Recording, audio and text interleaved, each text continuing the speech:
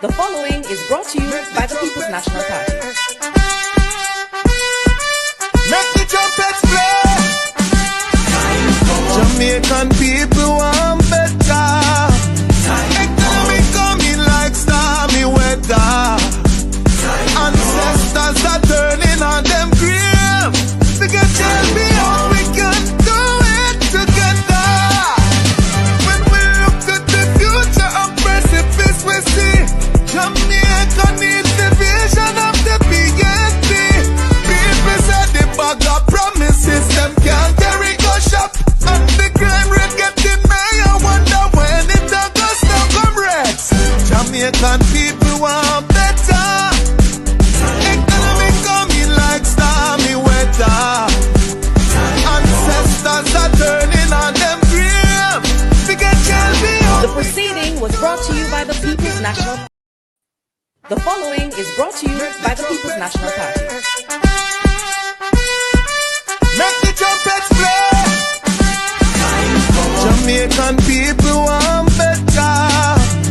Economy coming like stormy weather. Ancestors are turning on them grave. They can tell me how we can do it together. When we look to the future of precipice, we see Jamaica needs the vision of the PSP. People said the bag of promises, them can't carry go shop. And the crime rate getting higher, wonder when it all goes to comrades. Jamaican people want better. Economy coming like stormy weather. Ancestors are turning on them grave. We can tell me how. The proceeding was brought to you by the People's National Party. So why you come to me with that foolishness, you know? You elect a prime minister, and is a prime minister run the country. It is time we learn to hold our leaders accountable for their actions and stop making excuses for them. Stop making excuses. Otherwise, go elect the people who really run in the country. And I don't want the right side of that stupid argument. Hold the people you elect accountable. And stop making excuses for them.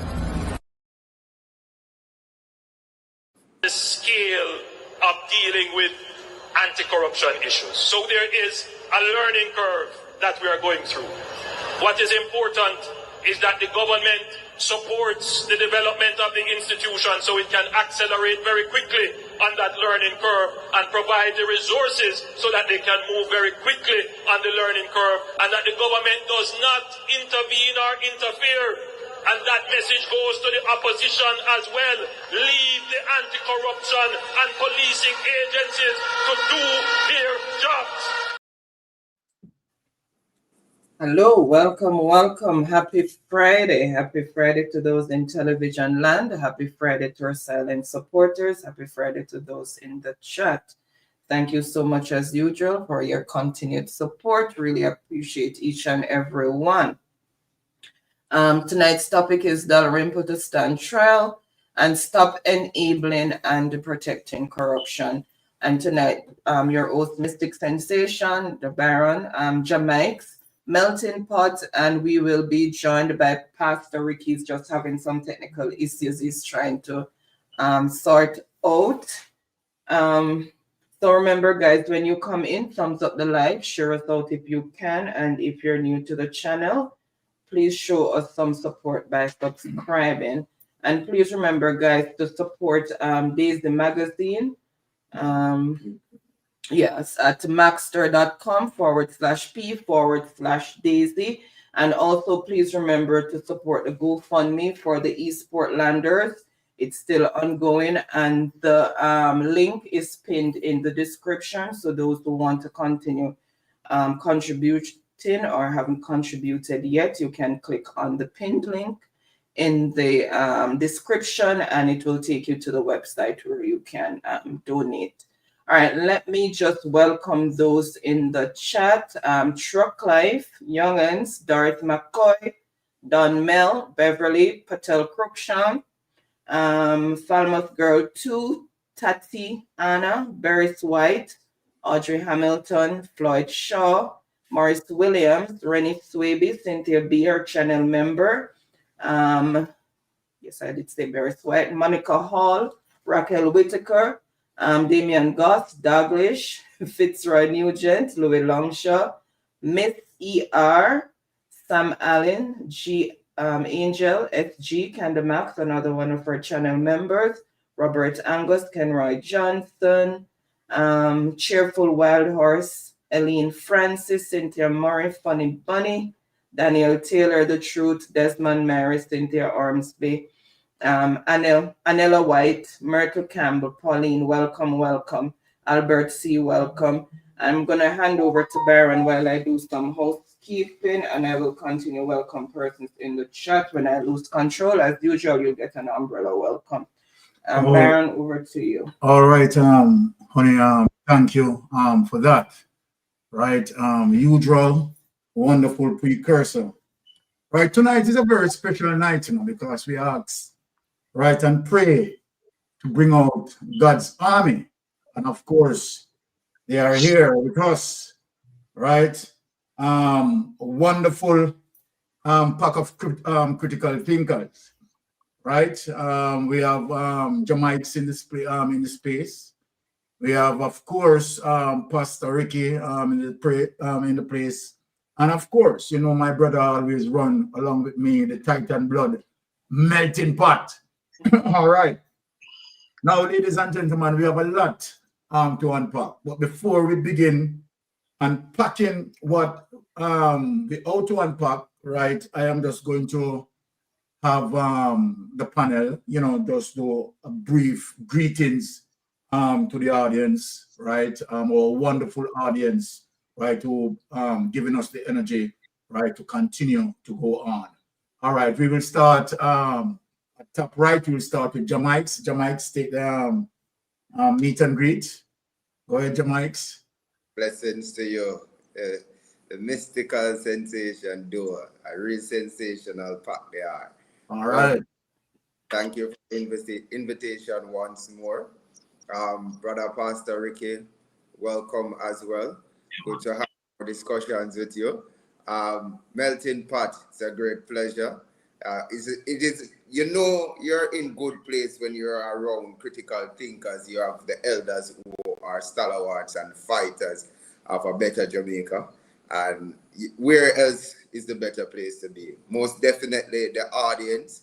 Thank you for welcoming me back. Thank you for supporting Mystic Sensation once and just another day. And we come and speak about our business as Jamaicans. Whether you're abroad or here in Jamaica, it is our business, as Miss Calder said from Jam. And we have to own that business and to say, let's fix our business. Fill a place, fill Jamaica. So welcome. What a wonderful introduction from Jah Mikes. All right, we take the baton to Pastor Ricky. Yeah, Pastor Ricky. Good evening, the most certified investigator that's going to help prosecute this criminal that we have in Jamaica. Definitely. Big up yourself, Lady Anne-Marie, the dynamic duo. Big respect. I'm one of your favorite supporters. I watch you religiously every weekend, Friday. I can't come on Tuesday because I'm teaching Bible study and it doesn't end till like 9:30, almost 10 sometimes. So, but I do my best to go back the next day and watch it. And also, definitely tune in on Fridays and I share it out to different groups and platforms that I'm on. Like I was just doing just now. So, holding government accountable, exposing bad governance and corruption is the order of the day. And, I'm glad to be affiliated and participating in these discussions that's helping to illuminate and enlighten the hearts of the average person that tune in to these programs. Big up all of your audiences, near and far, wide or near, all over the world, global. YouTube is internationally, globally. So big up everyone who watching are being informed. We want to have informed citizens. And so we are at the phase of life where the Bible says knowledge has increased. So people should have knowledge about everything thing that is occurring around them, so that way they can make informed decisions. And I believe that this election coming up in Jamaica is going to be the most important election in the history of Jamaica. So we are doing a duty. We're volunteers. We're not getting paid for this. We're doing it for the love of country, Jamaica. Big up yourself, Jah Mikes. Big respect, my brethren. And also the melting pot, man, will blaze the fire, light all the way from the UK. I know it's late in the morning, but man, we appreciate the sacrifice for y'all make, man. And so I'm here to, enjoy the discussion and to learn, because we never know everything. So it's good when we can be humble and listen and learn too, and also make a contribution. Thank you for having me. Blessings. Wonderfully said, wonderfully stated, wonderfully stated, and wonderful message. Well, you know that melting pot, is my Titan brother, right? And so you know that melting pot, he comes with the hammer tonight, the sledgehammer. Remember, I told you that, of course, we have a panel of, in-depth critical thinkers, right? Melting pot, the button is yours. Yes, my brother Byron. Greetings to you and your lovely wife, Marie. Yeah. And also to my fellow co-host, Jah Mikes, Pastor Ricky. Enough blessing, brother. I must also extend wonderful greetings to all listeners, subscribers, and viewers tuning in tonight worldwide. It's the Mystic Sensation Show as usual. And we are here to dissect, analyze, and, to reject some claims that we see are, trying to, navigate some passage through the law of the land, Jamaica. So we are here tonight just to set the record straight and to inform all our guests tuning in tonight, as I say, worldwide, just to bring you guys up to date as to the critical and very tedious problem that we have down in Jamaica, that we have to come on the platform and to lend our support, just to reassure our people back home that there is help coming your way. So, we are just here tonight, and we are blessed to be here. I must say that, because the Lord has given us the strength to come and deliver the message for the people. As servant of the Lord, we have to always understand that we are, chosen one who will be called to do the duty of His great majesty, the Lord. Thank you, Melting Pot. As I said, people, that a panel of great critical thinkers who is going to dissect, right, get down into the heart of the report, right, and deliver.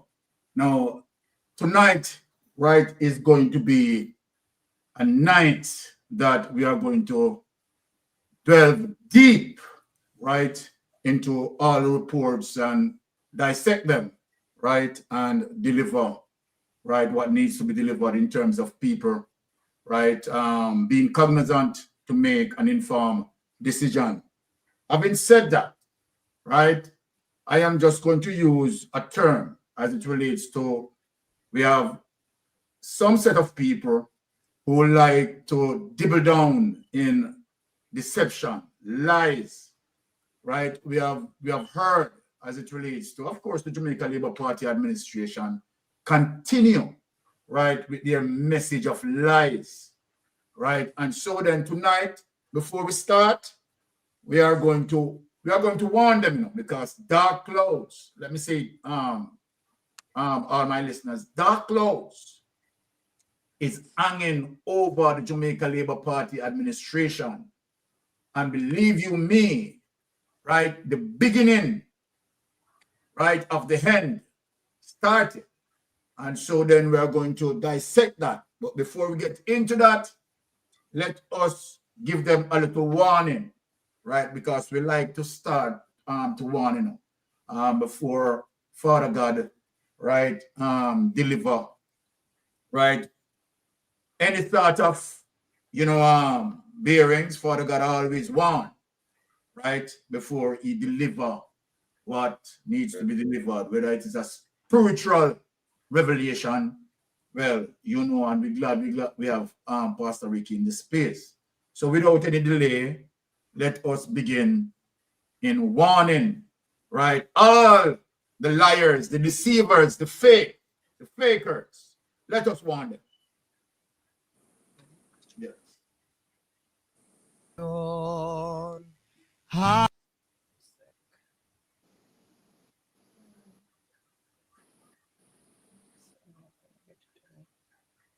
Hallelujah.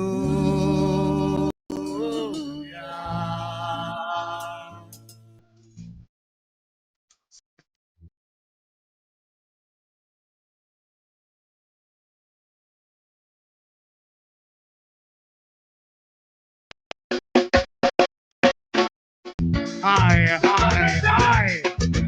Sarah Kabie's there for me.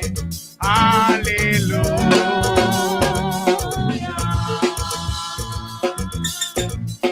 Hey, why? Away I myself in you, Lord. Hallelujah.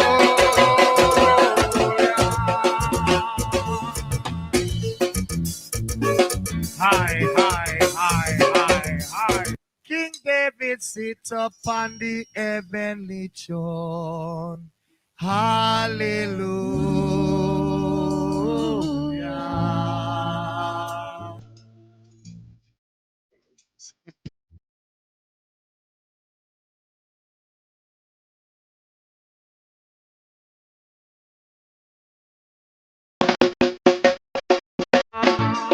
I.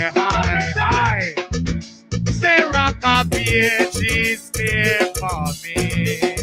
Hallelujah.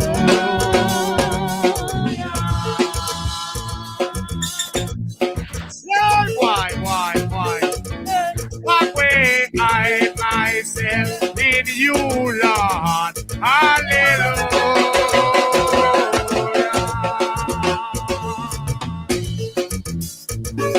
Hi. King Right, David sits upon the. Take it away. Warming up the spirit tonight. Now, let me say this, as I oftenly say, right, that the judiciary, right, is secure, and I always defend the judiciary. And likewise, the judiciary, I will always defend the Integrity Commission. Today, we have seen a precise judgment that tells us that the judiciary is working. Again, we are reconfirmed that as it relates to Prime Minister Andrew Holness, right, as it relates to his judiciary review, right, as it relates to 28 orders of application, right, that he seek judiciary review for, and we see 25, right, was dismissed. We are saying that our judiciary work. And we see the 3 that he was allowed. He just, as I said right previously, that the court gave him that as a result of due diligence, right? But we know, as it relates to the grounds in terms of seeking judiciary review to remove the Corruption Act, right? He has lost that. He has failed that. Today, what we have witnessed is another indictment, a crippling indictment on the Jamaica Labour Party administration. This simply means that it is telling us that the Prime Minister, who currently under investigation, and also his administration, right, is definitely under the microscope where corruption is concerned. Corruption rocked the Jamaica Labour Party administration from head to toe. And I'm saying here tonight that based on what we have seen unfolding, no hesitation in saying that the Jamaica Labour Party administration gone rogue. It's an administration that I will not hesitate to say it appears to be a criminal network, right? I've seen efforts in trying to defend, right, $3 trillion, right, that is unaccounted for. It cannot be defended. Cannot be defended. And tonight, we are going to prove, right, what we are talking about with evidence, not with some people who came out and tried to do damage control and try to, you know, speak nothing but BS. Right? Nothing but BS. So then let us go to our first clip. Judges rule Dalrymple Philibert should stand trial. This is an indictment on the Jamaica Labour Party administration. Very serious. Dark days ahead. I remember I keep on telling Andrew Honest, the longer he stay to call the general election, it is going to be more of a negative impact, right, on him and his administration. And we are now seeing that the damages are getting more penetrative, right? Now let us read here. Judges rule Dalrymple Philibert should stand trial in statutory declaration case, right? December 13, 2024, right? The Integrity Commission, IC, case brought against Member of Parliament MP Marissa Dalrymple Philibert will proceed to trial. Parish Court Judge Leighton Morris has ruled, right? Dalrymple Philibert attorneys Peter Champagny and Nico Pagan had raised preliminary points regarding the charges against the legislator and a possible abuse of process by the IC. Now take that away. Interestingly. Take that away. Let us talk to the people. Remember, we talk about two weapons that the DPP is using and the corruption prosecutor is using.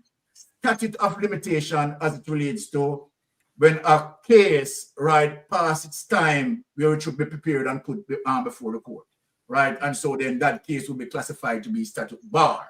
So this is what they are using, right, as a mechanism, right, to save Andrew Honest's administration. Now, remember, I say, people, remember, I say that our jurisprudence is tight, is solid.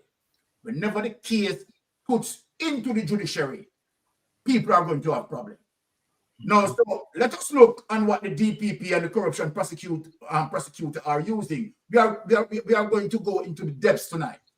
So here it is that their weapons, right, in defending Andrew Honest's administration and the status quo of corruption, right, is statute of limitation and abuse of process as it relates to what they in Dalrymple's case.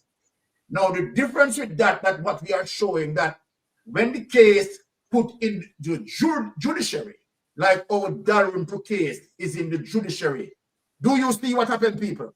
What happened now? The judiciary ruled and said, yes, there is sufficient here for you to answer for. There is sufficient here. And let us speak as when we talk about the sufficient. What the court had stated to all of us, that the Integrity Commission investigators acted professionally.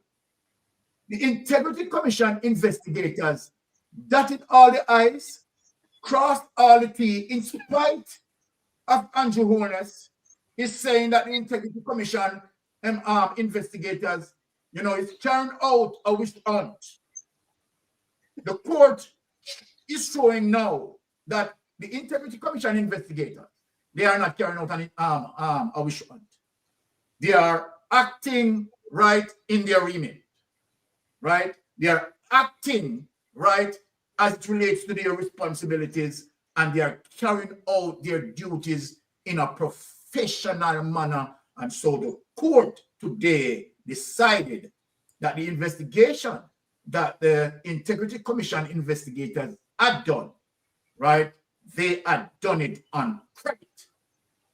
So people, let us defend the Integrity Commission investigators, because, as I said, as it relates to the obstacles that they are dealing with, the Integrity Commission investigators, they are doing a wonderful job, an excellent job to bring a case like this and get victory to say, let us go to trial.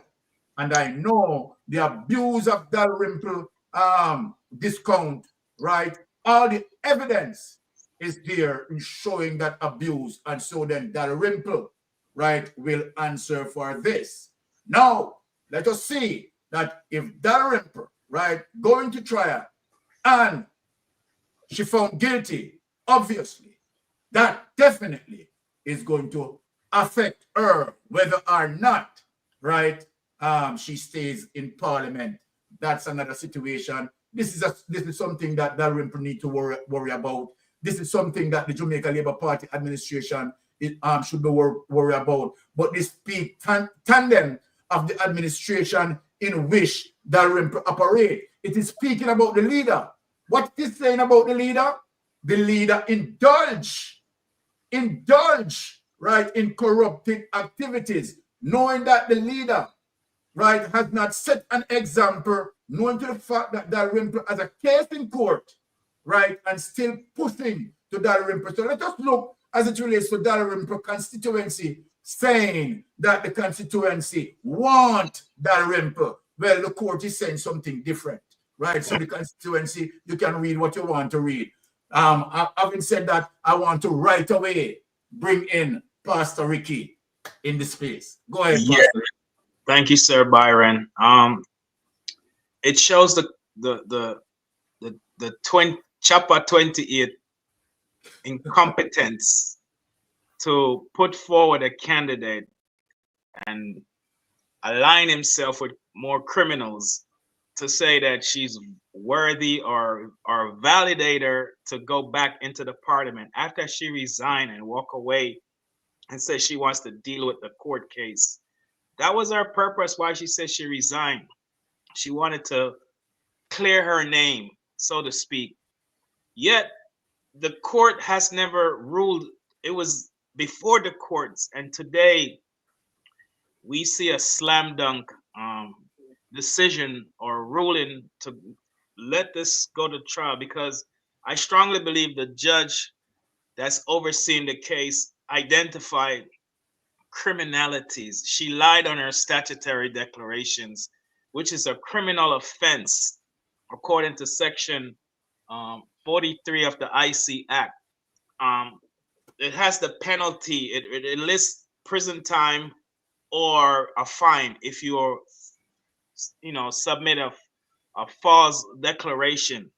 And so she breached the law right there. That's a crime according to the. Remember, the ISAT is constitutionally passed by the parliament in 2017. So it's a statute. And so she violated the statute by lying to the investigators. And not only that, but we saw the criminal act of her, how she got a Mercedes-Benz on concession, and the price was reduced because, give her some privilege because she's a member of parliament. But she did not declare it for 6 long years on her statutory declarations and said she didn't know. Then she threw her sister under the bus and said her sister had the vehicle and her sister was driving the vehicle. Then her sister said, no, I realize you're putting me in some criminal complication, and said, no, it's your vehicle. So when the judges look at all the paperwork that's before them, remember that the IC work, they have a complaint director of complaint, a division of complaint, that when matters come before them, it first go to the division of complaint. And then secondly, after the complaint review and see if it's credible, because you just can't run with, anybody can come to you and say anything, but they go over and make their evaluation. And then if they find that it's credible enough to lead it to an investigation, the next step of the process is to send it over to the director of investigations. And so the director of investigation is going to do their investigations, and you're a man of investigators, so you know the different methodologies and steps that goes into conducting an investigation. And if they discover, after talking to the declarant, writing to the declarant, talking to people that's associated with the declarant, if they identify that this is a criminal activity, then the next step is to send it over to the DCP, the Director of Corruption Prosecutor. Then that Director of Prosecution make the calculation based upon the evidence if they should send it over to the DPP office. So the IC has proven that they follow the steps and the guidelines that's outlined for them to conduct thoroughly an investigation. And so what this lady should have done was tell Chapter 28, said, no, let me stick to my original plan and stay out of the parliament. I don't want to bring any negative backlash to this reputable house, as they call it, with a bunch of criminals in there. Nevertheless, she should have just keep away from the parliament and wait till the judge make that final judgment, which is what, March 31st coming. But because they're under pressure from the big general, what them say, Paul Potmore keep him conference, and them realize the comrades are excited about comrade Paul Potmore, them get nervous. And so the only way now them can do this thing is to say, we need somebody for run against this man, cause Paul Potmore help build water supply, restore where Matthew British them take off from the people them and take out the pumps them out of the pipes, so the people them can't get an essential commodity as water. And then Paul Potmore, him have him funeral home, he might help both comrades and labor rights, him not partial. And so the love for Paul Potmore and the support make them get nervous. So in Chapter 28, criminal mind, because criminal minds, they all think alike, him come up with some scheme for bringing her back and say, well, by popular demand. But it was just a handful of people a cheer for her and said they want her back. So I'm looking at hungry belly labor right to them pay $5,000 and a box food and a bottle of juice and say, go up on the street, go ball for her. But guess what? She's a criminal, man. And then one last point before I stop. The dog paw, who's a criminal, him need to come tell the people where the 2 firearms them gone. But yet him I got denounce the IC, and I said them want constitutionally reverse the law of the IC. You can't constitutionally reverse the law unless you have 2/3 of the majority of vote in the parliament. And there is no way right now the People's National Party is gonna go along with that to reverse a constitutional legislation that was passed by them in 2017. Remember, and this is why it's so important, and this is why it's so critical. Me telling you, this is a big thing why them have to stop this constitutional reform document where Malafula work on. Because if you see now the IC document, they might try to increase the Senate number so they can have both the majority in the parliament, which is 49 right now, to 14. So they have the majority in the part, but they might try to increase the senators and the senators so that they can have, right now they have 13. I believe they want to increase it up to 22, and then that would give them the majority. So that would take away the voting power from the People's National Party. So this is important why you can't sign a constitutional reform with them, because they have criminal intent. And Dog Paw father-in-law, who's a officer of the court, should have known way better. But him get tied up in a bunch of corruption because it's a criminal organization. It's like a mafia. I don't know if them watch the Godfather movies or and them kind of Italian mafia movie there, because the way them are move and a flex are a mafia style them are bring in a Jamaica and I try control everything. So when him said them need for constitutionally reform the IC, he might talk about go to parliament and vote and take back the IC act from them and the powers. And this is how important why the IC, we have to support the IC. The IC have to go reach out to international bodies of investigators, like the IC in St. Lucia. We're gonna talk about that later. The IC in St. Kitts, you know, all of these countries where have integrity and believe in the rule of law, because we have a government that does not believe in the rule of law, and they do not honor and support the Constitution. And thank God for the courts, the judiciary that's holding them accountable alongside with the IC. Amen. Thank you, Pastor Rick, and I'm glad how you explain the process as it relates to how complaint pass through, right, the different tiers of the Integrity Commission. Well done, right? Wonderful analysis there. All right, let us hear Jah Mikes in the space. Hey, thank you, Pastor Ricky. Thank you again for outlining the process so people can be abreast of what goes on in Philly business. Philly business. Whether you be local or abroad, Philly business this man, we have to take care of our business. Imagine having your business and not paying attention, and thief are go through the back door. Things are missing. We have to fix that. We have to fix that. And as the great man Marcus Garvey said, you know, the pen is mightier than the sword. And we have to rally behind Comrade Mark Golden because he's a legislator. He knows what they're doing. And as ISAT often said, justice rush is justice crush. So let us appreciate the IC, the Integrity Commission. They're fighting for us. They're at the wicket. As Mr. Panton, Seymour Panton, he's a cricketer. I know he will love this analogy. Yeah? And the IC is at the wicket batting for Jamaica. And it is just right that we cheer and we continue to talk about Philly business, because the mainstream media has failed us as a country. True. And they continue to do it on a daily basis. Sometimes you get so much information, your head spinning all around. You don't know where to find the truth.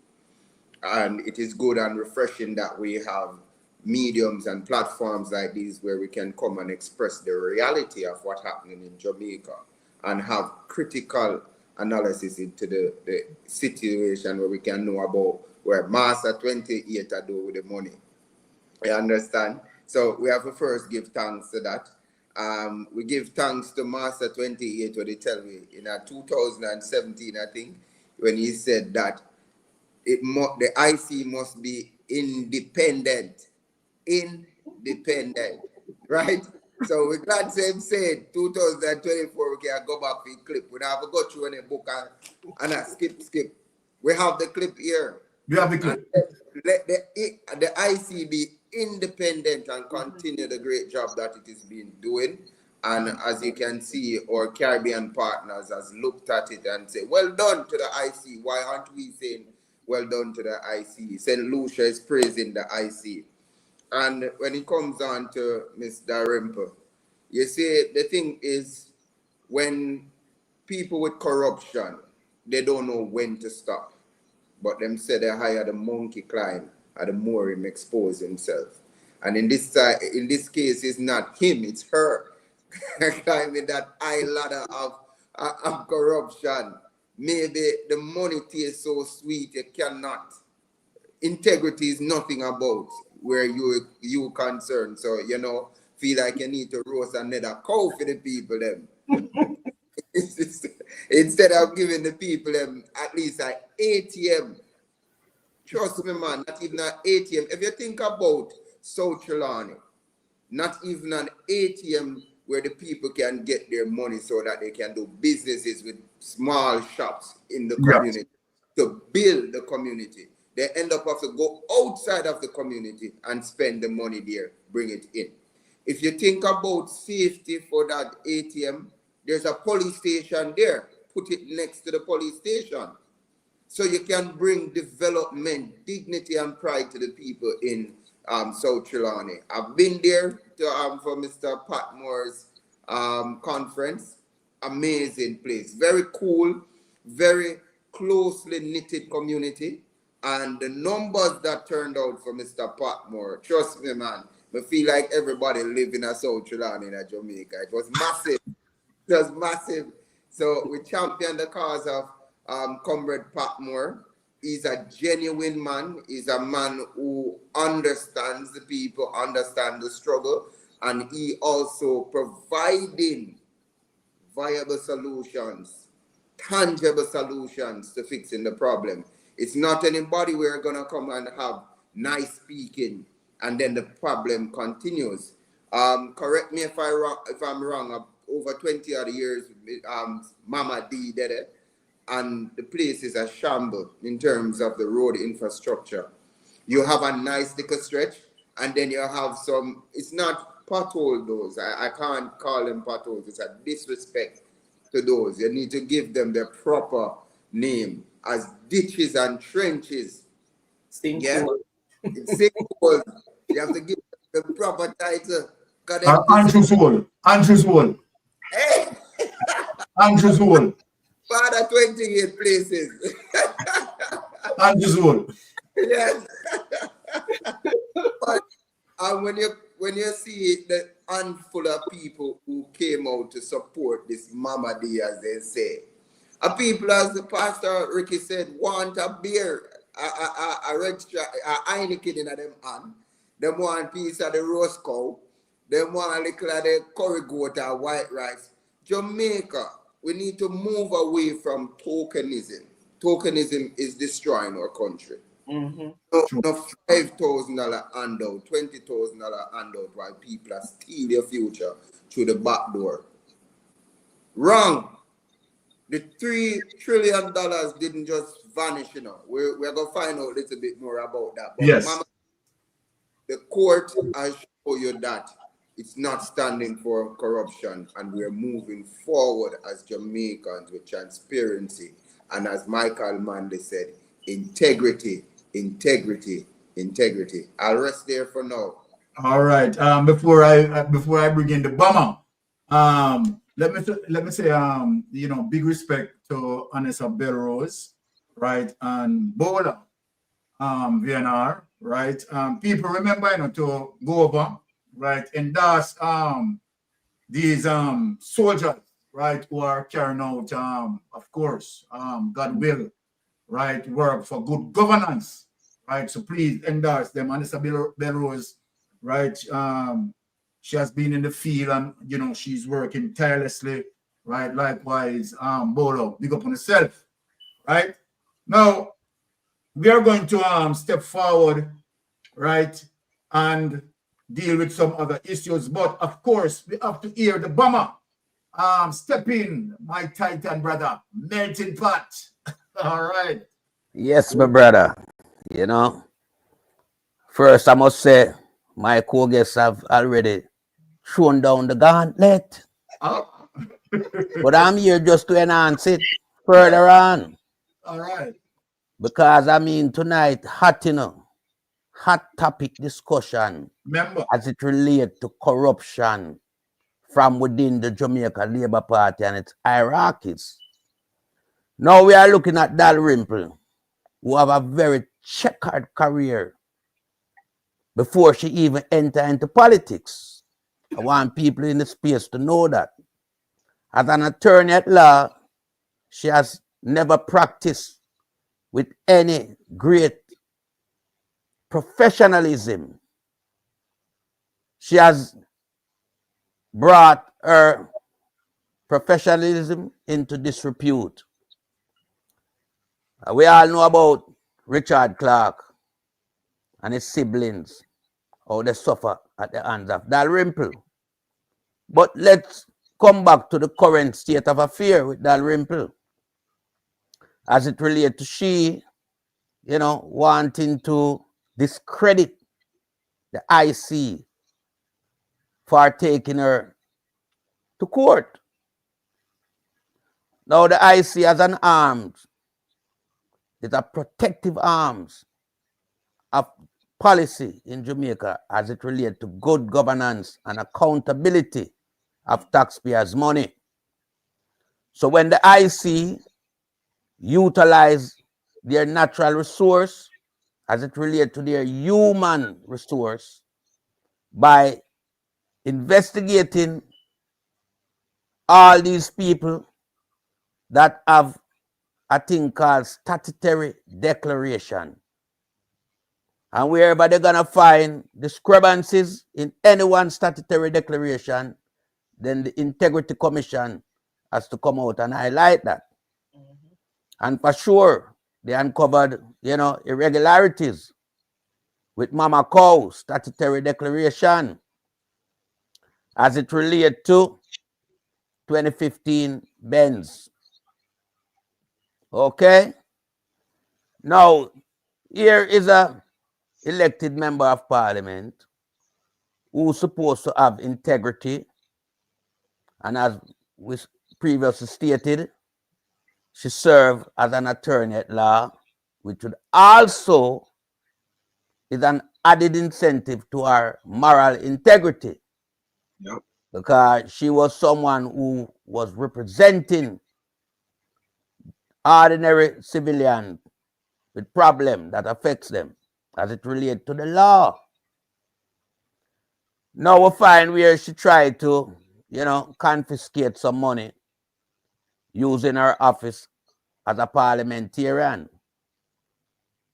because she got concession on the motor vehicle. And, she used the motor vehicle. She licensed the motor vehicle. She paid insurance for the motor vehicle, but she failed to declare this motor vehicle for over 6 years. So what we find in the space that we are looking at is someone trying to, enhance corruption as a part of their daily mode of operandus. Because for you to have access to a motor vehicle, you claim concessionary on the motor vehicle. You know about the motor vehicle, but then you fail to declare the motor vehicle. What is that saying? And then to make matters worse, as Pastor Ricky outlined, she tried to throw her sister under the bus. And when that failed, she even make mention about the brother-in-law. So what we are looking at is straight corruption, because this is how corruption intertwines itself. You have to have a mixture of people, names, and things to carry out corruption.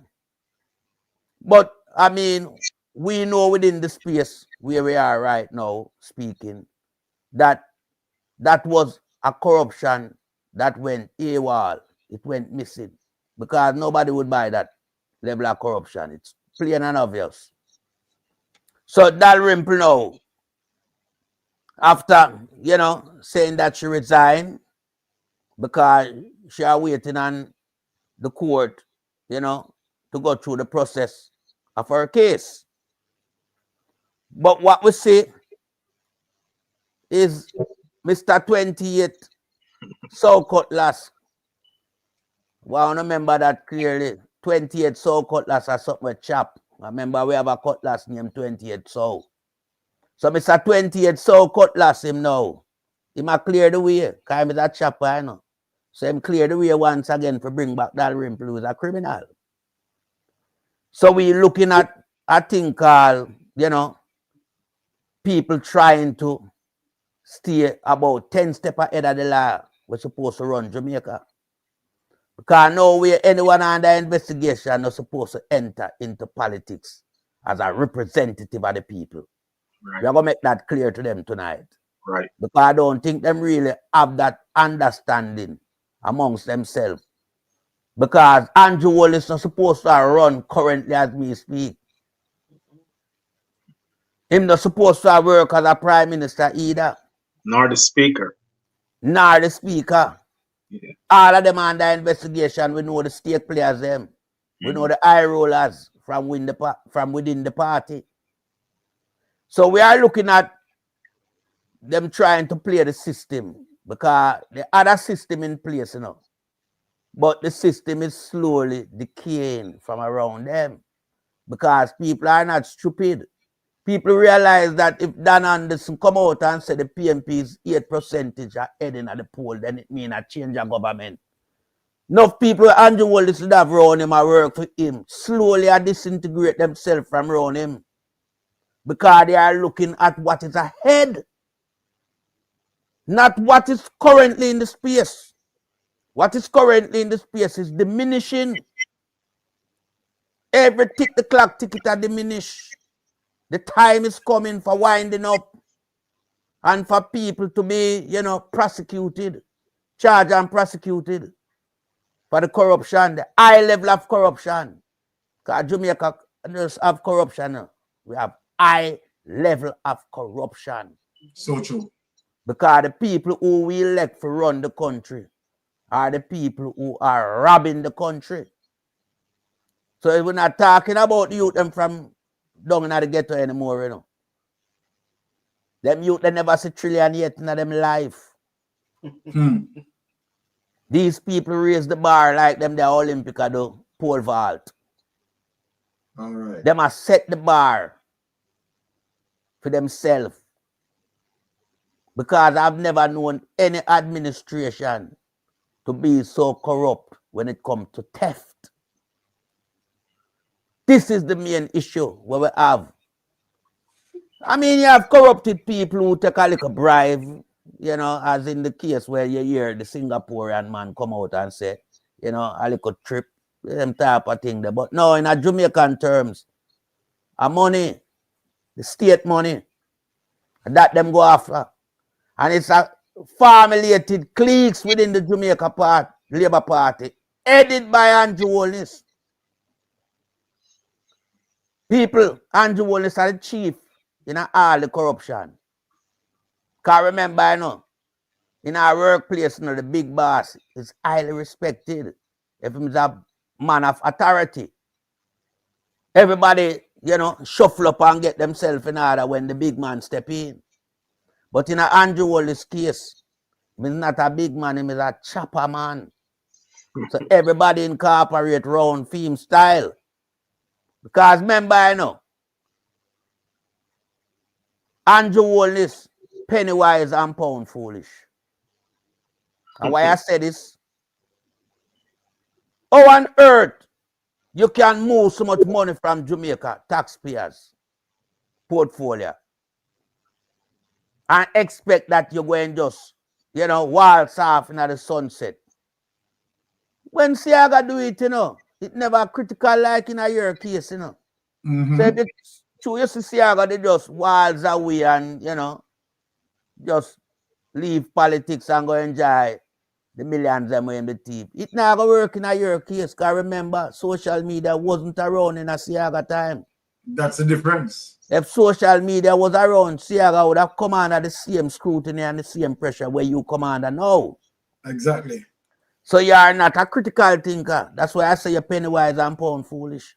Exactly. So even though you buy out the mainstream media house them in Jamaica, and you also inaugurate one where we call the mouthpiece where Big Mama run, and you kill Jamaica Information Service as it was previously known as GIS.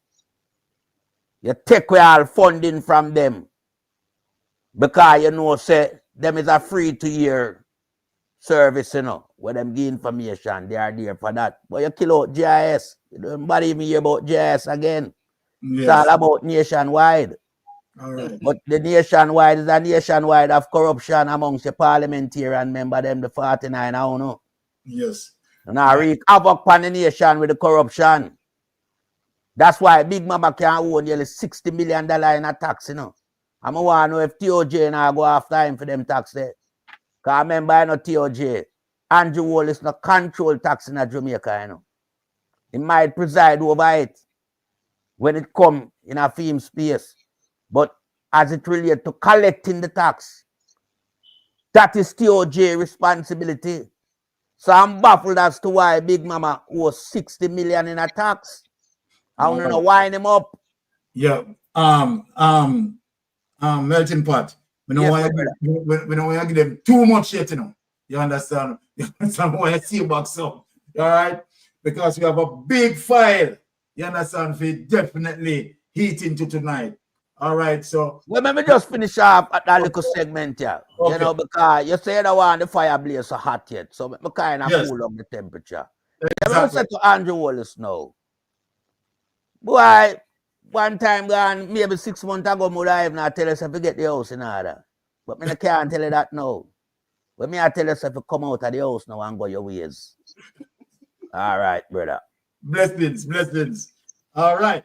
Now, look at us take a look at a piece of thing from Isabel Rose and put it out there in terms of what Isabel Rose capture. One of our soldiers right in the field. Now, without any delay, I'm going to drop this little piece of clip here because we like to come down in chronological sequence. Right? So let us just kick back and listen to this as we proceed. Right? All right. Here you go. Going to this clip here. And this clip, I'm going to play it because it is coming from a media house that will not do anything to damage the Prime Minister's reputation. So this clip I'm going to play is from Nationwide. Listen to this. Investigation concludes that the breaches were deliberate and that the directors of Estate Bridge are liable. The DI also concludes that the Kingston and St. Andrew Municipal Corporation failed to effectively discharge their responsibilities to ensure compliance with the terms of the approvals granted. If we could just go to the background, that's chapter 2 of the report. It says this chapter sets out the background information concerning the allegations, initiation of the investigation, and the jurisdiction. The allegations was on July 10, 2024, the following allegations were received. That Mr. Holness is the owner of property on which construction is being carried out contrary to the terms of the planning approval and building permit granted by the Kingston and St. Andrew Municipal Corporation, the KCMC. That Mr. Holness often requests the service from his architect to draw a blueprint that will be sent to KCMC. However, a second blueprint will be drawn that will be used for the actual construction. It is said that this was done at one of his developments in Beverly Hills / Cherry Gardens. And it continues. On July 11, 2024, the Director of Investigation undertook an unannounced visit to KCMC to inquire as to whether Dr. Holness had directly or indirectly applied for a building permit or permits for a development in Beverly Hills / Cherry Gardens. The DI's inquiries revealed that the only development in this area that Dr. Holness was in some way connected with is a residential development located at 2 Wycliffe Close, Beverly Hills, Kingston 6, St. Andrew, and that this was owned by Estate Bridge. Further inquiries were therefore made into this development and an investigation initiated. The individuals pertinent to the Integrity Commission's investigation, the following individuals are named. Xavier Chavans, the Chief Engineering Officer at the KCMC, Mr. Roshane Hamilton, Field Officer at the KCMC, Orion Brown, also a Field Officer at the KCMC, Mr. Sean Martin, Field Officer at the KCMC, Kenado Nesbeth, KNN Designs and Consultants Limited, Mr. Norman Brown, Mr. J. Anderson, and Mr. Adam Holness, directors and shareholders of Estate Bridge. And that Adam Holness would be the Prime Minister's son, I'm imagining. Well, could be.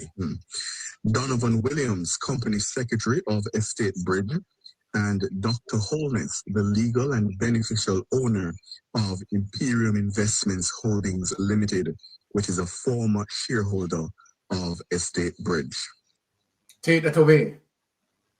People, let me tell you something. Worries tonight. Because Mystic Sensation is going to do a deep dive and show the world and expose a lot of things tonight. That is one of the reasons why we have the army rolling out tonight. Now, why think I play back that clip? Let me just give some information to the Integrity Commission. Since Andrew Holness want to play smart and Andrew Holness lawyers want to play smart to separate Andrew Holness from Estate Bridge. Now, hear what I am telling the Integrity Commission investigators to do. Since Andrew Holness is going to separate himself from Estate Bridge, then the Integrity Commission investigators need to pursue, right, Andrew Holness' son.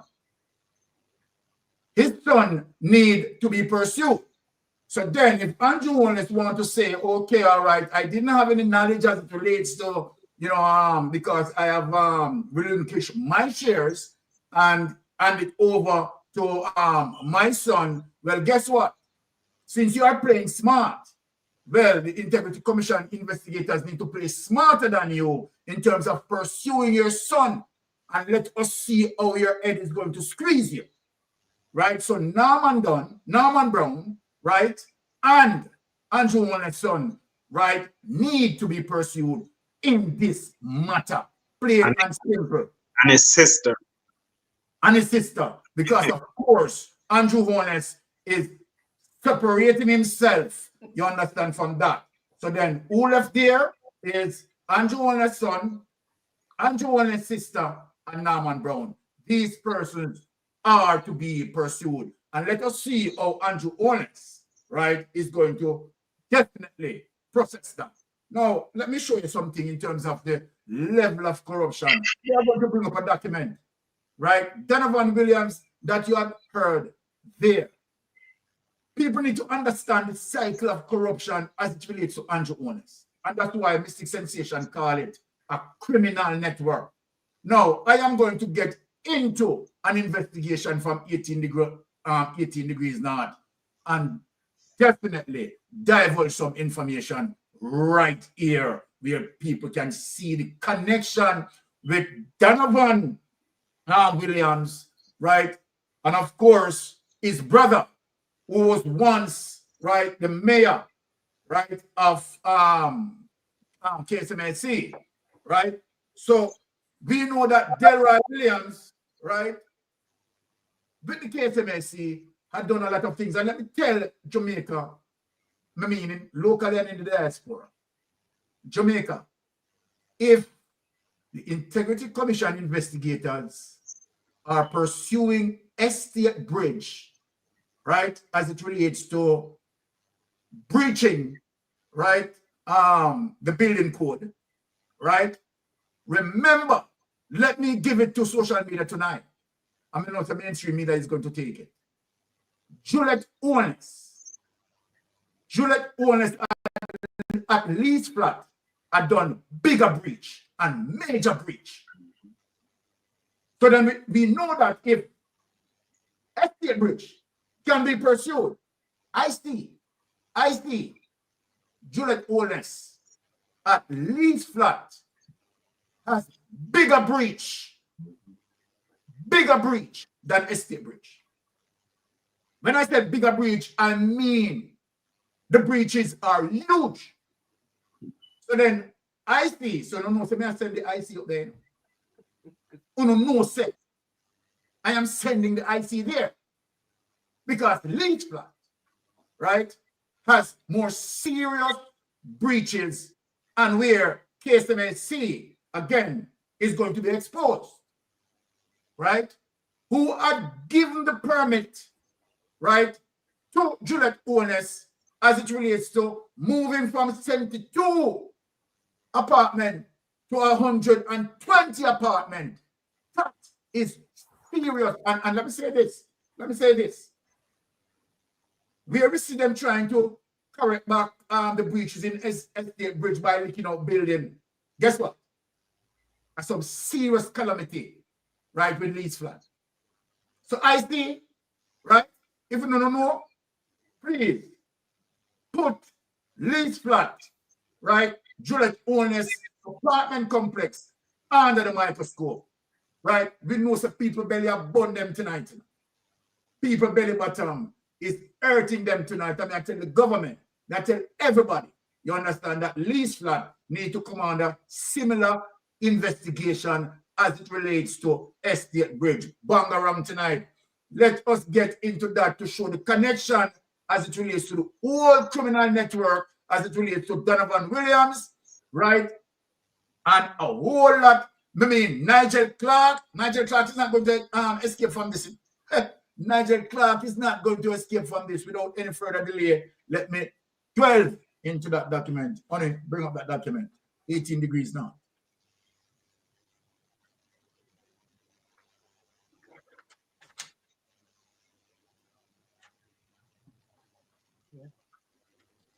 Okay. All right. So before all of this start to unfold and the mix up and the pasta, right? We know say Andrew Holness. That's why we said when we look at the whole thing, don't just look on Estate Bridge. Look on Andrew Holness' empire of criminality. Andrew Holness is building an empire of criminality. Now, Mr. Donovan Williams, another former director of Positive Jamaica Foundation, still tied to companies linked to Prime Minister Andrew Holness. The Positive Jamaica Foundation, right? Let us get into that. Before becoming a member of Parliament in 2020, Donovan Williams may have been known to Prime Minister Andrew Holness for some time, even if just by association. After all, he is the brother of Mayor of Kingston, Delroy Williams, who has also been a Jamaica Labour Party councillor in the Serve Right Gardens division within Mr. Holness West Central and St. Andrew constituency for 2 decades. But in 2020, the relationship between MP Williams and Prime Minister Holness seems to have extended beyond politics. That year, not only did the attorney become the secretary of the 3 companies, people want to hear this, not only did the attorney become the secretary of the 3 companies registered in 2020 linked to Prime Minister Holness, but he also became a director of Mr. Holness' Positive Jamaica Foundation Limited, where he served for a year. Let us go down. There is Donovan Williams. That is the picture of him. Now, let us get in deeper. MP Williams and his role in companies linked to Prime Minister Holness. The companies linked to Prime Minister Holness and on which MP Williams served as secretary, including Imperium Investment Holdings Limited, which was incorporated in June 2020 and whose purpose is investment in assets of all classes. Imperium's sole director and shareholder is Prime Minister Holness, who holds 600 of the 1,000 ordinary shares. The remaining 400 shares are unallotted according to records at the Companies Office of Jamaica. MP Williams is also a secretary for Estate Bridge Development Limited. People, we could knock up the corruption tonight. Let us knock up the corruption tonight. MP Williams is also a secretary for Estate Bridge Development Limited, a company registered in July 20 to carry out general construction. Estate Bridge has as its shareholders Mr. Holness Imperium Investment. So Mr. Holness, whether you want to try to take away yourself, right? If you try to take away yourself, then your 2 sons must be in pursuit, which owns 4,001 of the 10,000 ordinary shares. Adam Holness, seemingly his son, who holds 2,000 shares. Mr. Holness' sister, Cynthia Anderson, who holds another 2,000 shares. And a businessman in Montego Bay, CTA paper, Norman Brown, who owns 1,000 shares. 999 shares remain unallotted. So when the Integrity Commission investigate and said, Mr. Holness, who linked with Estate Bridge, I want you to tell the people, right? What did the investigators do wrong? Right? Now you run and threaten TV station, but you are going to sue TV station, right? We have the breakdown here. We have the breakdown, Mr. Holness, right? So whether you want to take for yourself, yes or no, you link with Estate Bridge. You understand what I'm saying? It is your empire that you are building. Now, finally, MP Williams is also Secretary of Positive Media Solutions Limited, which was set up in October 2020 to do media broadcasting. Now, just imagine, you know, Andrew Holness, let me talk to you. You lock down the people in a COVID 2020, and you see you're busy setting up companies, right? Do all manner of evil, right? As it relates to your level of corruption, as it relates to your level of corruption in washing ADMAT money. ADMAT is the original source of crime, of the crime. Yes.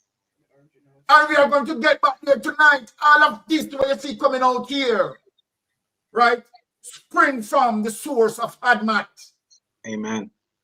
Now, at the inception, Business Mark Azan was the only listed director and was allotted one of the 100 authorized ordinary shares. The holder of the other 99 shares was Imperium Investment Holdings Limited, right? Whose beneficial owner is who? Is who? The Prime Minister, Mr. Holness. So then, tell us, right? How the Integrity Commission is targeting you. Is this lie? Is this a lie, sir? Your link as it relates to Estate Bridge, right? You are the original owner. It's your empire that you are building, right? And of your members that you delegated them into different areas of responsibility to protect your corruption, sir. This is what we are seeing here. This is evidence. Let us read on. 2 years later, on October 31, 2022, Imperium forfeited its 99 shares and they were re-allotted to Andrew Matthew Holness. This is how you're washing the money. This is how you're washing the money. But we are 100% focused on ADMAT, regardless of how you're going to wash it, regardless of how you're going to twist, regardless of how you're going to up in and up out. You understand? We don't care about none of this that is unfolding here as it relates to Imperium and this and here and Estate Bridge, right? We know that what we need to look on is ADMAT, who use the same address as the Prime Minister and who, based on reporting in the public domain, appears to be his other son, Prime Minister Holness. Full name is Andrew Michael Holness. Delinquency of Positive Jamaica Foundation, and why Positive Jamaica had not been up to date on its filing of its 2021 annual return.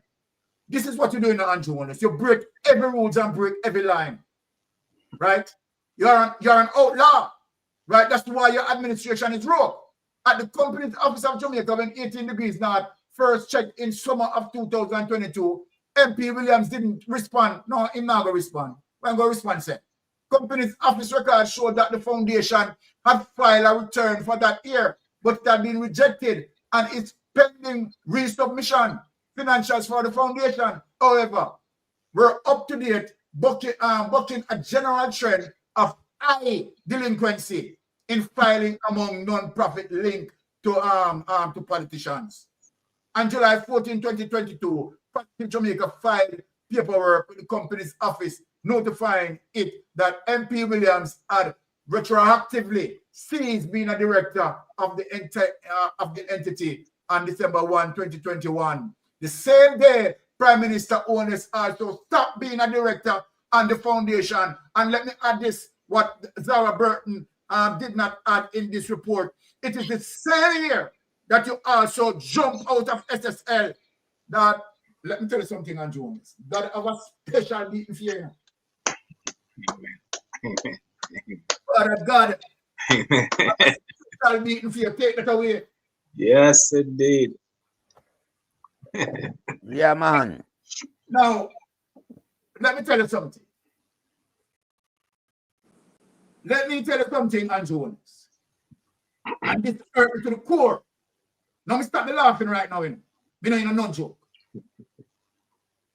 When I look at the level, right, of the criminality and the corruption, when I remember, right, oh, you stood there in 2015, right? How you acting so eloquently, calling out so-called wrongdoing of the PNP, promising people as it relates to JPS, right, high cost of energy, doing all of that you have done,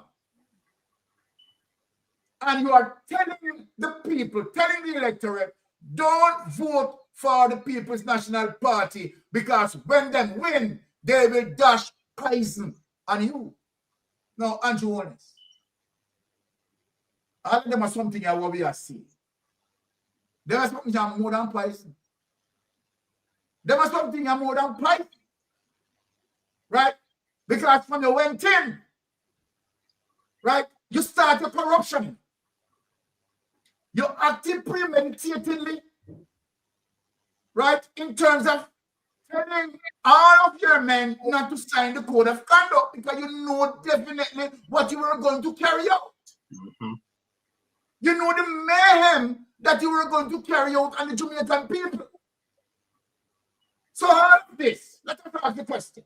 Let me ask you a question. I want Jamaica to see why Patrick Bailey, come here, Patrick Bailey, man. You think I left you out of this? What do you think? Now I left you out of this. Right? And you are the organizer, Patrick Bailey.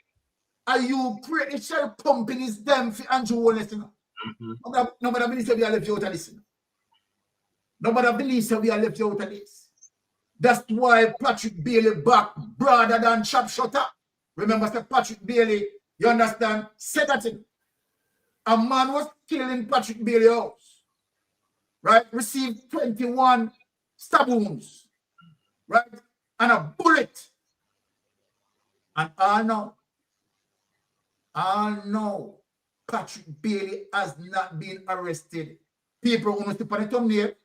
I put up the DPP and I put up the corruption prosecutor. Judgment tonight on them. What's it? Judgment tonight on them. Now, I am not going to bring in the panel yet because you know where me are going now. I take a walk go down KSMC. Yeah.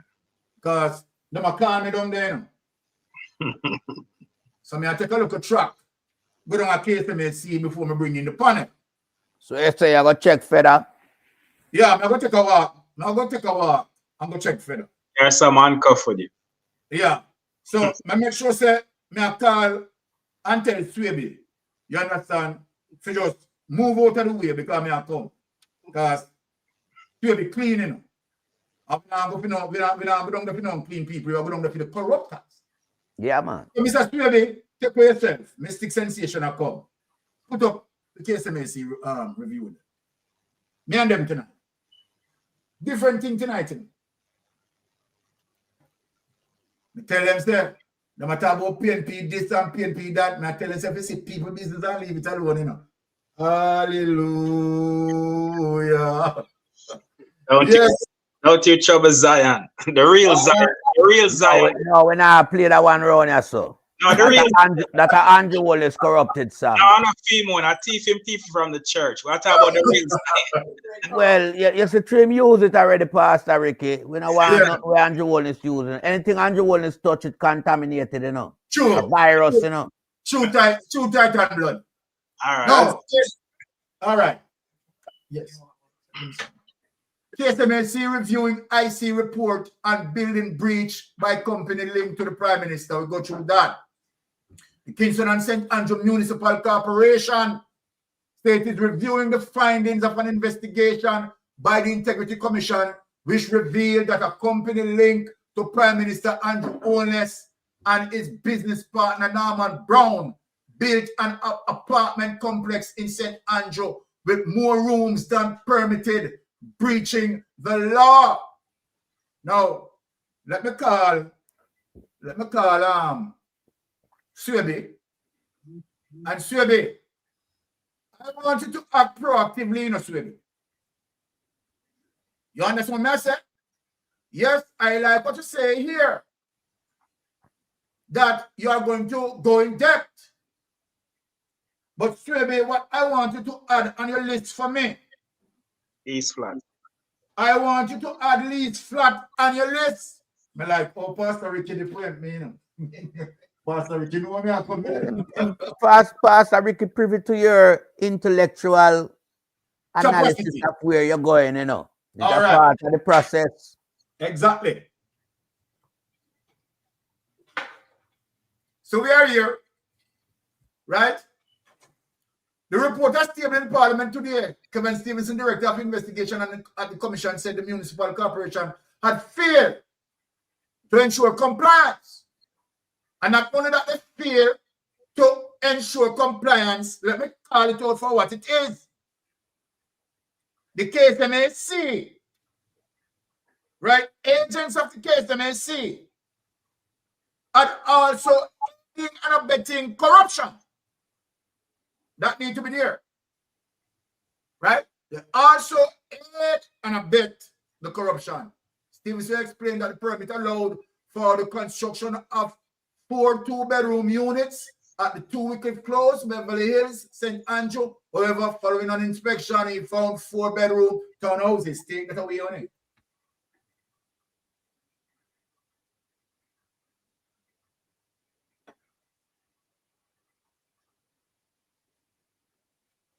Now, let me say something. Where I think I am going, let me explain before I go into the next clip. I want to show the Jamaican people, locally and in the diaspora, the corruption that extends to the DPP office and extend to the corruption prosecutor. So, of course, I have to bring back in space as it relates to NWC, right, president, right, who the DPP had used statute of limitation, right, and allow him to avoid prosecution.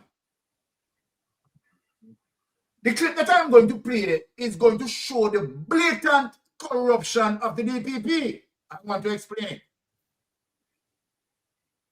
So then the DPP used statute of limitation to ensure, right, that the NWC president avoided prosecution. The corruption prosecutor, as it relates to the illegal awarding of contracts, right, that go to Gavin, right, when Andrew was the Minister of Education, uses what we call abuse of process, right, to stop that case, right, against Andrew Holness. Okay.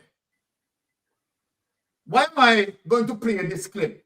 It is important in terms of what we are going to hear what the DPP says. So I found the DPP at a seminar. And the DPP was speaking, so I want to guide people through the clip.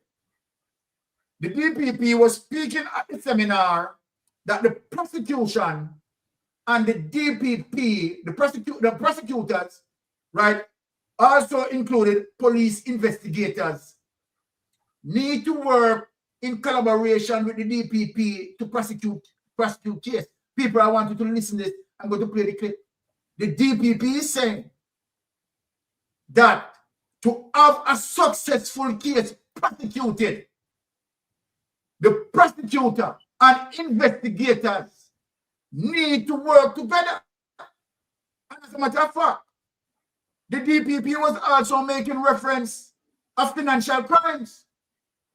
The DPP also make reference, right, that financial crime is not so sexy, right, to be prosecuted, and so it is important for the DPP and investigators to work together. That is what the DPP is setting up. That is what the DPP is setting up. So by the DPP saying that, the DPP now would have aware of statute of limitation and know that the DPP and the investigators need to work in tandem, anticipating statute of limitation and ensure that they gather all the evidence, put it in court, and don't allow statute of limitation to exercise. People, it's not funny. We want to listen to Paula Llewellyn as it relates to what Paula Llewellyn said, and then after Paula Llewellyn came and committed herself. People, without any delay, listen to this clip keenly. Success. Listen to this clip keenly.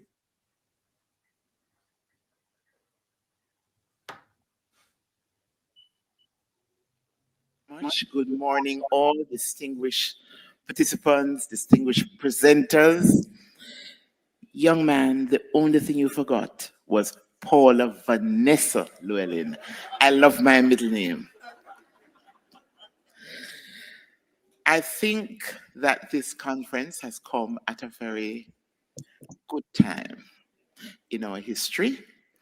And of course, we know the big elephant that is in the room, but none of us here should be intimidated by it, because it's a conference like this that helps to reaffirm, reassure all of us that we are capable. And one of my favorite phrases, that after this conference, our testicular fortitude will be further entrenched to meet the challenges. Now, prosecuting financial crimes, I understand I have about 20 minutes, so I'm going to go through quickly.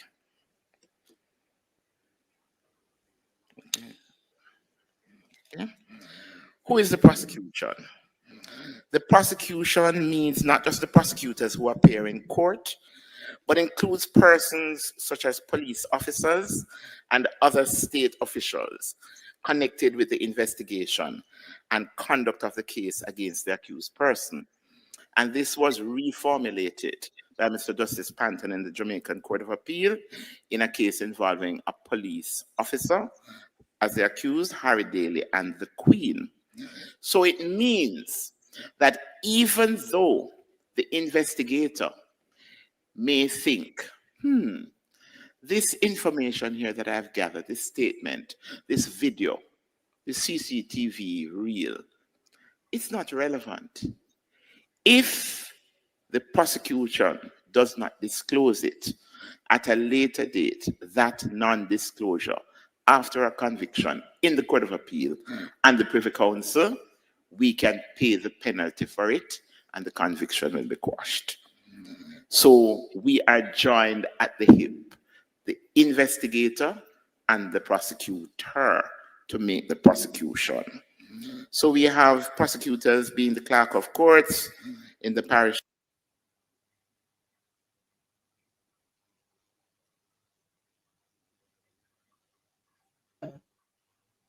People, you hear what the DPP said? That the DPP, the prosecutor, right? The DPP, right? The prosecutor and the investigators tied at the hip. The IC. Tied at the hip. And so then they are to work together. I'm only patching you through this. Play it on it. Court, prosecutors in the DPP's Office Crown Counsel. We have prosecutors with state agencies like MOCA, FID, Integrity Commission, and we have any external attorney who has a fiat from me to prosecute. Now, how does the prosecutor prosecute?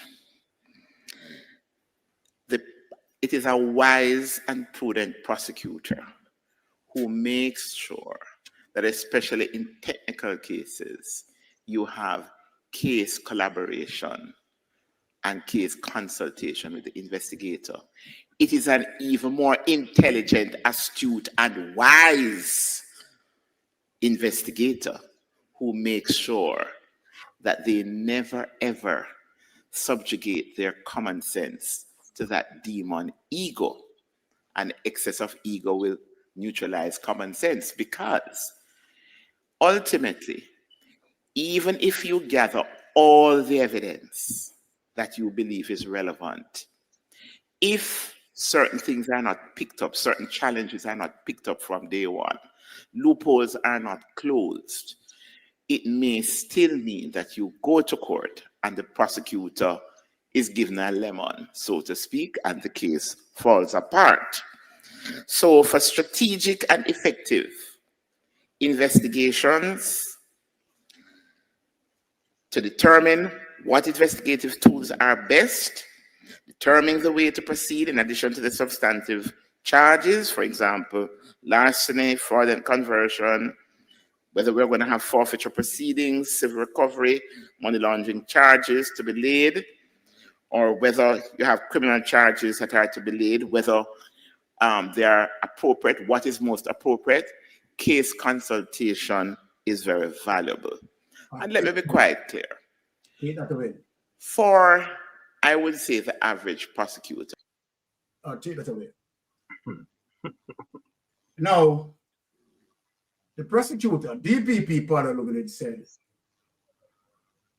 it's a wise prosecutor that works in collaboration with the investigator, putting the case together, right, to prosecute.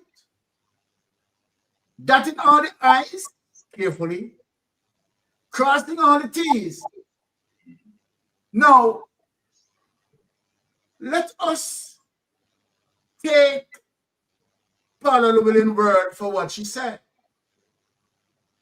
Then why, when you have the investigator investigating cases involving these politicians, right, that the prosecutor, right, do work with the investigators, anticipating that statute of limitation given at a particular time, and they need to work in collaboration to make sure that the statute of limitation doesn't click in. Now let us move as it relates to, so contrary as it relates to what Paula Llewellyn said. Let us go to the next case. Look at this case. Let us bring up this case. Let us bring up this case.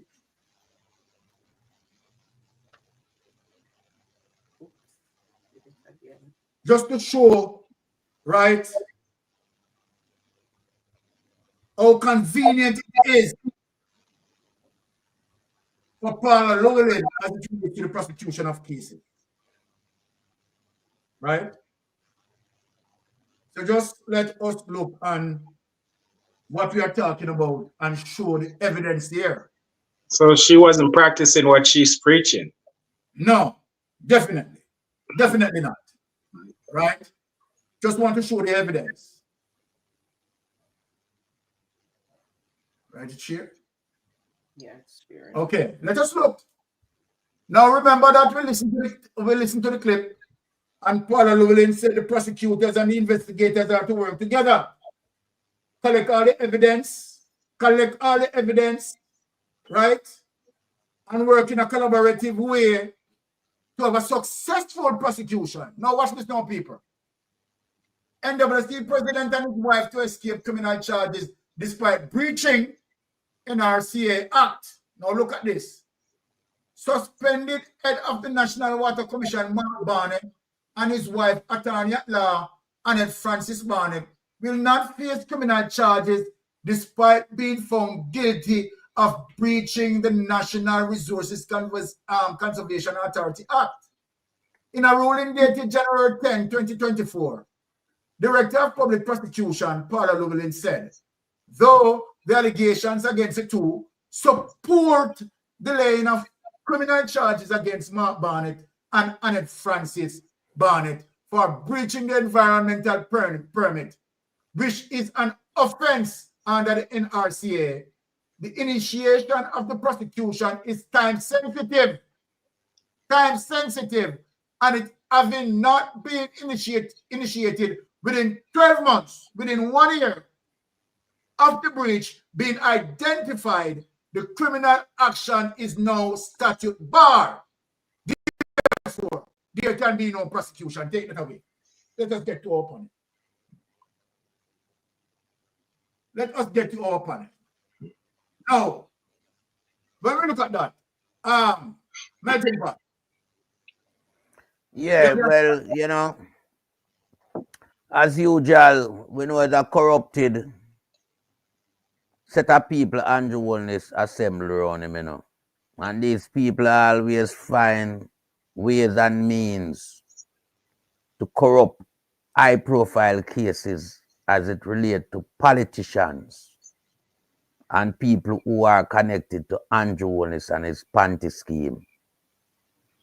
So it was no surprise when she come out, you know, and carry out this, I would call it a PR presentation as usual. Yeah, because she never practiced nothing where she preach. Exactly. Because, I mean, them have this little flimsy law in Jamaica as it relates to statutory, you know, procedure, running out the clock, so to speak, slow down the process, so to speak, and then come tell us, boy, you know, due process have to take course, while a case never been tried, but people get where for criminal activities. Because we know from the outset, Paula Llewellyn align herself to Andrew Wellness. Because, you know, we see with them extend her and still want to give her another extension, which is not in keeping with the Constitution.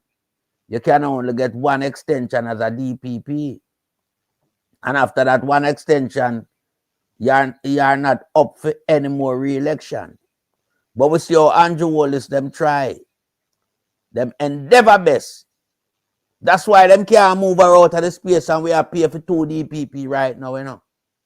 Exactly. Because she has to be still there protecting the corrupt empire. You understand? Here you go. So we know as critical thinkers, no matter how them come and speak eloquent, you know, we can unravel the lies that come out of their mouth. And we can clearly look at the corruption that they are orchestrating in order to enhance their own profile. So we know for a fact, say, even Paula Llewellyn, she needs to be investigated for corruption. Okay. Within her time as the DPP. I would endorse that. And what we have to look at with more, you know, interest is why is she still occupying that space when we already hear that Thompson is the new DPP. So here it is once again, the problem we have in Jamaica. But I'm glad that, you know, we are seeing an emergence within the judicial system as it relates to these, you know, judges and things like that out there. As I said, they have been cognizant to the fact that the People's National Party is ahead in the poll, and they know it will only be a change of government that is eminent in regard to such a wide, advantage in the poll. So some of them are trying to get themselves in order. Yeah. And this is why now the barriers start to break down from around Andrew Holness.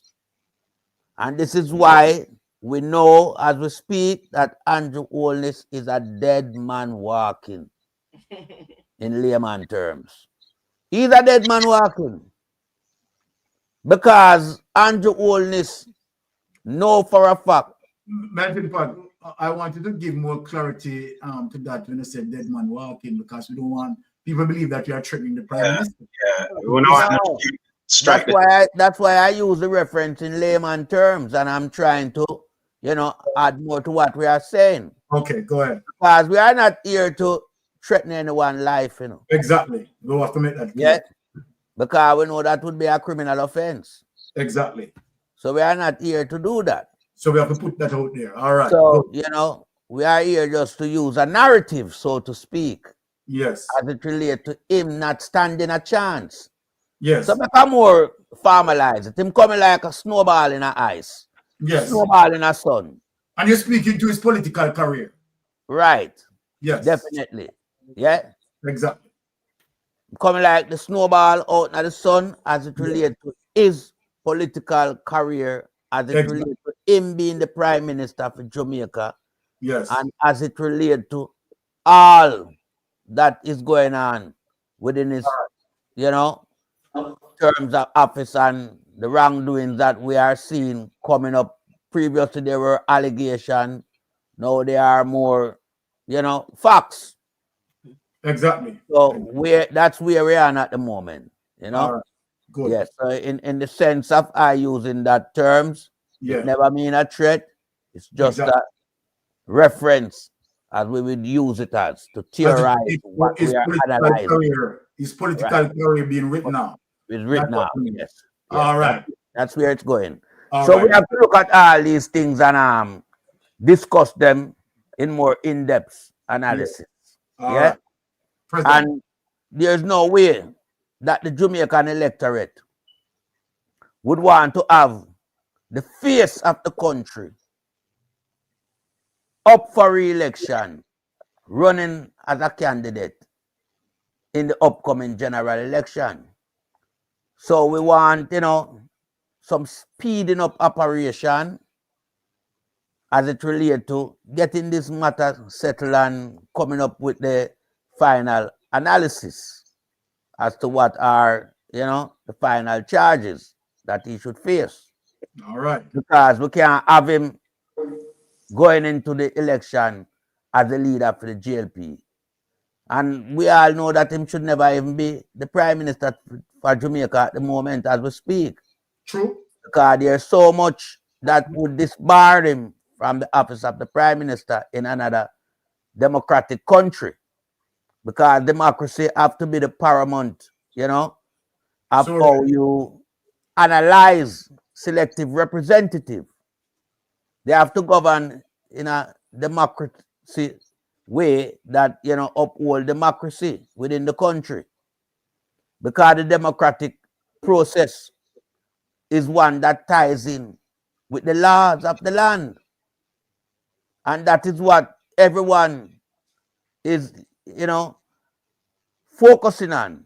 Because the law cannot be for me, Byron, Pastor Ricky, and Jah Mikes. But it's not for those people over on the other side. The law has to be for everyone that govern everyone. And the principle of the law is that it should be upheld at all times, regardless of who is in the space. Exactly. So we have to get the justice and we have to get it right.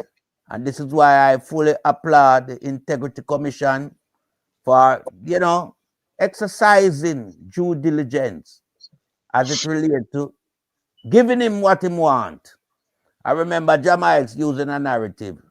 like catching fish, but you feel him on your hook and you give him some length and you make him carry on and then you pull him back in. You understand? Because, you know, we don't want, when all is said and done, then we hear that, okay, there's another appeal because due diligence was not used or was not exercised as it related to him. So everything is, you know, well in motion. And, you know, people might look at it and say, well, it's a bit too slow, but I think they will get it done before the election. As the date clearly state, it should be on trial date is the 31st of March 2025, right? And the case management hearing is set for the 7th of February 2025. Yeah. So that would give us enough time to get this matter, you know, settled once and for all. Exactly. And hopefully get rid of this monster out of a political landscape. Because the political landscape have to reshape, you know, in order for Jamaica to go forward. In order for the people in Jamaica to have, you know, a safe environment. Yeah, where they can live, work, and raise a family. And even for the visitor, the tourists to come to Jamaica. It need a revamp. It need to be reset. It need to be recalibrated. Because what is there on the ground, as we currently speak, is a non-existing government, non-existing leadership from within the government. Because the Prime Minister is gone missing for a long time now, where leadership is concerned. Because if that wasn't the case, then we wouldn't even be here mentioning Dalrymple as she wanting to come back. Would have seen people like Floyd Green. Would have seen people like George Wright. They would have been kicked out because of what we saw. You know? And the evidence are there. Those people could not stand for re-election or continue their parliamentarian duty in other jurisdiction anywhere in the world. They would have to leave office. And there are many more from within. But we just single out these few because, you know, we say man abusing woman. We say man breaking pandemic protocol and no movement there and celebrating and making a mockery of the Jamaican society. And then we see where people break law constitutionally as it relates to statutory declaration and under investigation, but coming back wanting to be in the space for re-election. And the narrative that is coming from the Prime Minister is that she was unanimously chosen by the people of South Trelawney. And I find that to be fundamentally wrong because no one did even oppose her. So that's a shamble right there and then. Exactly. What we are looking at is just a high level of corruption, and I yield back to another member of the panel. All right. Well said, Titans. As it relates to, you know, the DPP, right, saying one thing, right, as it relates to having, right, the prosecutor and the investigator working together, right, to have a successful prosecution. This is what came out of the DPP mouth, but yet we have seen, right, in the case of the NWC, right, where is the prosecutor, right, who worked in collaboration with the investigator, anticipating the statute of limitation time to be 12 months and should be working, right, assiduously to ensure that that time did not pass, but all the evidence would have been collected and the case would put into the court so that we wouldn't have statute of limitation, right, to be activated. Now, since I'm saying that, Pastor Ricky, take it away. Yeah, thank you, Sir Byron, and thank you, General Light Melting Pot. What we're witnessing is a culture of corruption manifesting right before our eyes. And the DPP Paula is the criminal government, JLP government, guardian against prosecution. The rule of law is clear in terms of the Constitution, in terms of and the IC Act, how you should prosecute corruption, and the Corruption Prevention Act is very clear. So she has the resources, the methodologies, the tools, the investigators that she collaborates with, as she eloquently pointed out in her speech, to derive at a position to prosecute. That's why they're prosecutors, to prosecute. Now, if we go back to 2020 and just roll back the curtain of memory a little bit, we can recall when her tenure was extended extra 3 years. They gave her 3 years instead of 5 years to 2023. Now, criminal justice minister who's in a cesspool of corruption himself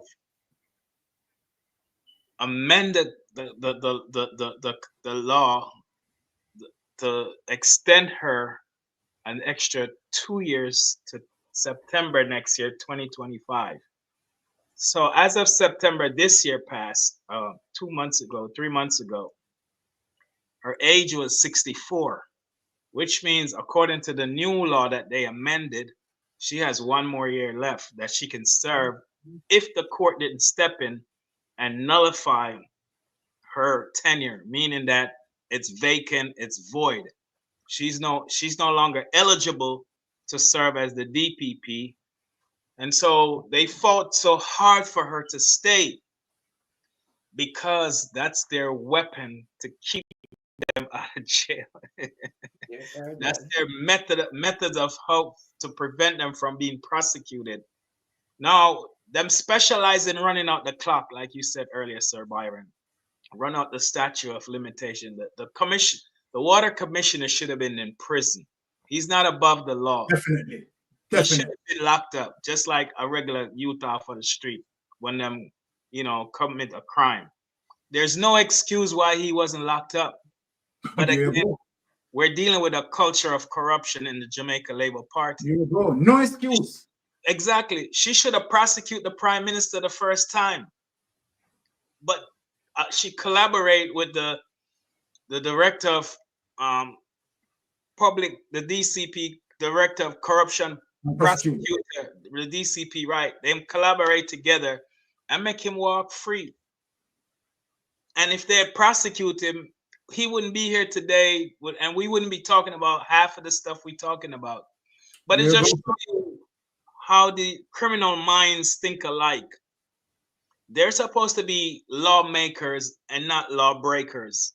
They're supposed to hold people accountable for when they do wrong and take them, as they come before the court.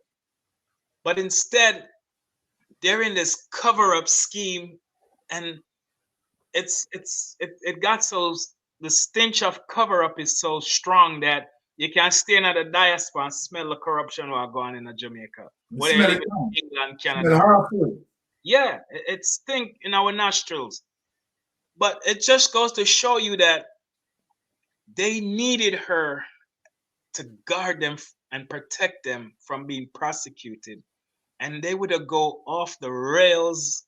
They would have do anything, move earth and heaven to get her to stay in the office of the DPP.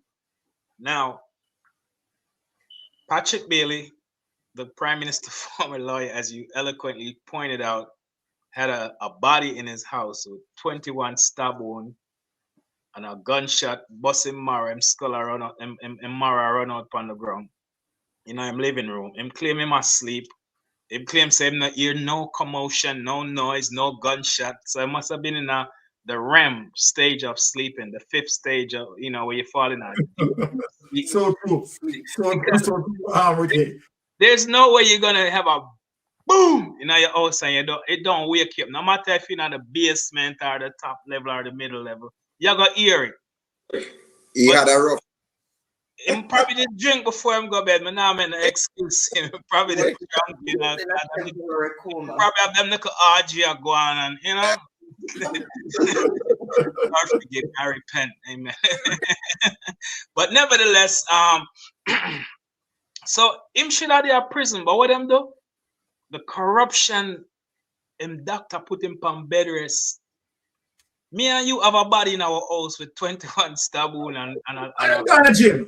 Our prison was gone, man. Come on, let's be for real. Done. Get off of the hook because I am the mastermind behind ADMAT and the shell company them, the offshore company them with the Chapter 28 have, and the offshore bank accounts. Well, we're not talk about because they have one for offshore bank account, but we're gonna leave that alone for another day. So when you look at the role she played, and you know she's the longest serving DPP. I believe she came to office in 2012. You are correct. He's the longest serving. Waiting for her to continue. So to protect the corruption that is happening in our country, Jamaica need a real makeover in the government, man. And that's why I'm so glad that Comrade Leader Mark Golden, big up yourself anyway, in the country. He was a minister of justice, and he's gonna make sure his justice minister. I hope he make ISAT, Comrade ISAT Buchanan, the big attorney in Jamaica. The only man who got to the Privy Council and squash a big case where the whole world are talk about it even today. All right. I hope Comrade Leader make him be the Justice Minister of Jamaica. Because there's so many reforms that need definitely love that. I would definitely love that. There's so much reforms that needs to take place in our justice system in Jamaica and as it relates to the rule of law.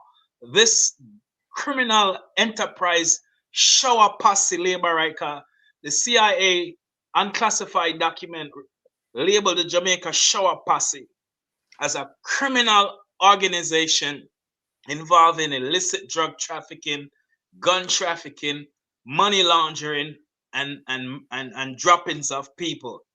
And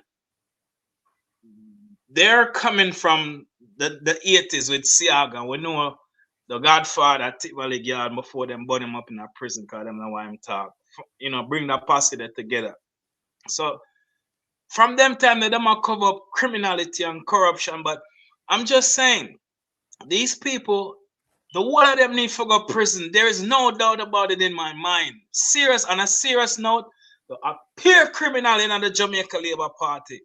The government, them are criminal. Speaking all of them. Look how much of them there before the courts right now. Look how much of them have visa and bar from the United States and can't even come in a foreign. I mean, look how much of them was U.S. dual citizen and still are sitting at the parliament to this day. I will know about it. They're lawbreakers. These people are not lawmakers. They're lawbreakers. And they need to be held accountable because as long as these people are in government, we're going to see high crimes, illicit drugs, trafficking coming into Jamaica, all these buses of the white lady. Let me say this, and this is my last point. Can I get 2 more minutes, Sir Byron? No, yes, go ahead. Come on, big respect.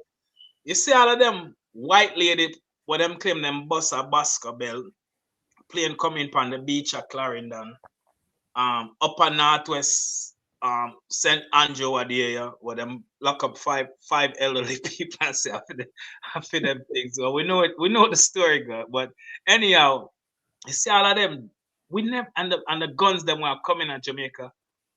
Think about this for a minute. And I'm so glad I'm surrounded with critical thinkers.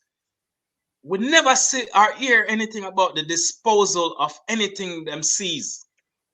So, in my opinion, when them do these buses, them do it for the camera. For sure, the US government and the UK government and the Canadian government say them a fight crime.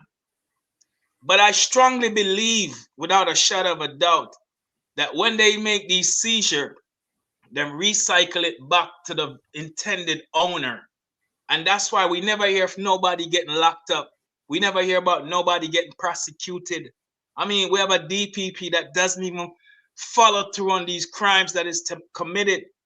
And so when them sees these things, how do they dispose it?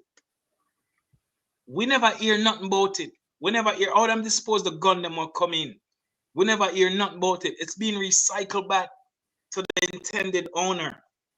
So when you see a boat on the river in Portland are coming with the white lady and the green grass, them thing that are just for the camera, because after the camera shut off and them fixer come out and give a speech, yeah, we know who the people them who involved in this, we're gonna lock them up.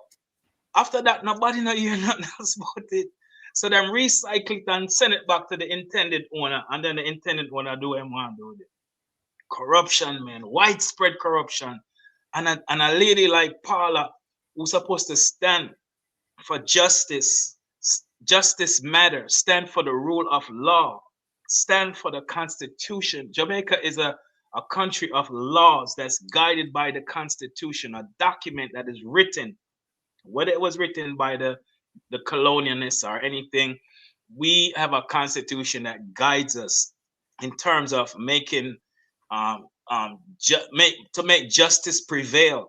And we're not seeing under this government and this DPP where justice is prevailing. Only for the ghetto youth, them, the young bangers, them, where them used to run them things, and when them want to get rid of them for not leave no more trail, them they send JCF to take them out. A culture of corruption. And I yield right now. Amen. Thank you. You are so right. You're so right, Pastor Ricky. And you mentioned something as it relates to the disposal of these so-called weapons. Fine, right? We are not seeing the transparency into ensure that those weapons being found not put back in what we call circulation. Yeah, that is very critical. It is something that the public, right, need to rest assured with, as it relates to be cognizant of what happening as it relates to how those weapons being finally disposed of. Very, very, very. And the white lady too, because them make billions of dollars, you know, buy what it bus, JUTC bus and all them things there. Very solid point. Byron. Dirty money, yeah, man. Yes, Byron, I'm panelist. You know, I have, you know, make that suggestion, you know, as it relates to when you get illegal firearm and you confiscate drugs, we need to see the disposal of it. Yeah. Yes. It needs to be on camera.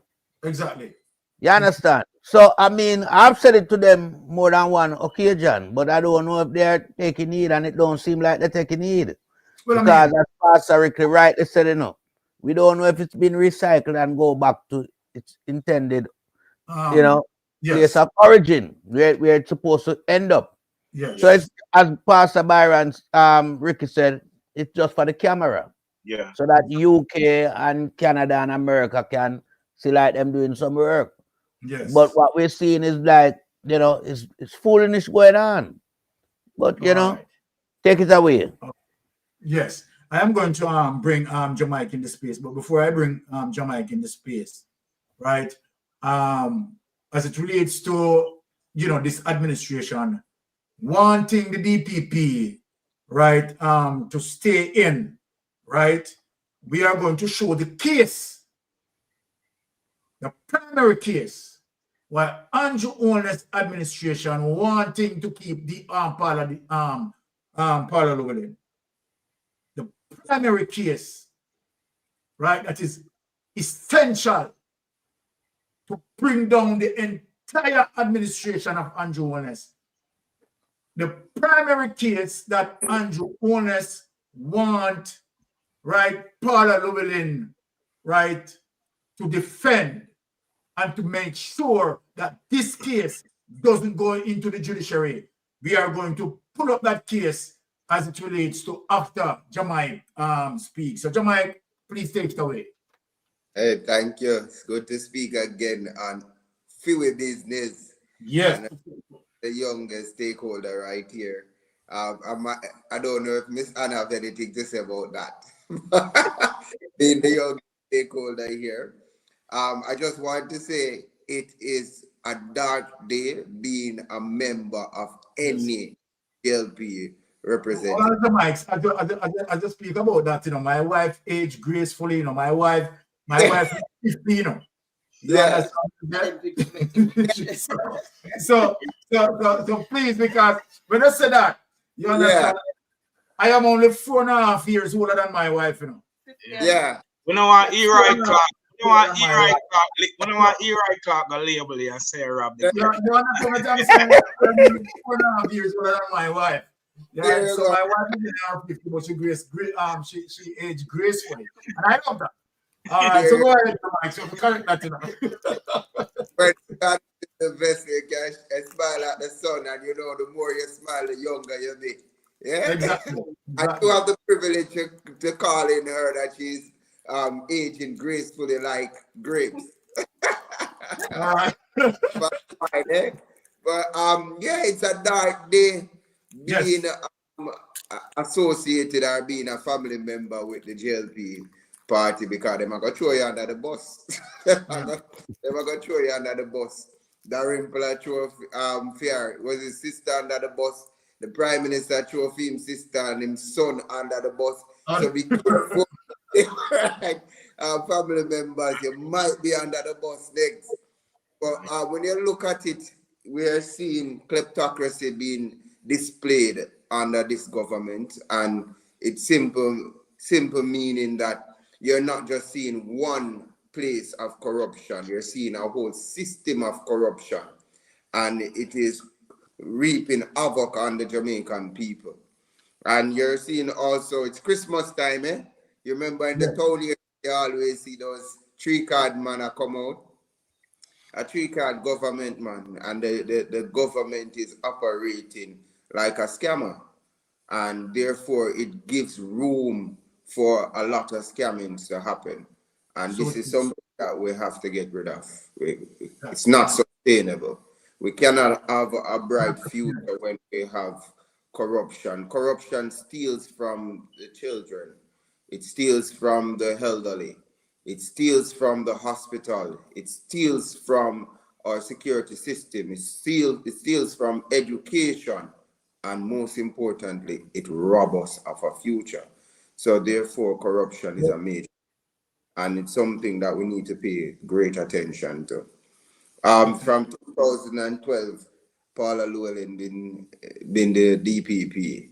And can the Jamaican people say, what is your rate of conviction, prosecution? To say, is it a success? Let us know.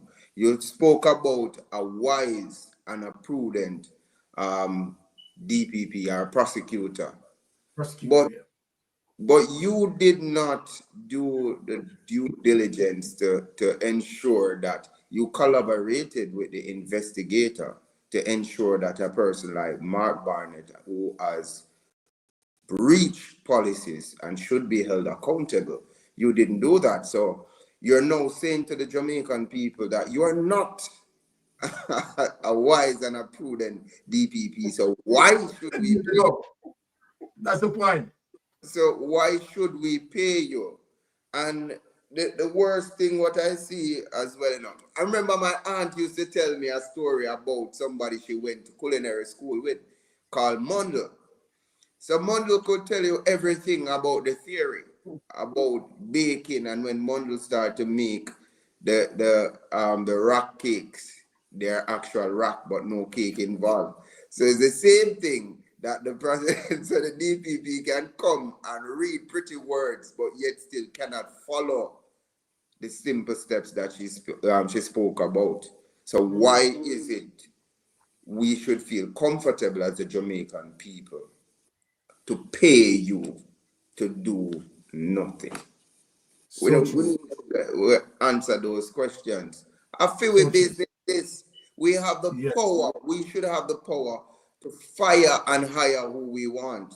And we say we're ready for fire this government, and we're ready for fire this DPP, because right now we're in confusion. Are we paying for one DPP, two DPP? What is the two DPPs we're paying. And what is the subliminal messages that you're passing on to Jamaica to tell us that our females who we're supposed to love and cherish, we need to move now the retirement age from 60 to 65 just because this one lady wants to hug up corruption and continue the sufferation of Jamaicans. No, man, that is not what we deserve. That is not what we paid for. We paid for proper professionals to do proper job. And when we look at you, Miss Llewellyn, please just leave the Jamaican people. Leg off our shot. Yeah. I'm 31. I'm 31 years old, and I've never voted.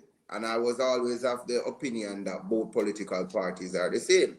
So pardon me sometimes when I speak, I am still learning about the due process in politics. I'm able to learn from Pastor Ricky. I'm able to learn from Melting Pot, Mystic, also Rattigan, and other people out here that are learning. So we're in a very critical time, very uncomfortable time. But in discomfort, this is the opportunity to grow. So I say to the listeners, the viewers, take notes, share information, because after we inform people, then we can take actions. We can't take action without information. You understand? So it's good that we come in here to discuss. And let me tell you, ISAT Buchanan is an inspiration to me. And he's the reason why next year, I don't know how it's going to happen, but I will be doing law. And because you have to know about what governs you to ensure that you are able to play the best part possible you can. And thank you again for this opportunity to speak to the Jamaican people and reminding them that a FIWI business. And this is, Sir Byron, can I get 1 more minute, please? Yes, go ahead. I want to say something about DPP. Thank you so much. Yeah. Listen, in the current constitution we have now, Section 93, I believe, if my recollection served me well, Section 93, it talks about the powers of the DPP. I mean, it is ridiculous to give someone who's so corrupt, appoint them to be DPP. Under the Constitution right now, as it is, she has the power and the authority to stop any prosecution that she feels deemed to stop.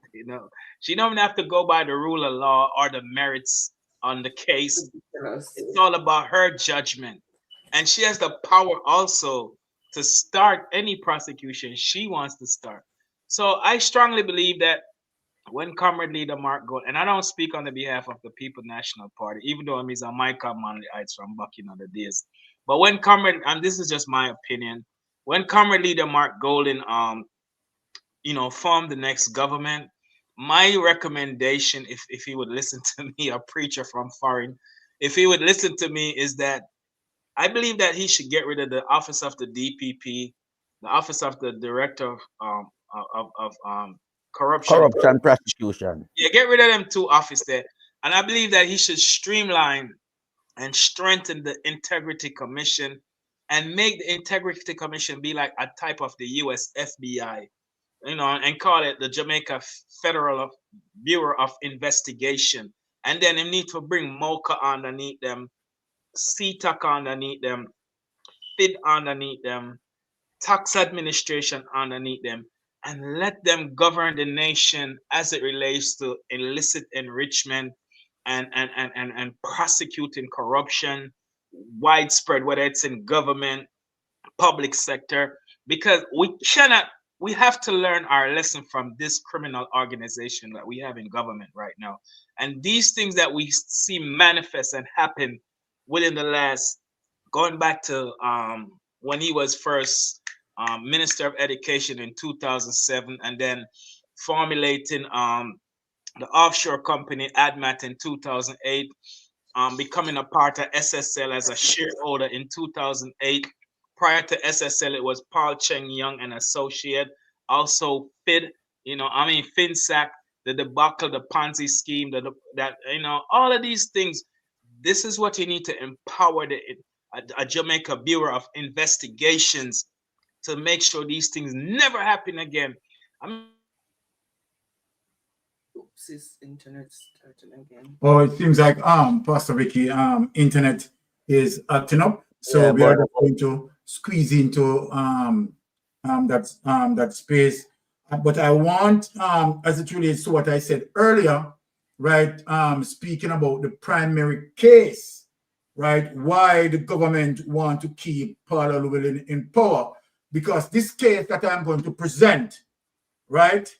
This has all the demons. When I said all the demons, right? This is a case that have all the demons, and this is a case that Andrew Holness doesn't want to be exposed.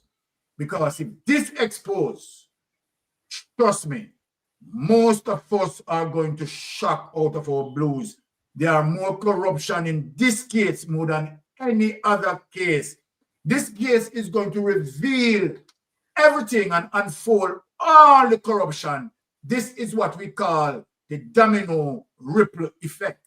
So if you line out several dominoes right in a row and you touch the first one, right, it will have a ripple effect that every domino will come falling down. This is the case, right? And remember what Paula Llewellyn says. He says he's a wise and astute prosecutor that will work in collaboration with the investigator, right, to make a successful prosecution. But even although, right, Paula Llewellyn said that, look on the case that I'm going to present.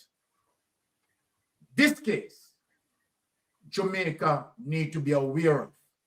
This is the primary case. That if this case unfolds,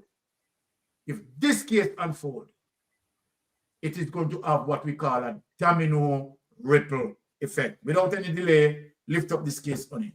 Incomplete file, delaying, rolling on. Let us show you how devious Paula Llewellyn is.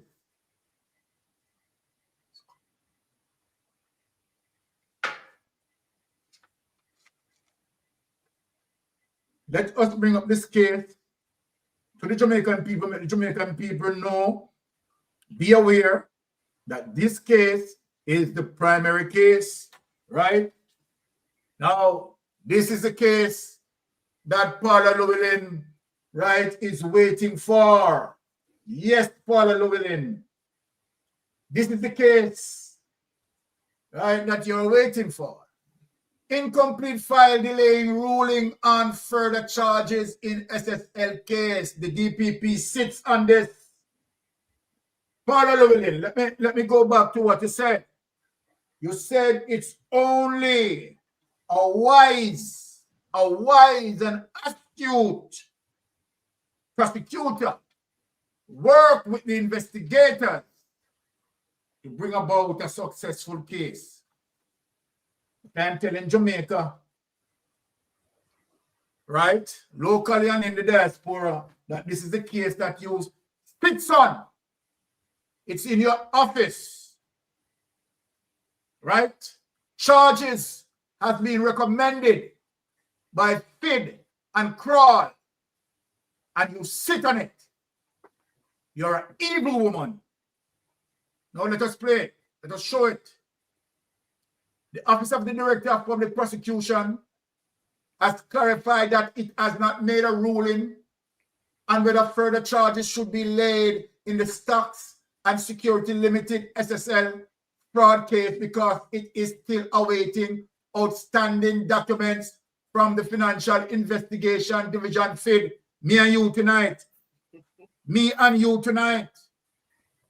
This week, Opposition Leader Mark Golding suggested the office was dragging its feet. And yes, Mark Golding, you are right. My comrade leader, you are right. Right? Paula Llewellyn, the office of the DPP is dragging her feet. But let me tell you something, Paula Llewellyn.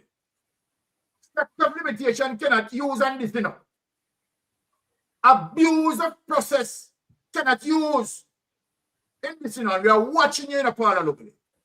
I said tonight I'm going to deal with you in relation to the delivery of a ruling. Finance Minister Dr. Nigel Clark Nicanatis later stated that he was confident that the office will make a ruling very soon. Yes, you Ghana all know the office not make no ruling. You old trickster. You old liar, you old deceiver. Now, however, in a media release on Friday afternoon, Director of Public Prosecutions Paula Llewellyn said that there are outstanding documents which are beneficial that have not yet been obtained from the FID investigation. Paula Llewellyn, right? You only have one person as scapegoat, which is the wealth advisor, right? And nobody in Jamaica seems to have any knowledge of what is happening to the wealth advisor. Even when the wealth advisor spoke that it is you, Croskery, who had given her the permission to say what she had said. None of you Paula Llewellyn, have not interrogated, right? Have not interrogated you, Croskery, all now. Nothing you have done. However, in a media release on Friday afternoon, Director of Public Prosecution Paula Llewellyn said that there are outstanding documents which are beneficial that have not yet been obtained from the FID investigators. Liar tell, and me tell her that. She said that the first set of documents in the case were submitted to her office in November 2023. And this document that was submitted to you, Paula Llewellyn, I am telling you that FID and CRAL completed their investigation, and in what had been submitted to you, they recommend 4 persons to be charged. And you, Paula Llewellyn, sit on this document and you don't want to charge anyone who FID and CRAL had recommended for you to charge. You're a hypocrite. She said since then, the office and the FID have had meetings to discuss the file and provide guidance to the investigators in relation to the outstanding material. What outstanding material are you talking about? The last set of documents received from the FID was on March 6, 2024, and thereafter a meeting was arranged for the end of March to discuss all the material submitted thus far, the DPP stated. She revealed that the file is comprised of over 3,000 pages. Within those 3,000 pages, the FID and CRAL recommended charges. What about that? You are seeking more material to do what? Documentary material. She said each time additional material is submitted. What about the material that are already submitted to you and charges recommended by FID and CRAL for those persons to be charged? Why you don't charge those persons? The 4-member ODPP team has had to review the file in its entirety, making assessment about what material is outstanding, which offenses may arise, and whether the office will be able to mount a viable prosecution based on the material. No, Paula Llewellyn, why you don't allow the judiciary? Why you don't allow, you know what, take this away, let me talk with you. Let me talk with things to the people. Paula Llewellyn. No. You have said, let me just tell the people what is going on here. When the SSL case became known, it was Nigel Clark who came out and said to the public that as a result of the magnitude of the case, right, him would have to go outside to seek professional help for this case. Having said that, he's saying that our Jamaican investigators don't have the full capacity to investigate SSL case. Let us unpack it, people. Let us unpack it. So if Nigel Clark that represent the government, being the Minister of Finance, right? Having dialogue with the DPP, right? And in totality with the government. And they had come, right, to a decision in saying that let us seek external help, professional help, right? Because the professionals have the capacity and the range to investigate this case. Now, that is what being said. Nigel Clark came out, lied to us that FBI was investigating. We later proved that that was a lie. Anyway, Nigel Clark used taxpayers' money, millions of dollars, to go and get fraud. Okay. Based on fraud history that we investigated, Carl had done many investigations globally speaking. So Carl came in, right, and worked in collaboration with Phil and put a comprehensive report together. And in completion of the comprehensive report, Carl and Phil made recommendations of persons to be charged. I am saying to Paula Llewellyn, for the material that provided and the recommendation, right, for those persons to be charged. Why you don't give the judiciary a chance?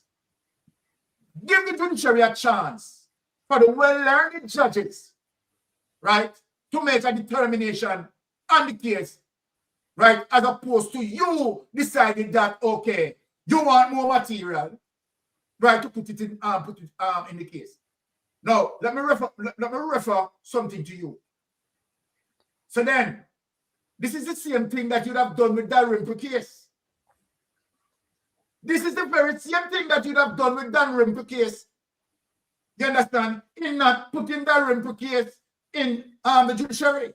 Now that Dalrymple case gone into the judiciary, what the judge decided? The judge decided that based on the evidence being collected as it relates to the Integrity Commission investigators doing their investigation, collected their evidence, dotted all the I's and crossed all the T's. What the judge decided? The judge decided that, yes, there is a case that Dalrymple needs to answer for. Now let us go back, right, to the NWC president. Now you see now what I'm saying to you now, DPP, that if you had taken away yourself in terms of your decision-making process as it relates to how corrupted you are, wanted to weaponize your office politically using statute of limitation and abuse of process. If you had put the NWC case right in the court with evidence that that been collected, right, the judge would have ruled something else.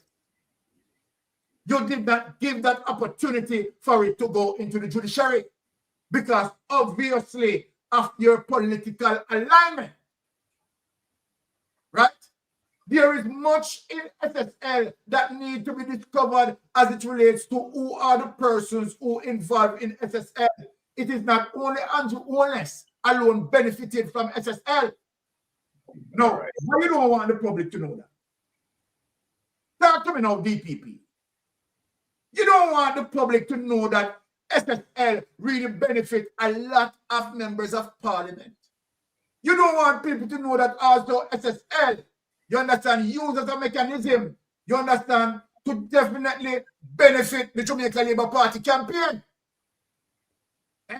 You never understand why you cross-carry call Andrew Holness Prince Andrew. Why you think you cross-carry call Andrew Holness Prince Andrew? Because you cross-carry is getting all the benefit that he needs to get. Why you think that the wealth advisor said, okay, I was forced to say what I said. Then since the wealth advisor said that she was coerced in saying what she said, DPP, Paula Llewellyn, you have the power. The Constitution has given you the power. So based on that alone, you should know, you understand, bring forth you cross-carry. Why haven't you bring forth you cross-carry? Let me ask you another question, Paula Llewellyn. Why the Constitution gives you the power to start a case? Why have you not zoomed in to Patrick Bailey? Yeah. Because Patrick Bailey but broad like sharpshooter. And Patrick Bailey set up all the companies, the shell companies for Andrew Wellness. Right? Why you don't want to touch that? As if you understand the Constitution don't give you the right to judge it, to deal with that. So then what you are dealing with is what I call convenient justice. Right? This is what you are dealing with, Paula Llewellyn. Right?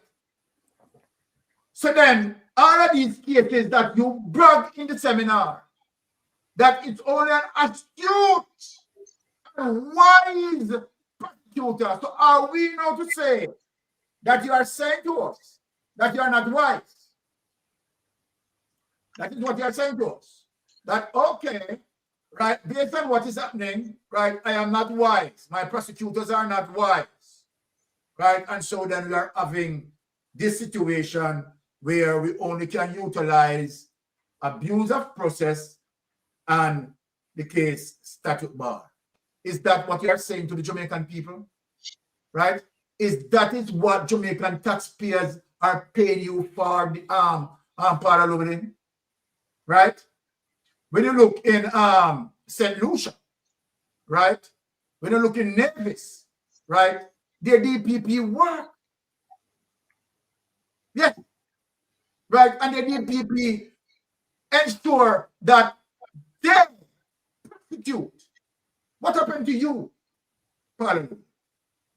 You was a tell us let down. Right? You are not working for the Jamaican people. You are working for Andrew Wellness and its administration. That is who you are working for.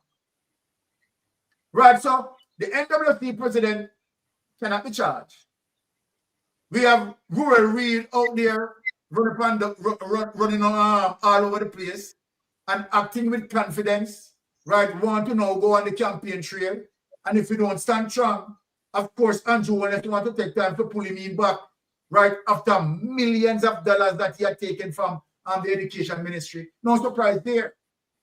No surprise there, right? But I'm telling you that everything's slowly coming to an end, right? Because now we are going to start now with Dalrymple as an example, right? And then, of course, we go in more because, trust me, as I said, the entire Jamaica Labour Party, you understand, is a criminal network.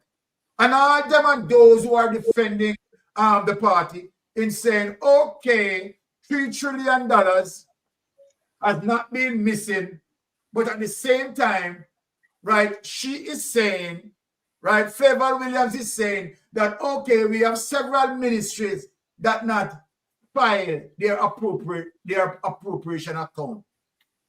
Favor Williams, I want you to make that make sense to the Jamaican people. Make it make sense. Make it make sense, man.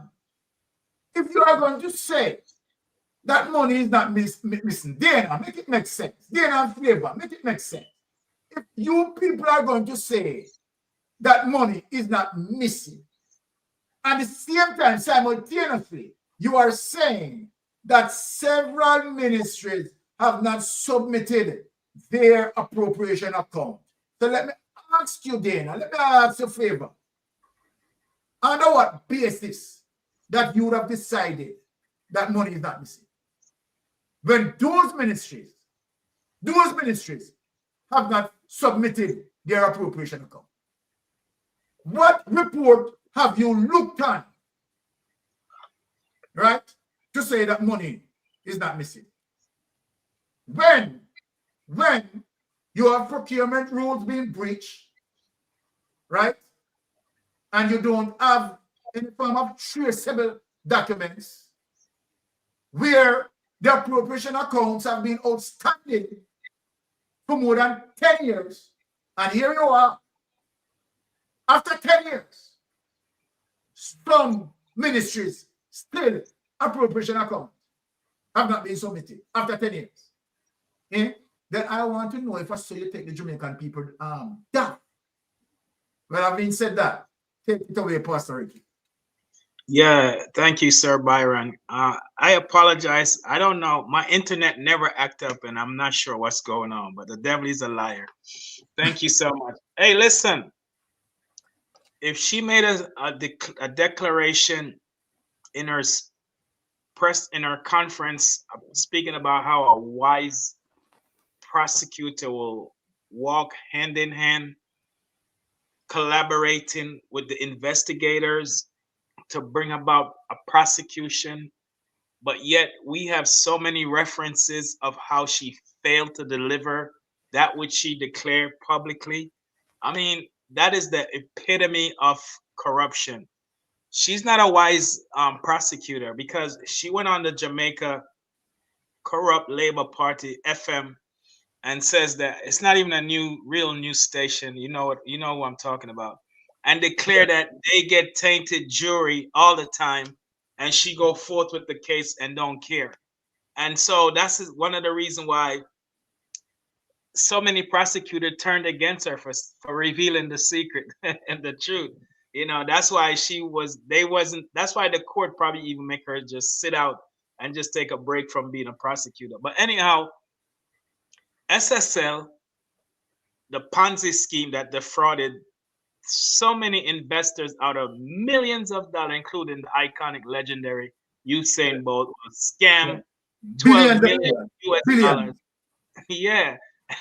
And guess what?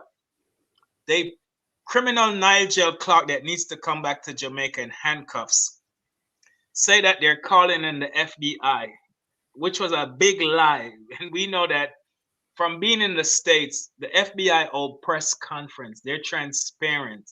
And the FBI, when they're investigating, they will call a press conference and give a briefing, so to speak, to the general public. We don't even get that kind of stuff from Jamaica. And so if the FBI had gone to Jamaica to investigate a case, we would have known about it, because it would have been all over CNN, MSNBC, Fox News. But it wasn't. So that was a big lie. As my General Rattigan, big up yourself, Ratty, if you watch. Rattigan says that in every consulate around the world, there is a division of the FBI located in that consulate. And so he was saying at the time, maybe criminal Nigel Clark was referring to notifying the FBI who was in the consulate of Knotfoot Boulevard in Jamaica, but not the general FBI, the Bureau of Investigation in America. So him lied to the Jamaican people. Then at one time him come back and say, everybody are gonna start get back their money. And he lied again. If you recall, he did say that, I forgot, was it last year? Sometime last year, the end of 2023, he said I'm gonna start give back people their money. This guy leave Jamaica and never close up his promise to give the people back the money. Now, as it relates to Jean Ponton, she's just a fall girl, man. She's just a fall girl in this old Ponzi scheme. There are many more people that needs to be prosecuted, but we never hear nothing. It's like the make time run. Well, there's no statute of limitation on this. Is it? No, there's no statute of limitation in this Right. case. So this case should be active regardless. And listen, the criminal Chopper 28, he was a shareholder in SSL.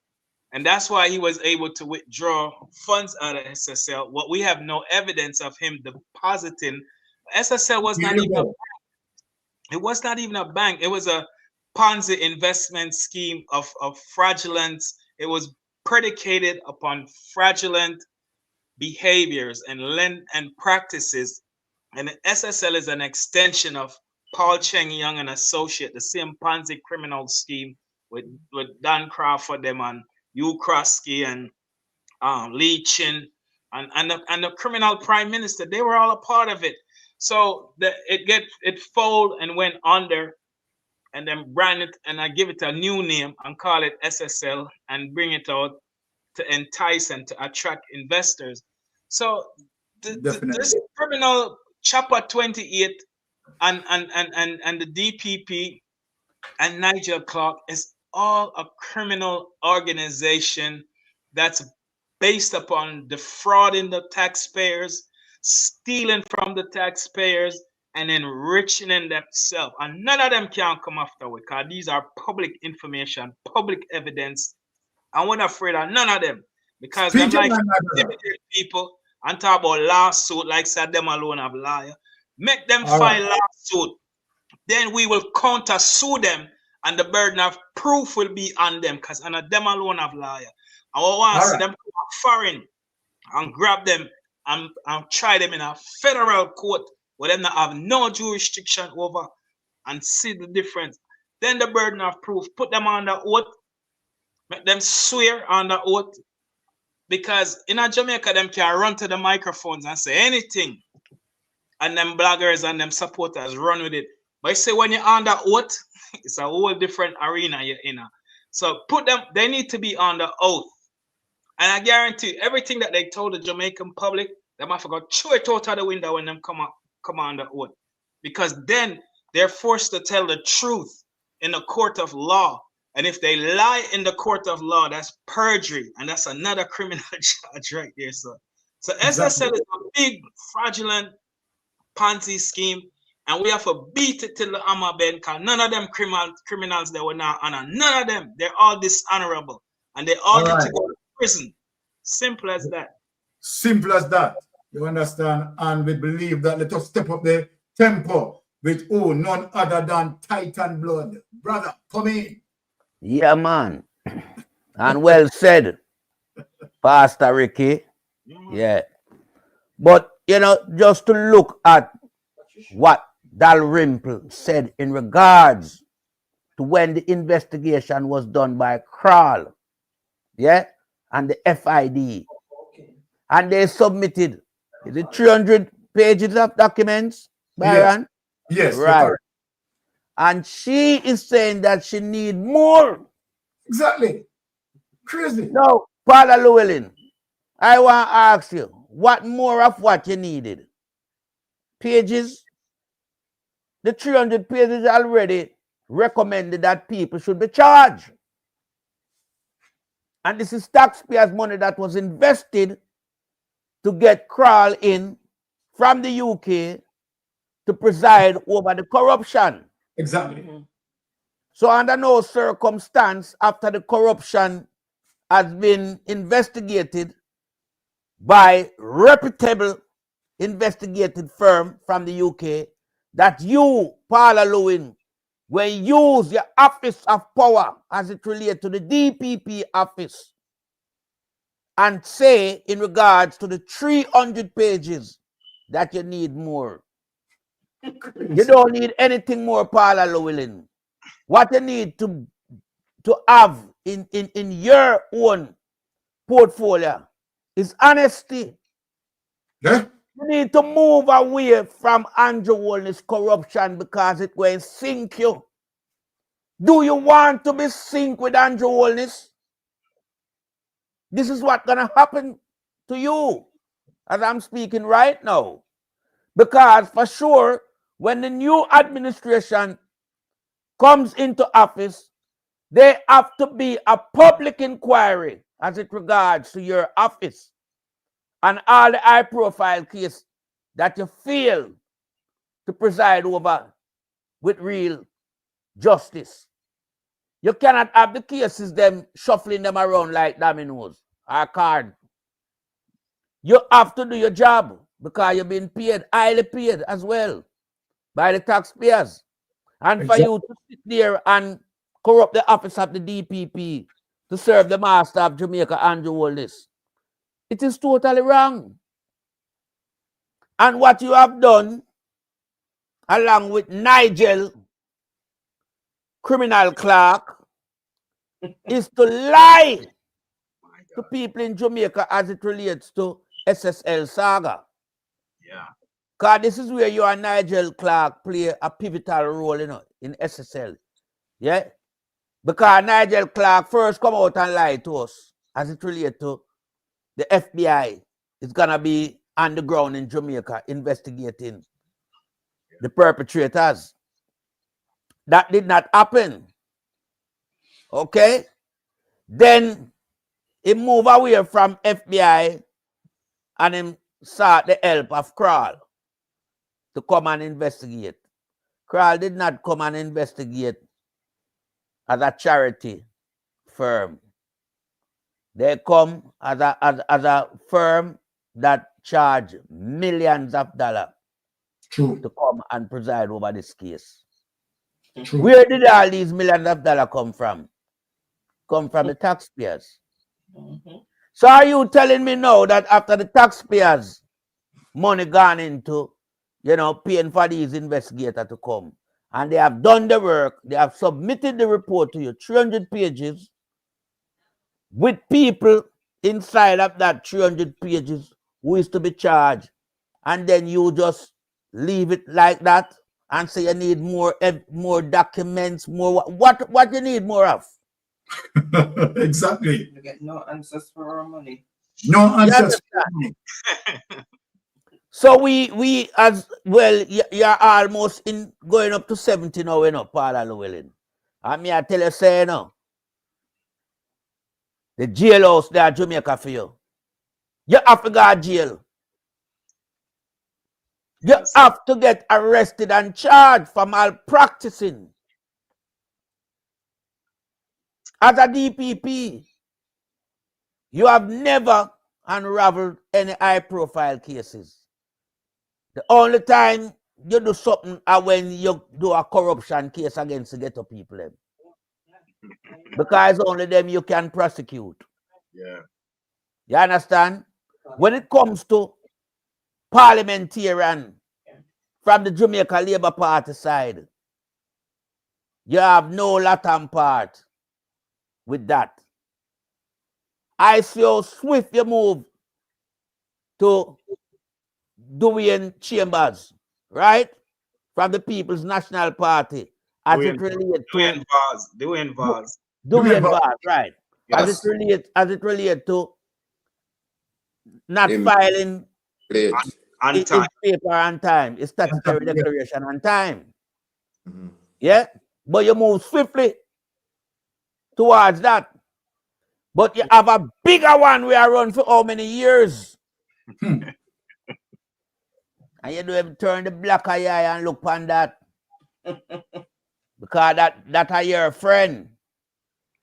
And we see where you as a DPP, we see the company you keep, you know. Yeah, our party. Our party. We see our party with all the relevant authorities were corrupt in Jamaica. So we know the company where you keep. Yes. So we have to have a public auditing as it relates to a public inquiry in your time serving as DPP. And wherever we find that you've been corrupted, which we are seeing so many, you have to be charged. Yeah. There's no two ways about it because you, Paula Llewellyn, are bigger than the law in Jamaica, you know. You might think that you are bigger than the law. But you're not bigger than the law. There's a law that still can hold the DPP accountable for wrongdoing, corruption. And you were very much a part of the corruption Ponzi scheme in Jamaica. This is why you have not accomplished anything in your time. You have not accomplished nothing. You're a failure on the justice system part. Where it concerns in Jamaica. You're a disgrace to the justice system in Jamaica. And what you have done, you have damaged the justice system of Jamaica on an international scale. This is what you have done. Because you are looking at just on the ground in Jamaica. No, you must look further afield. Because connectivity such as the internet, will expose what is going on in Jamaica. And this is why you look like a lunatic when you come to the Privy Council in London. Because you know what happened? You were not practicing. It's just like an athlete. Have the world record time in them country and them get hype up and not train and come Olympic and a failure. When you come to London, you was a failure. And that's why ISAT put you firmly in your place. Because it shows that you weren't practicing law. You understand? You were playing around with the law as it relates to your office. So you sat there, you collect a fat salary annually, and what you do? Nothing but corruption. You are a sustained fuel to corruption in Jamaica. You keep it ablaze. That's what you are. And I am calling on the authority when the time is right to make sure that they do a public inquiry as it relates to your tenure as the DPP of Jamaica. That's why ISAT needs to be the justice minister. Right. and Marky G, you know, is a brilliant astute mind of Jamaica. Right? As it relates to his whole upbringing. He's a man of law, dignity, quality, and transparency. And I know Mark G, you know, he might want to wait July, man. Right now, our space of time. If not, I got so much right now, you know. Because Mark G deal with action. And him know him can't put the machinery in place right now. But what he's carefully doing right now is assembling the machine to get to work and get to work efficiently and effectively when the time comes. So all these patter cats that was running around in Jamaica, robbing the butter and the cheese, remember the trap is waiting. The trap is waiting. And I'm telling you, under no circumstance, any of you rat and cat can get rid of this trap. This trap, I'm going to get rid of one. Because Marky G already know everything that is happening and who are the high stake player. He's not stupid. Yeah? Dr. Drayton Campbell, same way. ISAT, them know everything. But time is the master. And only time will tell. So I'm saying to Paula Llewellyn, as I'm speaking right now, I don't know how your ending going to be, you know, but I sure know it's going to be a bitter ending because you have already, you know, reaped the sweets, you know. So it's not going to be sweeter this time. It's going to be bitter. Because you have to be held accountable for the high level of corruption. Yep. You were placed there as the deterrent factor for corruption in Jamaica. But instead, what you do? You embrace it. You become cognizant to it. You align yourself to it.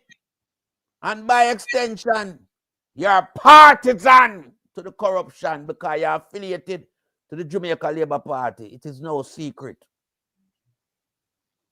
So we have to make sure now that we initiate you in the right and proper way as it relates to charging you for failure to do your work effectively and for being a part of the corruption scheme that has plagued Jamaica over the last 9 years, where we are seeing our citizens in Jamaica having to bear the brunt of all the corruption, because when the trillions of dollars them gone missing, you know, it have to be put back because it's a void that has been left there.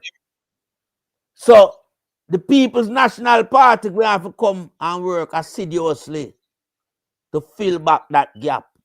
And this is why we cannot allow all of you criminal activists from the Jamaica Labour Party to walls off with all these loot.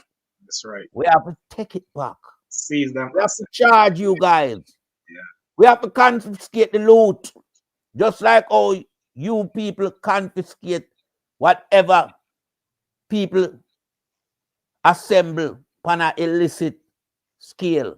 As it relates to scammer, we don't take with them things. People who are caught, you know, with offensive law as it relates to drugs trafficking, we don't take them things. Well, when it comes to chopping, we have to take it back too. You can't have it the way that you think so. Well, then more than likely, we supposed to, you know, coincide with what we want to do. And we don't pay the price for it. No, we don't have to pay the price for it because we have seen that the process with illicit enrichment is that when authority uncover those things and find the perpetrator, them go and them seize them asset. So Andrew Wallis asset are seize. Juliet Wallis asset are seize. Yep. Agintai asset are seize. Vaz asset are seize. Queenie asset are seize. Bushrat asset are seize. Lollipop jar asset are seize. Hey, the list long enough, brother. Dalrymple. You forgot prison long time for Richard Clark, them land. With them father leave. I remember USA. We don't need for charge her because she forged on a citizen signature when the person deceased. Miss Ermin Clark. We don't need for go for her. Remember, she commit a crime against United States citizen, you know. So it's not like she just wanted locally, you know. She also wanted in the state. Because you can't tell me from in the 1980, you been paid by Richard Clark's father to look after property. And when the man deceased, all you do is rob the property. You check from a 40 years and you're going at 50, you know. And what you do? You offload the property to your family member. Because we know that's not a genuine sale when you see it like that. That's what I will call now, same thing like with Andrew, laundering. Yeah? So why was it one of your family member you offload Richard Clark them property to? Because no money transaction took place. It's only name transaction and a little false declaration of sales transaction. But the real sale. So you have that place in a Dalrymple. You still have Richard Clark them property. It belongs to you. I mean, know Andrew Wallis didn't know about it. Dr. Crab didn't know about it. The DPP know about it too. But all I want to turn a black eye. Yeah. And almost 50 years that family has been deprived of their father dwelling that they're supposed to inherit as siblings. So we want to ask the question once again. Is the legal authority in Jamaica don't know about this case with Dalrymple and Richard Clark and the property down at Barnett Street in Montego Bay, St. James? I sure know all of you down there is fully aware. So Dalrymple has been serving in politics in Jamaica as a bandit fugitive from long time. She's a fugitive on the run from long time. Take away people property. That's what she been doing. So no wonder when she come into government role as a parliamentarian, she carry out the same practice. She carrying out the same practice. People, I want to understand me carefully, you know, tonight when me are talking, you know. You see this case with Dalrymple and Richard Clark as something will resonate with me, you know. Because it could have been me. And it could have been any ordinary Jamaican citizen and your father die and leave something. It's a five of you as him kids. Yeah? And you're all expecting to have something, you know, as gift from your dad. But after 40 odd years, it still can't reach you. And this woman still sit down in a Jamaica practice political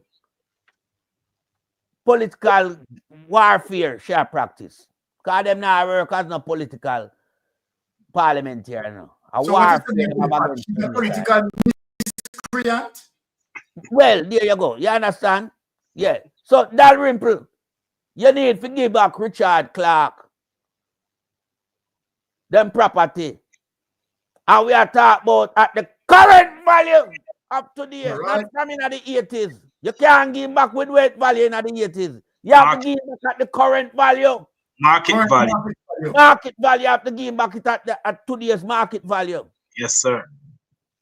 Because this is where we want to make you understand, say, do not interfere with when no trouble you.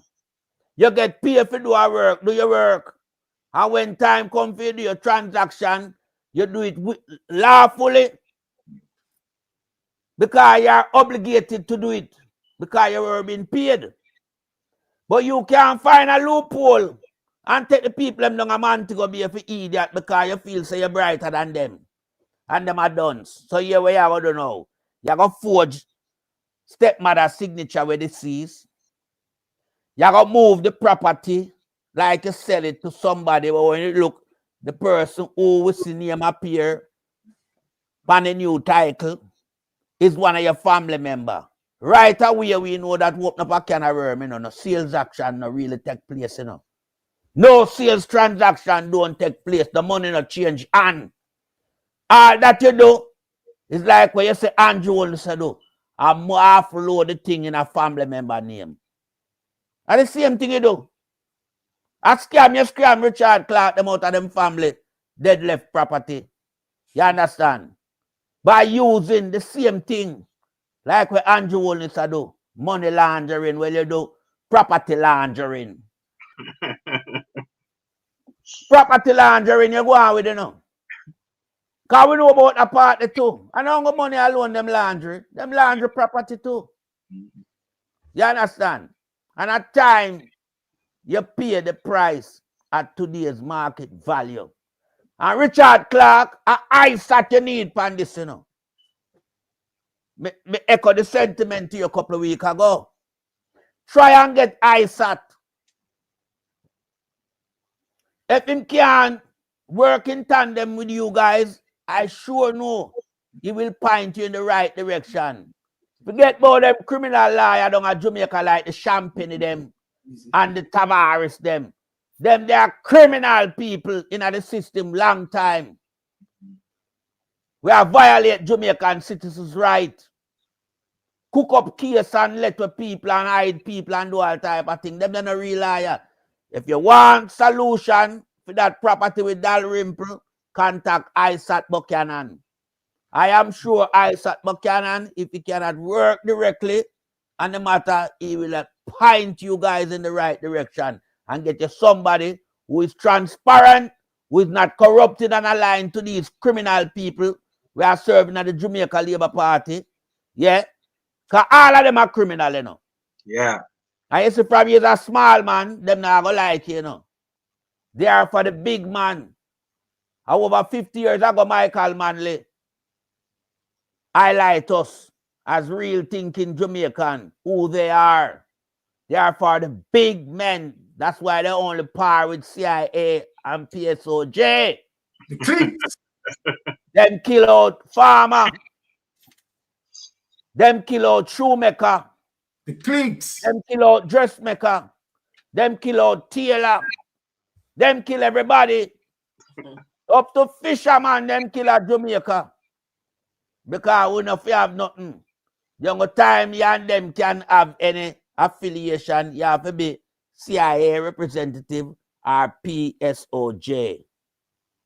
You understand? Because you see now the policeman where them are use out there. As stupid the policeman, them stupid, you know. If you fall prey to these criminal guys, you know. Because remember, you know, them use all of you guys from the ghetto and refuse you. Once you are from the ghetto, whether you're a policeman or a gunman, them are going to use and refuse you. Same way. These are what they practice. Yeah. And they will never cease from their blueprint. Because this type of practice is enshrined in the Jamaica Labour Party blueprint. This is the way they govern Jamaican. Because you could never believe that ordinary Jamaican coming from the same slavery background as every Jamaican, but come now a rule like them a background master to them have a lighter shade. Them a garbage. Right. Amen. And we want to point it out once again, because I mean we have been echoing the sentiment of, you know, who they are, you know. And they don't seem to really gravitate to what's out there in the public space. Everybody know them are criminal and garbage. Them not have no substance. Nobody can look upon them as anything that is relevant. They are waste. You understand? And nobody want to associate with waste. We get rid of waste. Whether we burn it or we put it in the landfill. So what we have in front of we are look upon and have a debate week in, week out. It's just a high level of corruption.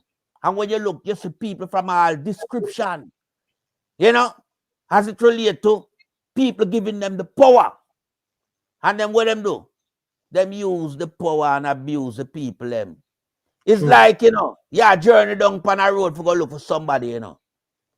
But at night, catch you and you're afraid they don't even know where you're going. You ask some people to follow you. Or you reach the gate where you go, you slam the gate and the people them face. And this is what we see Jamaican politicians do to the people them. The people them put on somewhere. As you get down, slam the door upon them, shut them out all together, and start commit all type of atrocity against the same people. We lead you to the promised land. And that's no lie. So we want to understand what is the morality we don't have towards the people in Jamaica. Because when we look at we see some people when have no morals, you know. Yep. We see people who act like them as scavenger on all the people in Jamaica. I want to know, man. Get real, man. Long time me I telling you to wake up and smell the coffee. All right. Social media is here for interaction program like this to hold on accountable all when on a nasty judge friend and DPP I let you know go in Jamaica. We are going to hold on accountable. Definitely. And we not do 9 days one day, no. No.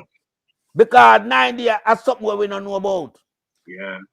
You understand? We deal with that thing named continuous interaction. Beat it till the hammer bend. Exactly. And we not feel like we no member a joke argument. All of us we just rise up and turn up on a platform like tonight or we assembly or so, and we draw back some old file and refresh them. Because we are like computer, we can refresh. Exactly. You understand? So Dalrymple, a long time you know you about Richard Clark thing. So me I refresh it tonight. All right. You need to run it back. All right. Well, people, you hear it from the echoing of melting pot, the fire being blazed, the Titan blood brother. You understand? And in the same breath, Lonesome, big up yourself. You know, it things set. Yeah, man. Now, big respect for them. Yes. You know what? Jah Mikes, before I get to you to smooth down the thing, because after melting pot come up with such a blazing fire, boy, we're going to need some water for cooling now. But before we do that, let me go to Sister Pat. Me no cut you still enough, but Jah Mikes burn fire too. Yeah. Sister Pat was calling us. So, you know, I'm my sister that. So I have to engage with Sister Pat. So we could just put Sister Pat in this space and make Sister Pat talk to us for 5 minutes, and then we proceed again. Sister Pat, Mystic Sensation Live. Bless up my sister. Yes, big up melting pot. Big up my son Jah Mikes. They look like one of my boy, you know. Right. Big up. Pastor Ricky, good night. Sister Good night. Murphy. Yeah. Well, I have some top burning issue.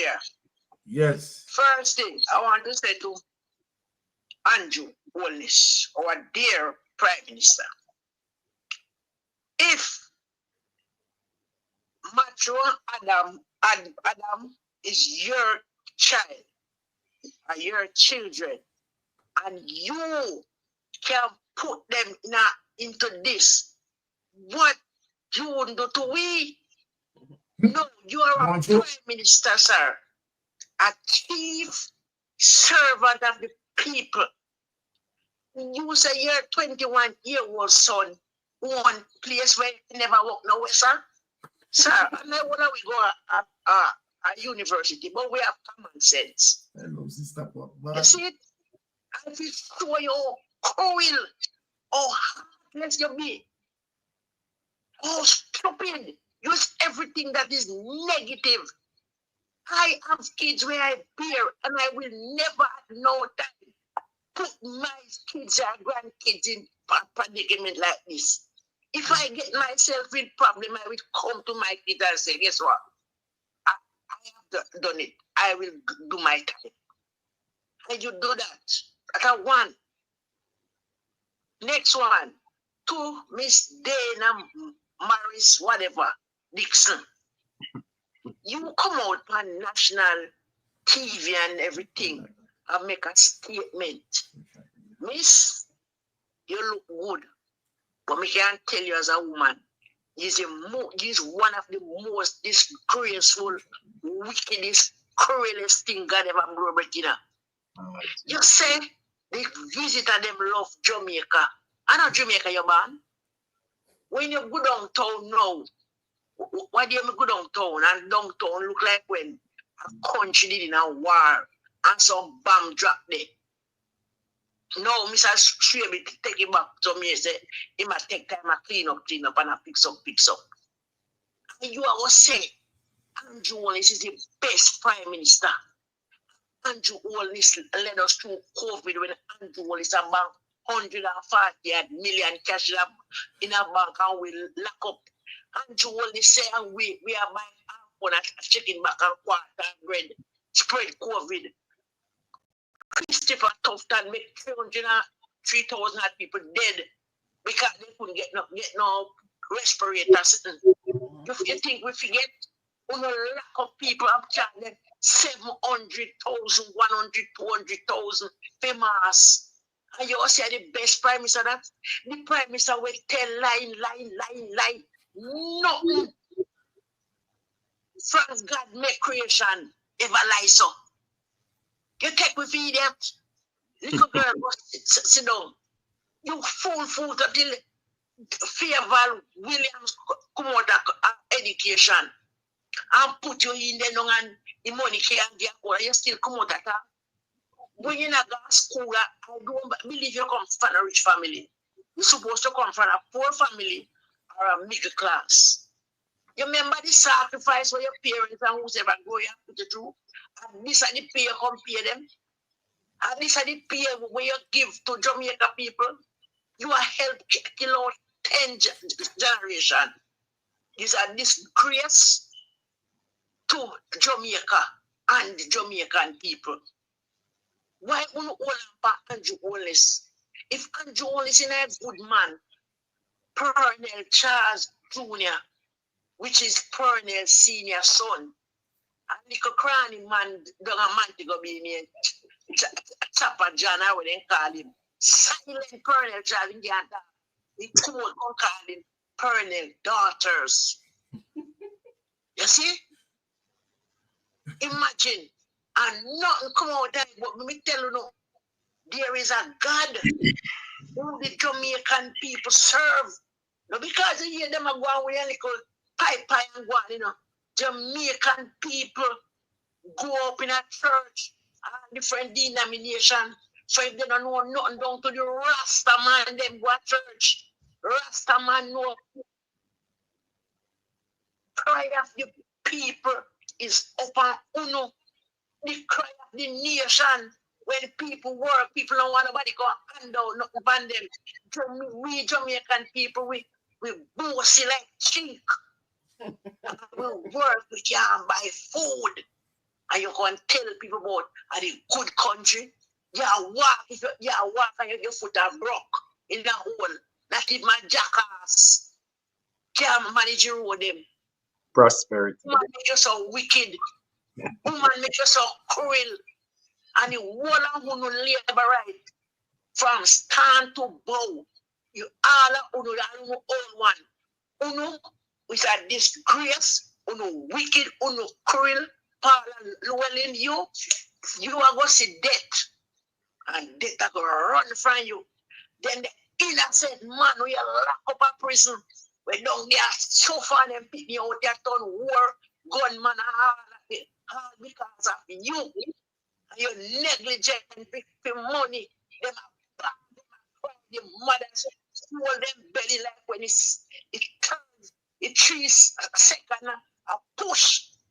Any woman who give birth can know say that 3 seconds the way baby, when you feel the baby come, and when the doctor says send the pain, and when you feel you send it, and when you woman hold them belly and bad, Paula Llewellyn, you're sorry myself, but me sorry for you more.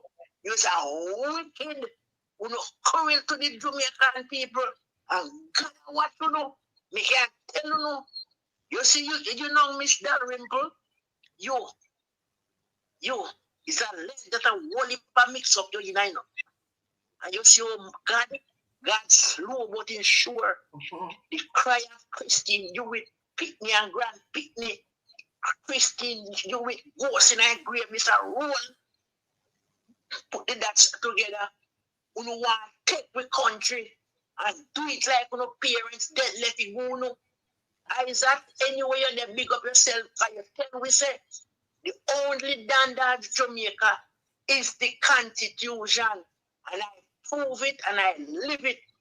Big up yourself, ISAT, and God is with you. And you're going to pull through and you're going to win Eastern Portland and show them so we will take back the country. We are going to take it back. Right?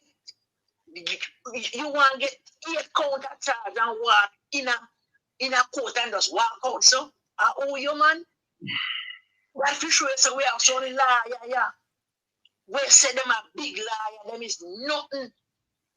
A conspiracy make them win case. And to uno judge, most of uno, I raise my hat to stand up for something, stand up for your country, stand up for what you are paid for and trained for. Big up to uno. I miss Favor Williams for your partner. It's alleged that you're a bright woman, very educated, and you don't broke. That means that you know come in a parliament hungry. Why you let yourself away? That's your character have been tarnished like this. Regardless, and you look like a mummy duppy, you're still a somebody. Why you let yourself away like this? To be coming out to the people them and I tell people lie, I tell lie for one man. What is it Andrew Owens of Pahuno? Why the other on the labor right? Just a crown Andrew Owens king and lord and emperor. Who allow Andrew Owens to bring down the entire Jamaica Labour Party? You believe if Siaga was alive, you would last the Shera Bustamante, this could happen? Why is it allow Andrew? Who is Andrew Wallace? Man in our parliament when they long before him. Man in our parliament long in disrespect Carl Smuda, in disrespect Mike Henry, in disrespect him man of Simit. And now in take it Simit son now. Say my MP. Uno is a pure bullshit. But one thing we can tell Jamaica people, let us continue to pray. Let us continue on that track because God's slow, but He's certain. It's 1,000 years. His sight is like an evening gone. Uno come up, you know. Uno see everything we want to go. Pay a lick, we are lick on 6. Pay a yak, we are good, no. Nothing easy around there. Because the people is up on enough time people work, and when they collect the pay, they don't know if I have to pay lightning, if I have to buy food, pick the kid go to school, pick your sick and go to hospital and dead, a 14-year-old pick the dead, a punished on hospital. I don't say it is right for a child to get pregnant, but circumstances make things what they are. You turn your woman them who don't have no guts in a lot. You turn the little boy them in a bee man because of what? Hungry. You turn them in a gut man. They not no hope, they not no future. You no believe in when you getting a little problem and him going to rehabilitate him. You know say shoot and kill. But you no prepare anything you talk about no more, it will come back on you. Right? You is a wicked. And we die and what you know. Madam Miriam, tell me if it's tell you no. It's coming. It is coming, people. Oh, this has to be Jamaica. And we not allow no. We're going to rope fame on ourselves. You see? Take time to come. And gentlemen, that is what I have to say. Labor right, big labor right, maybe in a position. Come on, labor right, like myself. Come on, people, me not labor right. Come on, people. Wake up. Look, if Andrew Wallace can put you one picnic, no problem. Because if I son own it, him have to go answer, sir. When get the money make up it. You know, see a problem that. You know, see a problem that. Looking at it good. If me go tell the judge say, I know my house, you know, and my son house. He want to put me one side and deal with my son. That's not enough for me. And my son won. So you tell me now, regardless, him is a young man and him is his prime minister's son. This not look good. No. So labor right, if Andrew Wallace can fling you, wanna pick me along with the how can a woman tender care cease to want the child should bear because of money? And remember, it is easier for a camel to go through the eye of an eagle than a rich man to enter the kingdom of God. You know, sick drunk or come up. Yeah, well, if all who no drunk for no one to knock now, no. Satan run from no, bitter. And I yield back to the panel. All right, I tell you, after hearing some bombshell from the Titan blood, exactly, after hearing a bombshell from the Titan blood, right, melting pot, and where Sister Pot came into the space, right, did not cool down the fire.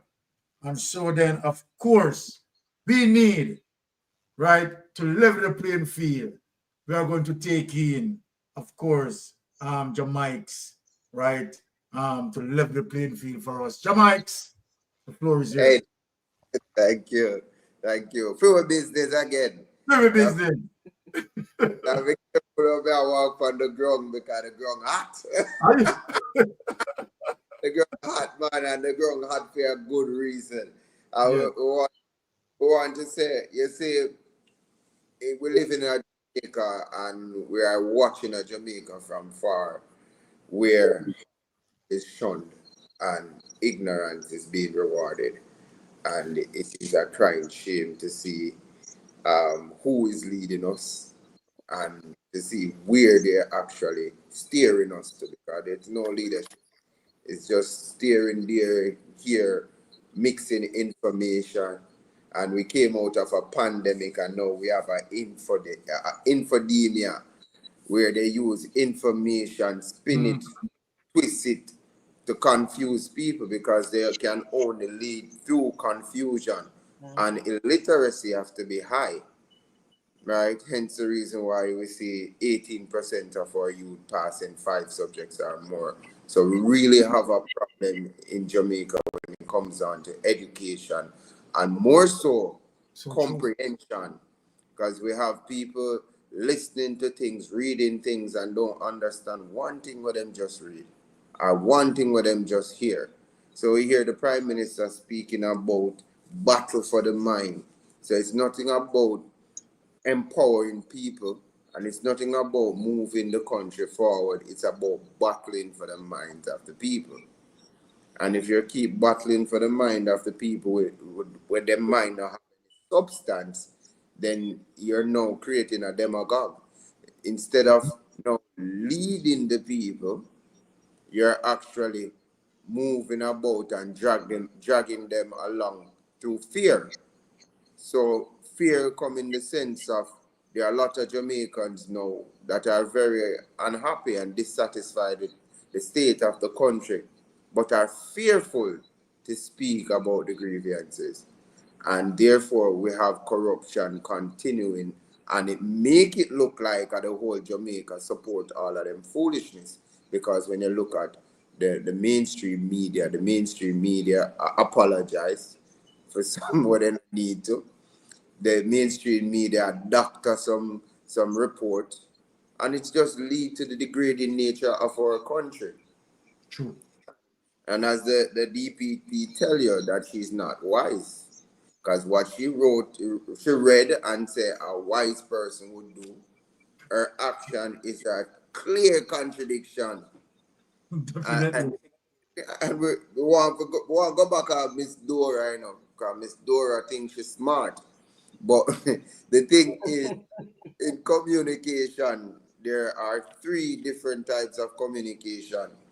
We have the verbal communication, right? We have the non-verbal, and we have the vocal.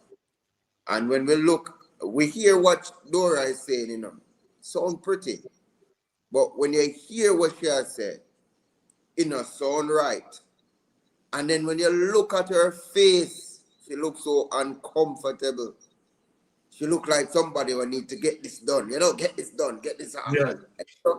Very, very uncomfortable. And I want to tell Auntie Favor, you're a very bad liar. You're a poor liar. You can't lie. So exactly. I would say, don't lie. Don't lie. When they come to tell them, say, you cannot do it.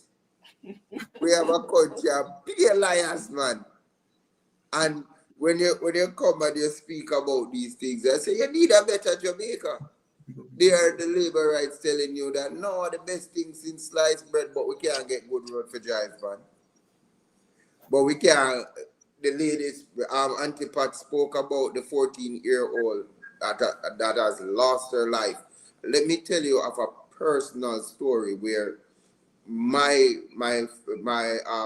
former co-worker, he lost his wife and his cousin 2 weeks apart after they just gave birth, right? The operation wasn't done properly, and unfortunately both ladies has lost their life. Wow. Right? And this is something that, and I watched that young man in terms of him body structure just withered away. Whilst I was working, he would come to work and you can just see how demoralizing he is and how it has taken a lot out of the young man. This is the type of Jamaica that we're living in. And Auntie Pat briefly made mention of the 14-year-old. Despite what people want to say with their arrogance, to say, oh, she shouldn't have been pregnant. 100%, she shouldn't have been pregnant. But the case is she's pregnant, right? And while she's pregnant, what should we do? We must preserve both lives. Because it's just the other day, the health minister saying that Jamaica birth rate is down. And we need to ensure that we create, and ensure that our land is fruitful. But how are you going to speak to the females of Jamaica about bringing forth a child when the economical system don't allow them to feed the child? So right? true. The health sector don't allow them to preserve their lives and the child's life, right? And then overall in Jamaica, we are not socialized to understand complex problems. So even the same 14-year-old, instead of the focus be on the loss of life, we're focusing on the age of the child. And these are sometimes that needs to be taught to the Jamaican people, that, you know, you have to learn how to analyze situation. Critically analyzing situation, we can allow people to live, and we're able to train, to coach, and also to rehabilitate. A lot of people pay attention to the mistakes of people and don't remember that we're all imperfect beings. And when we see a situation, it is very sad to know that the hospital is now being compared to the morgue. Somebody go to the hospital and you're like someone, because the healthcare system cannot save Jamaicans. It is just the truth. And then the doctors are not being paid, the nurses are not being paid, and then you don't have the resources to carry out your jobs. If you don't have the resources to carry out your job, you don't feel like it makes sense in your work. And we are not addressing these issues. We are wanting to come and Dora telling the whole world that Jamaica is the best thing in sliced bread. Yet still, we see about 20 of us have begged the government for better road. The reality is so different from what they're speaking. The Prime Minister said that we need over 8,000 houses, yet still, from 2018, only built 300 houses. And every minute you look on social media, you scroll, you see this man, the biggest vlogger everywhere in there, everywhere. So me I say to myself, if you have got to be in every minute, why you need MPs? Why you need the member of parliament to say, all right, I give you Ministry of Education, Ministry of Finance, Ministry of Security.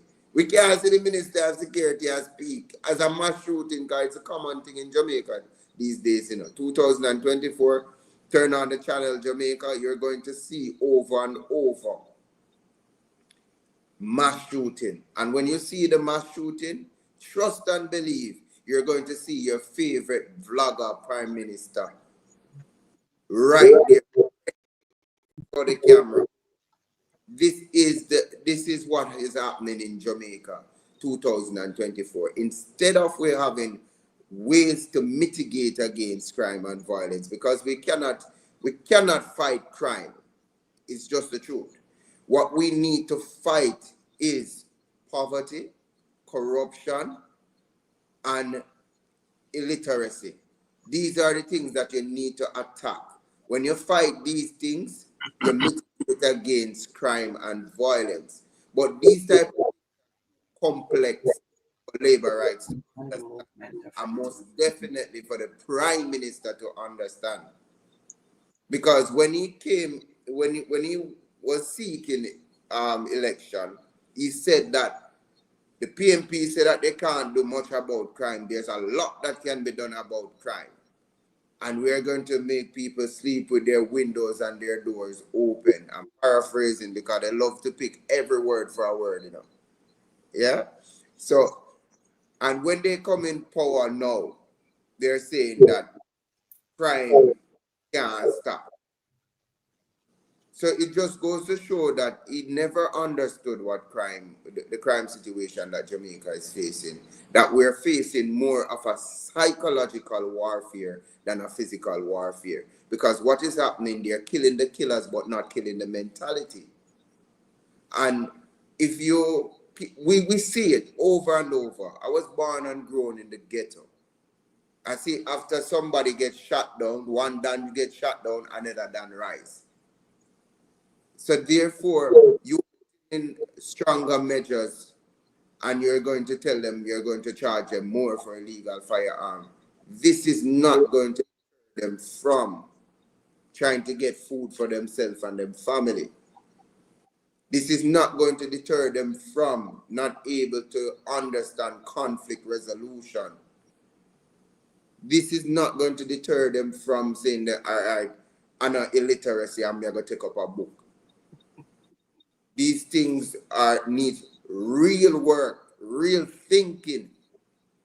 It's not like the arm running around on the wheel, doing the same thing over and over, expecting a different result. Insanity.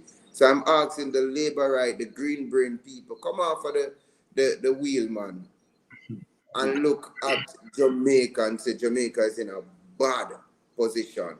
Yes. And it is our responsibility because for our business to make it better. All right. The prime minister is a liar. He does it over and over. We need a change. All right. Thank And why we need a change? A few business. Why you tell me like that, John, or the Jah Mikes? Few business. Business. Now, all right. Now, well done, because here we are, a wonderful panel. We have Pastor Ricky, that's solid on messaging, right? We have Melting Pot, right? Comfy, burn down the place. And then we have Jah Mikes. You understand? Soothe down the tension. Smooth down the place, Jah Mikes. Cool down the place. All right. So here we have, of course, Pastor Ricky, started strong on messaging, Melting Pot, blazing the fire, and of course, Jah Mikes here to cool down the temper. Now, we are going to step up the range a bit, right? So we are going to get into some clips here, but we have what? We have 4 more clips to end the night with. So let us get through, and I put these clips for last, right? I want to say we are apologizing to our Jeopardy players, right? Obviously because of time time limitation. We have to put off Jeopardy for next week Friday. Next week Friday, definitely we are going to have Jeopardy. So we are apologizing for that. All right. So now we are going to get into some clips, and the first clip that I want to play, I want to show Jamaica as it relates to how you have some people, right, definitely want to, dig right into the corruption. We call them corruption enablers. And we have, of course, we know that the Big Mama station, right? We know that Cliff Hughes know right from wrong. We know that Cliff Hughes know that, of course, Andrew Wallace is in a mess. Andrew Wallace and the administration in a mess as related to corruption, right? But you have enablers, and because of certain circumstances that they may find themselves in. No, we are no. I'm taking my time to talk, right? To take time to tell people that Cliff Hughes who roughly about $65 million. I really don't want anybody to hear. No, they are work by it. Not tell nobody. I mean, so I'm not telling nobody. Breaking news.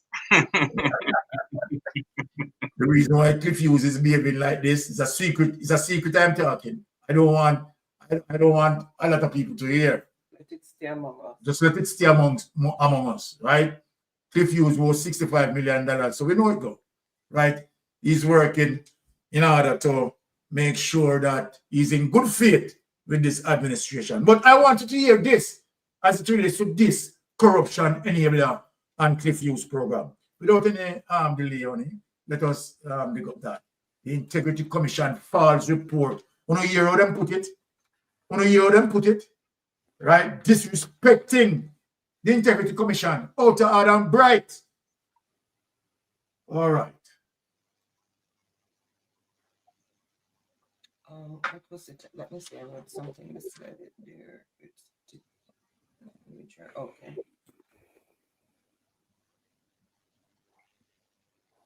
All right. Ready? Mm-hmm.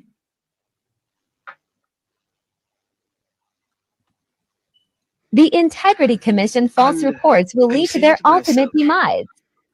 Has Kevin Stevenson, the Director of Investigations at the Integrity Commission, nailed down the fact that Andrew Michael Holness is the owner in part or in full of Estate Bridge. Mr. Stevenson makes many conclusions in this report. I'm going to make one myself in this space. My conclusion is no. Here's why. In the background section of the report, here's what Mr. Stevenson wrote. He said, on July 11, 2024, by the way, I must applaud the Integrity Commission for the speed with which it did this investigation. It started on July 10, report prepared, tabled in Parliament by early December. It would be good if the Commission could work by this standard for its investigations. I know that there are different investigations take on a different nature. Yeah. And some matters are far more difficult than others, but this was done in almost record time. So very, very quickly done. Huh? On July 11, the DI undertook an unannounced visit to KSAMC to inquire about whether Wholeness had directly or indirectly applied for a building permit for a development in Beverly Hills Cherry Gardens. The DI's inquiries revealed that the only development in this area that Dr. Wholeness, listen to this key part now, his language and not mine. The DI's inquiries revealed that the only development in this area that Dr. Wholeness was in some way connected to is a residential development located at 2 Waycliffe Close, Beverly Hills, Kingston 6, St. Andrew, and that this was owned by Estate Bridge. So he found that Wholeness was in some way connected to the Waycliffe Close property, but that the property was owned by Estate Bridge. Distinct and disparate things. Wholeness was in some way connected to the land, but the land was being developed by Estate Bridge. That's what Kevin Stevenson wrote. The key question, listeners, viewers, who owns Estate Bridge? Before I get to who owns Estate Bridge, you have to be reminded the premise on which Mr. Stevenson went to the KSAMC unannounced on July 11. The day before, on July 10, Mr. Stevenson says, the following allegation was received, and I'm reading the allegation verbatim, that Mr. Wholeness is the owner of property on which construction is being carried out, contrary to the terms of the planning approval and building permit granted by the KSAMC. That Mr. Wholeness, listen to this part, that Mr. Wholeness often requests the service from his architect to draw a blueprint that will be sent to KSAMC. However, a second blueprint will be drawn that will be used for the actual construction. It is said that this was done at one of his developments in Beverly Hills, Cherry Gardens. As my granny would say, Mr. Wholeness, the allegation was selling the KSAMC a hollow. So you send one thing, you send the Samsung down there and say, yeah man, may I work with the Samsung. And when they approve the Samsung, you start with the iPhone. That's effectively what they say Andrew Wholeness did. So the subject of Mr. Stevenson's visit to the KSAMC was to inquire into whether Andrew Wholeness was building a development contrary to the permit granted by the KSAMC. That's why he went there. When he went there, he found that a property is being developed at 2 Waycliffe Close that was in some way, his language, connected to Wholeness, but that the property at the said address was owned by Estate Bridge. So now, who owned Estate Bridge based on what Mr. Stevenson found? He says a couple of things here. He says, as set out in chapter 2 on the background, the DI's inquiries of KSAMC revealed that the only development in the Beverly Hills Cherry Gardens area, and I don't know why he put it like that because Beverly Hills and Cherry Gardens are not in the same area. But anyway, the only development in Beverly Hills Cherry Gardens area that Dr. Wholeness, again he says, was in some way connected with is 2 Waycliffe Close, Beverly Hills, Kingston 6, and that this was owned by Estate Bridge. The DI therefore sought to establish the nature of the connection. So we're getting to it now. He says, initially, the DI sought to ascertain the identities of the directors and shareholders of Estate Bridge at the material time. The material time would be when? Would be in July 2024, because he started the investigation on July 10 after receiving the complaint. And then he went to the KSMC by July 11. So the material time can't be 2022, some date in 2021, some date in 2023. The material time must be at the time I went and looked at the development. Who owned the development at the time? At the material time is material to this. He says, by way of a statement dated September 18, 2024, the duly authorized officer at the company's office said that, quote, Estate Bridge Holdings Limited had been incorporated on the 22nd of July 2020. The total number of authorized shares for the company is 10,000 ordinary shares. He says the duly authorized officer at the company's office also provided the following information in respect of the directors and shareholders of Estate Bridge. So the director, the person at the company's office is now telling Kevin Stevenson who owns Estate Bridge. The directors of Estate Bridge are Sijia Anderson, who was appointed a director July 22, 2020. Norman Brown, who was appointed July 22, 2020. And one Adam Holness, who was appointed the 29th of March, 2021. Further than that, there's a table in Mr. Stevenson's report which lists the persons who hold shares in Estate Bridge. It says Sijia Anderson owns 2,000 ordinary shares. It says Norman Brown owns 1,000 ordinary shares. And there's a note that 2,000 ordinary shares were issued at incorporation, 1,000 were forfeited on March 29, 2021. It says Adam Holness owns 2,000 ordinary shares. It says Imperium Investments Holding Limited, yeah, which is the company that Holness Andrew now has connections to. That there's no argument about whether or not Andrew Holness owns Imperium. So how many shares does the Prime Minister's Imperium Investments hold in Estate Bridge? You know how many? The report says 0. It says 0. 0 shares. The time is running out. I can't go anymore. But I ask myself the questions to say, well, are they? Am I reading Chinese language? Yeah? Am I reading Chinese language? Is it something that I'm not seeing? If anybody knows where in this report the Prime Minister owned Estate Bridge at the time this thing was developed, and at the time the property was being developed, yes, and at the time Mr. Stevenson went there, tell me which part in the report it is so I can find it. Because based on what I've read, Andrew Holness did not own Estate Bridge, does not own Estate Bridge. He owned a company that had a share in Estate Bridge that relinquished those shares. And the company's office says Estate Bridge is owned by Norman Brown, Sijia Anderson, yes, Adam Holness, and that the Prime Minister held 0 ordinary shares. So, Mr. Stevenson, how come? Nail that down for me, sir. Please and thanks. You know, I want to nail it down for this idiot. I want to nail it down to this idiot. My God. Nail it down to the idiot here. And let me give a scenario. Let me give a scenario. So that people can understand what the idiot has said. So then if Mystic Sensation bought a car in 2000.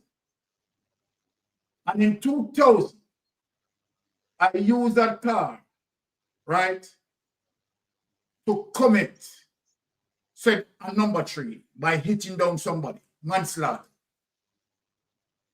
However, in 2005, I sold the car to somebody else. And when the police are investigating, they found that somebody else with that car, right? Now, I am asking if that somebody else who I sold the car to in 2005, if he was the one who hit down, you understand, who committed the manslaughter. Right? It is the same thing here as it relates to who was original owner, regardless of him want to relinquish his shares. Right?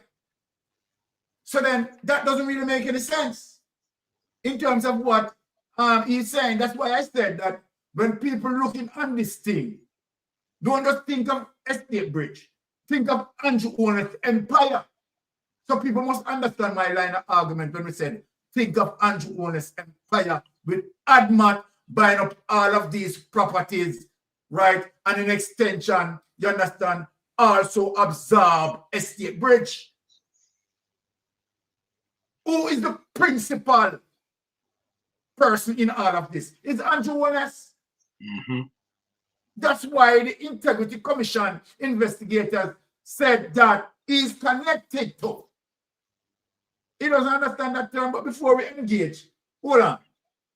Let me play another clip of his boss, who is going to set a record straight here. Play this. Listen to this.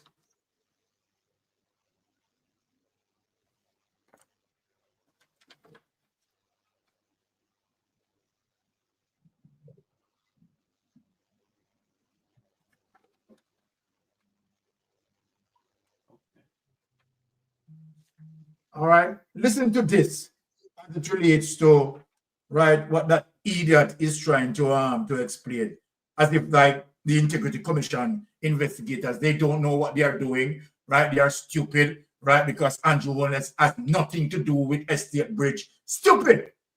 Let us play that.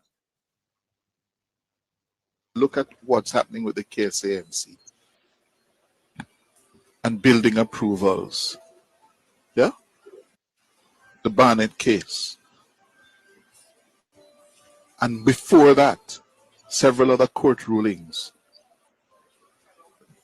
that lay bare that the system is broken, is in need of serious and urgent fixes. But the will is not there. The political will is not there to fix it. Because a lot of people benefit from the chaos and the corruption, the under the table thing. Yes. And I see where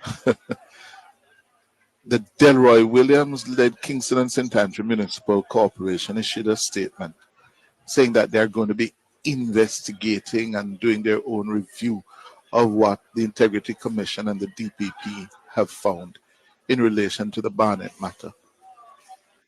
Now you tell me, the KSAMC is the problem, is part of the problem with NEPA. How are they going to investigate themselves? Nothing is going to come of it. And it wouldn't be the first time that they say that they are doing reviews and investigations and nothing will come of it. Yeah? The KSAC, as it was then, now KSAMC, they have long passed their sell-by dates. They're, as I said, they're political troughs. Yeah? You look at the state of town centers and you see that the local authorities are not working. They're not working. And they command every year millions of dollars. Millions of dollars. And it is the politically well-connected and their associates who benefit. Communities don't. Yeah? Residents of the towns, they are supposed to exercise authority, are not really important. So we're putting up townhouses and villages and whatever and communities, and the rules are observed. In the breach, there's no substantive enforcement of the rules. And it goes on and on and on.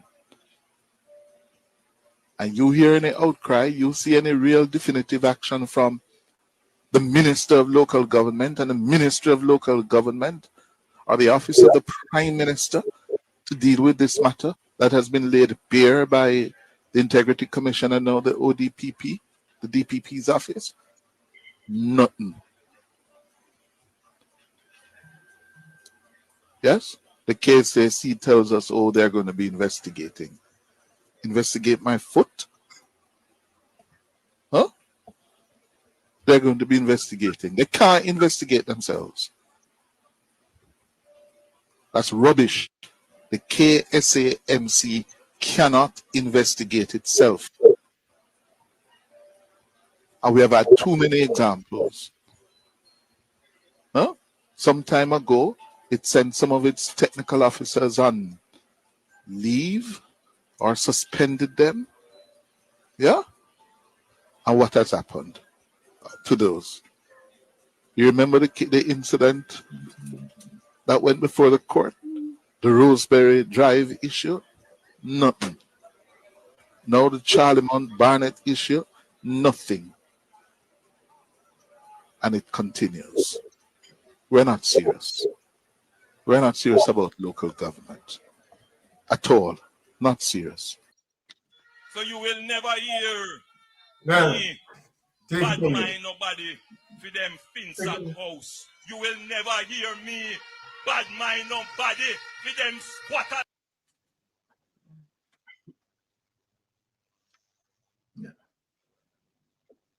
Here you go. Him not bad mind nobody. You only take it away. You understand?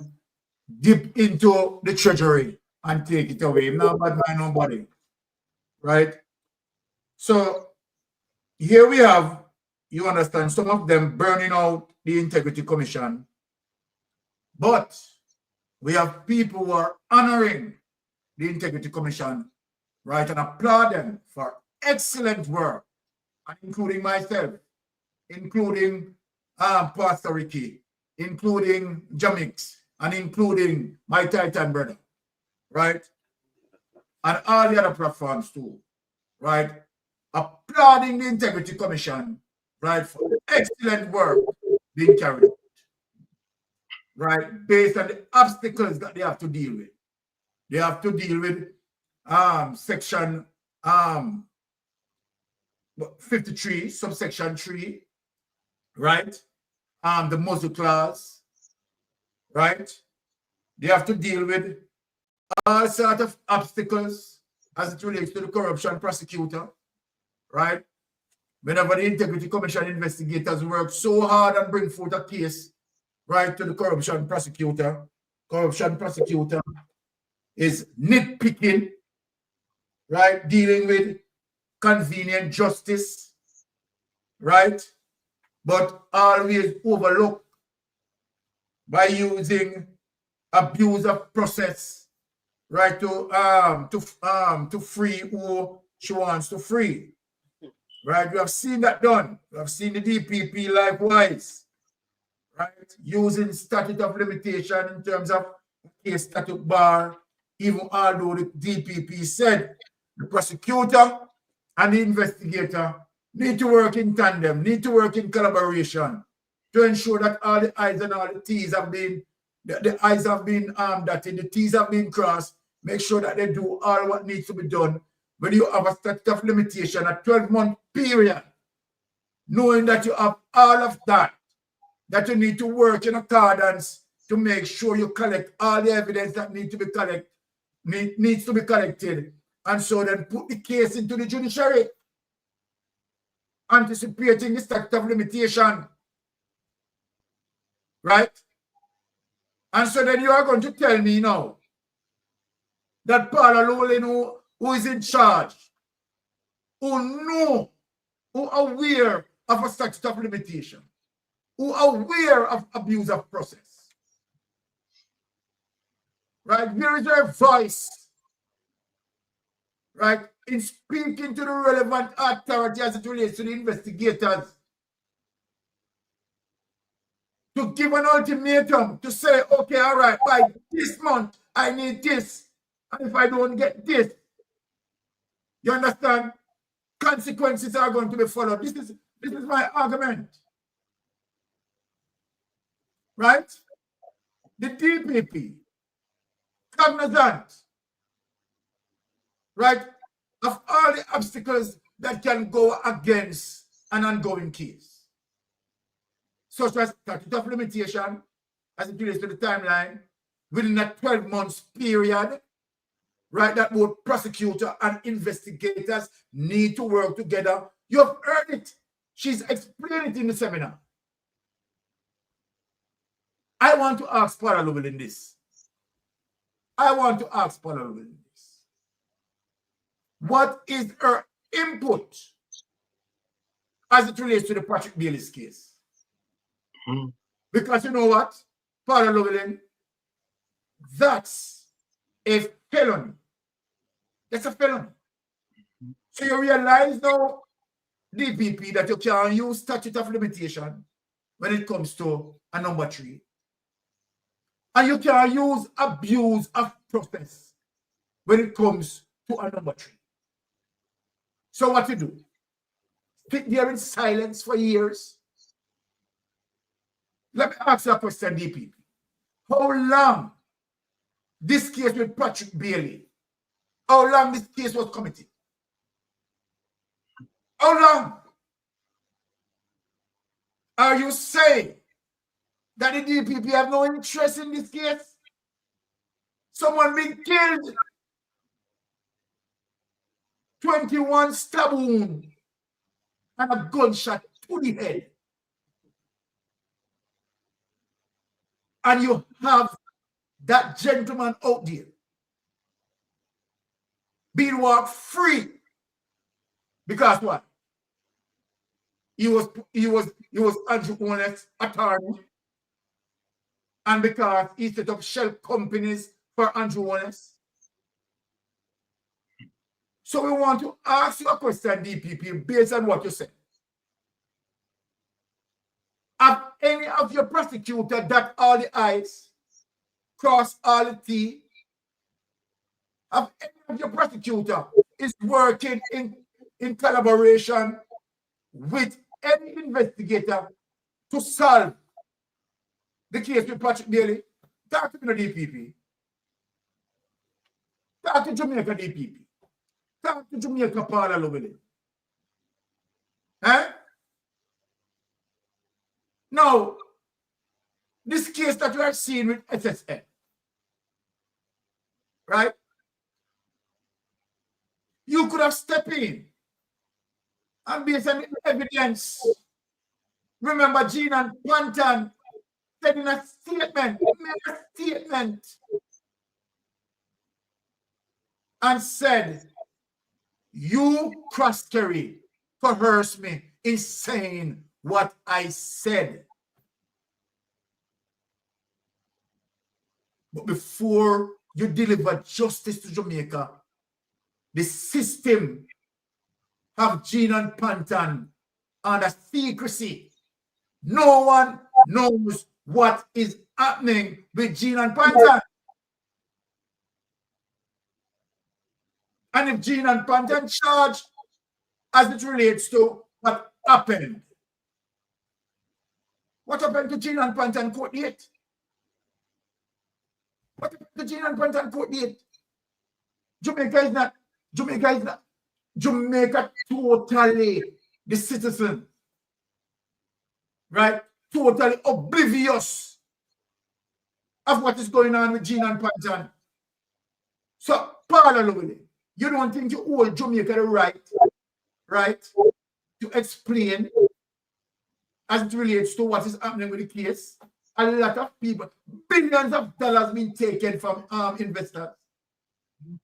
And you are going to say that the system doesn't hold no one any right to come out and explain? My God, man. My God. Nothing from the DPP office to update the public. What is the status of Gene and Pantan as we speak? What is the status of Gene and Pantan?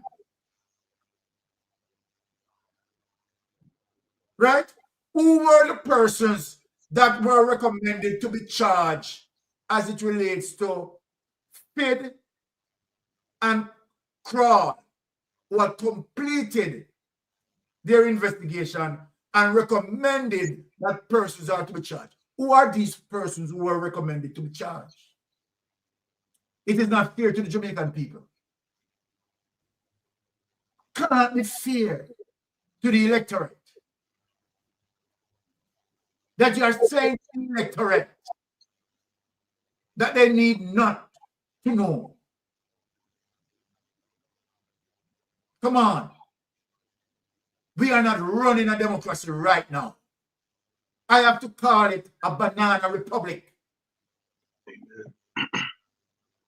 This can't be real in terms of what you are getting.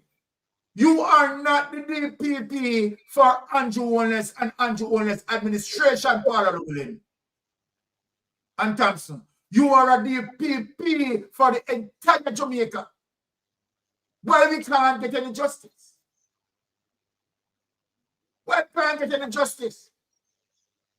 And why do we have to pay 2 DPP and a fragile economy? Our economy has been contracted by 2.8% increase. Oh, this administration love people. Oh, this administration love people. We are paying 200 and 300% right increase to politicians who are not giving us no service. We are taxing our taxi operators, right? I mean, even they're very close, we are taxing. They are being overtaxed, overpressured. And yet, their tax money is not going towards fixing a good road for them to drive in. Now, let me show you something as it relates to, yes, let me show you something. What did you Ryan? Go answer you. Right, with all this Spanish Town Road, main road. I want to show Jamaican this in terms of the tax, all the taxmen, they are paying tax, right? Paying tax and cannot get a good road to drive on. Then why should they pay tax to this government?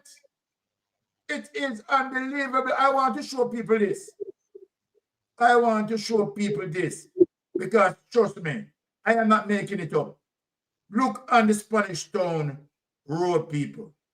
Look at this. Let my wife, I'm trying to find it here, right? We just want to show this in a moment. Yes, play this clip on. Play this clip to the people and show the people the condition of the Spanish Town Main Road. We're talking about Spanish Town Main Road, people. Main thoroughfare. And where these taxmen have to pay taxes. And this is how this government, right, treating taxmen. The amount of taxes that they are paying. Oh my God, it's a crying shame. Play this video. What are you, Rory? Look at this. Look at this.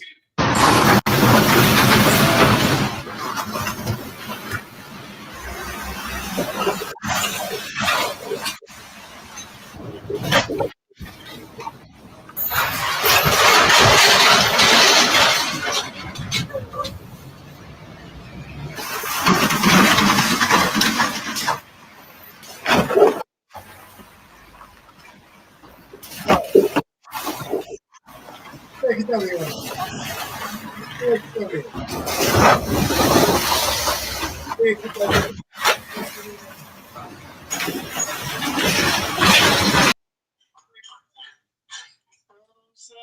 No, these are the conditions that you are talking about. Uriel, go ahead. You're online. Right? That's it. That's it. Much more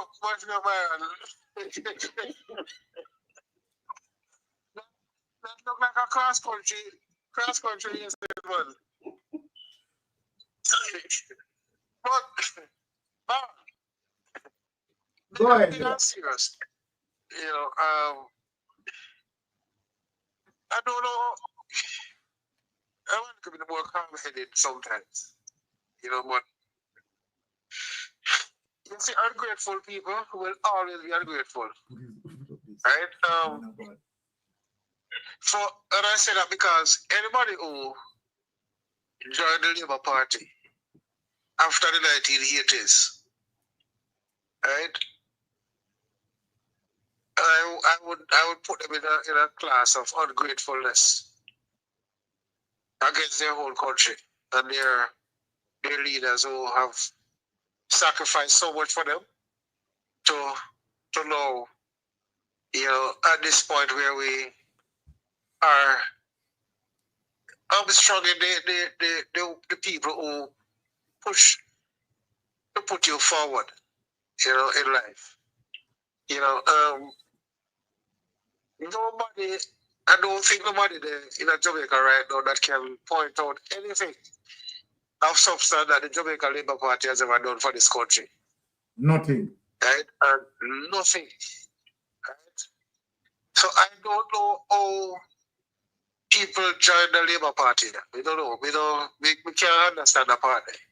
But away from that, why don't link in the DPP so much the corruption prosecutor? Yeah, man, she forget me into one. She's double culpable with everything that go on with the DPP, you know. True. Because if she has stopped the things then before they reach the DPP, sometimes we can't blame the DPP if you don't have nothing to do. Well. Right? Because if she, well, I don't know if she involved in all the investigation that goes on as a part of the IC group, right? But I think she should have some heads up as to the investigation as they go along, right? And every time a report comes out that should hold somebody culpable for the action, she's the one who come out and say, boy, you know, say, boy, you don't see it. You know? She can never sit on it. So I think she need to reduce, relinquish the post. You know, just voluntarily. Nobody will fight it. Just voluntarily say, boy, you know, say, we can't want it a post and a post I'm going to miss. So yeah. Give it up. You know? And back to the DPP. Remember, there was 3 investigators that was supposed to be a part of the SSL investigation, you know? Yes. The FID, Paul, and the FBI. Don't say nothing, man. Don't say nothing. So she get the FID report. She get the Paul report. And the one that she's waiting on is the FBI report. That is why what she read the crawl and the FID report as to pertaining to charges, she can't go ahead with anything because the FBI drag their foot and don't bring for the report yet. So we can't go no further with that case because the FBI drag their foot. So you go. Yeah. All right. So don't look for no charging yet. All right. And the bad thing about it is that Nigel Clark will pay the FBI to come do the investigation. God, don't tell me how far the investigation gone. So the man took Spagan and left with in the middle of the ocean without no captain. But until we can wake up, you know, exactly. A lot of us in this country wake up and realize that the people are trying a stunt. Exactly. I don't know real actor, you know. I don't know real actor. I know the star boy. Remember the stunt guy who do the stunt is not the actor. You know, it's not the main character of the movie. Somebody just do the stunt for him. So a stunt them pull off a movie tricks, them camera tricks them do. You know, and the more you get in this euphoria of being entertained by these guys, while you're being entertained, they are pulling out everything out of your pocket. Mm-hmm. So true. And Jah Mikes mentioned earlier on a 3 card. Mm-hmm. Yeah. You know? So you have a hitman who come out and win 2 games for the 3 card, man, but you can't win because as soon as you put your money there, they take out the queen out of the deck. My God. So you will never be able to win a game because they're 3 cards and work with some confederate. Mm-hmm. And you see the confederacy between how can a man like Judge Davis, they go lick you a little bit. sit down on public radio or television or whatever, because I'm sure they broadcast on TikTok and whatever, and astutely try his endeavor best to tell us, the Jamaican people, that the Integrity Commission is lying about the investigation. Exactly. And if you listen, if you have a good, if you don't see him face, and you listen to it, you will believe the man, you know. Because if you don't have the report yourself, and I want to read out for the report and analyze it for you, and you listen to the man, you will believe the man what the man say. Right? Yes. But don't forget that there are people who are critical thinkers and people who have a historical record of things that are happening. Definitely. Right? Because you are the one to tell me now, say, the state bridge, which we know that the Andrew baby, all of us on Andrew don't have nothing to do with the state bridge. Because they sell off his shares them. So look what state bridge do not have nothing to do with Andrew, because Andrew sell off his shares. Can you imagine? Eh? Can you imagine, Uriel? What wickedness, right? And corruptedness that you know right now what the Jamaica Labour Party are doing in Jamaica right now. You can't find a word in the dictionary if you call it, because you can't corruption when a man mistakenly do something out of the way and try to brush it under the carpet. But the man don't do nothing for brush under the carpet. The man this is the man chop. Be a face. I know something like that. This is the man the man have to be a face blatantly before you. As you see them, look at it. But when make sure you don't believe, say I see that for true. You think? Tell yourself you say something else different, I hear something else different. Them man are wicked. I mean, if them wicked, extremely wicked.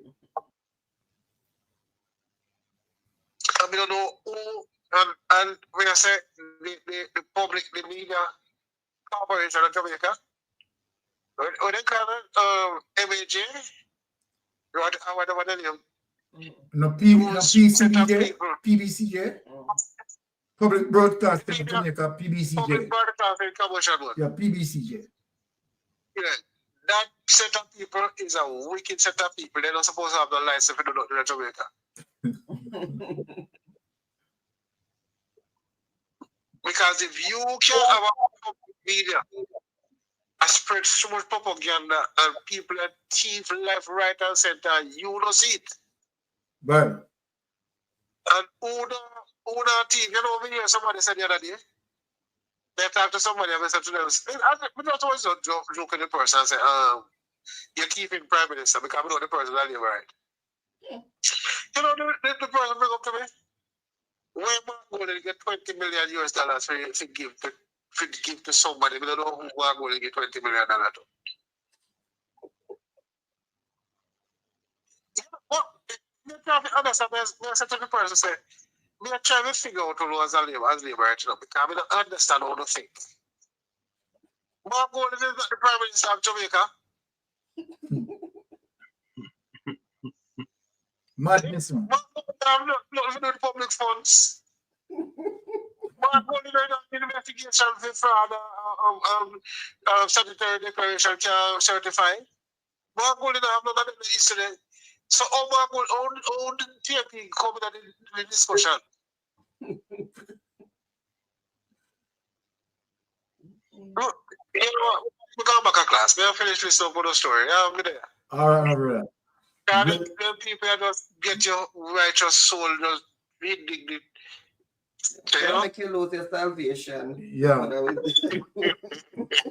Might not be no have it calm under pressure, you know. It used to be you calming down the pressure, but you never calm down the pressure now.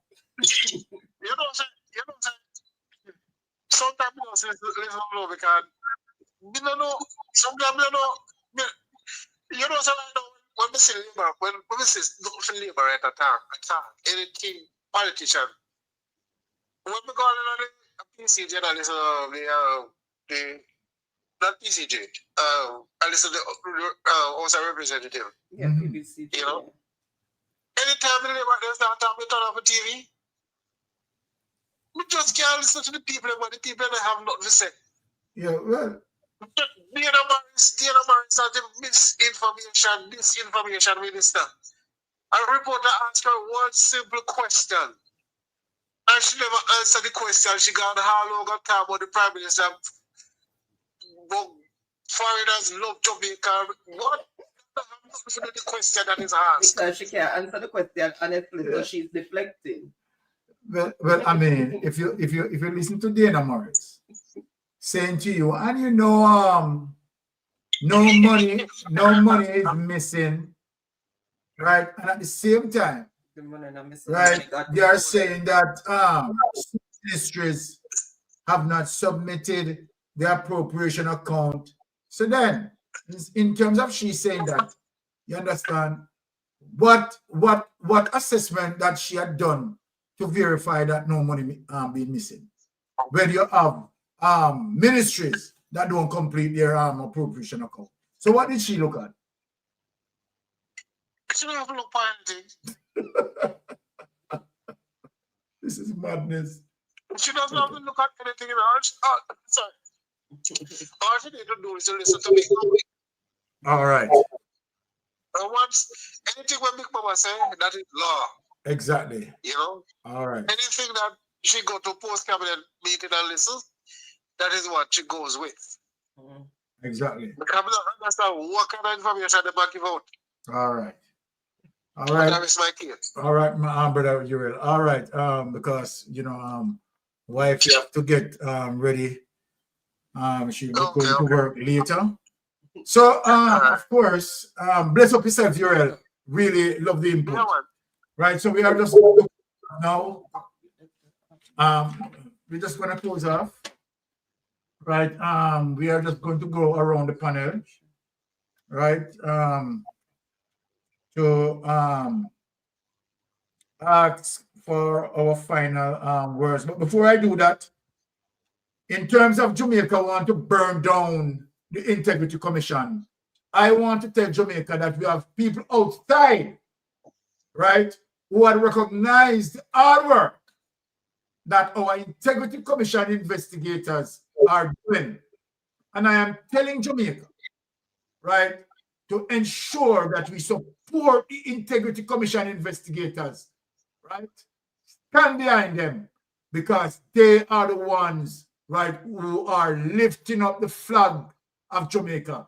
They are the ones that making the Jamaican flag fly high with integrity and honesty, right? So we are grateful for Mr. Panton. We are grateful for Greg Christie.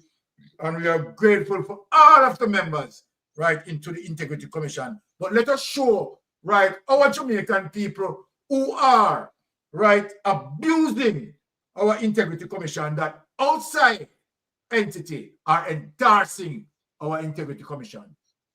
Now let us look. Let us look. This is what, right, we need to show them, right, December 12th, for all them and those, the Big Mama station and all the propagandists, you understand, and all the social media warrior, you understand, for Jamaica Labour Party. Let me tell you something. Outside entities, right, are endorsing the Integrity Commission. St. Lucia Special Prosecutor, Lord's Work of Jamaica's Integrity Commission. You know, this is a crying shame when we see something like this, you know. So what our DPP is doing and our corruption prosecutor,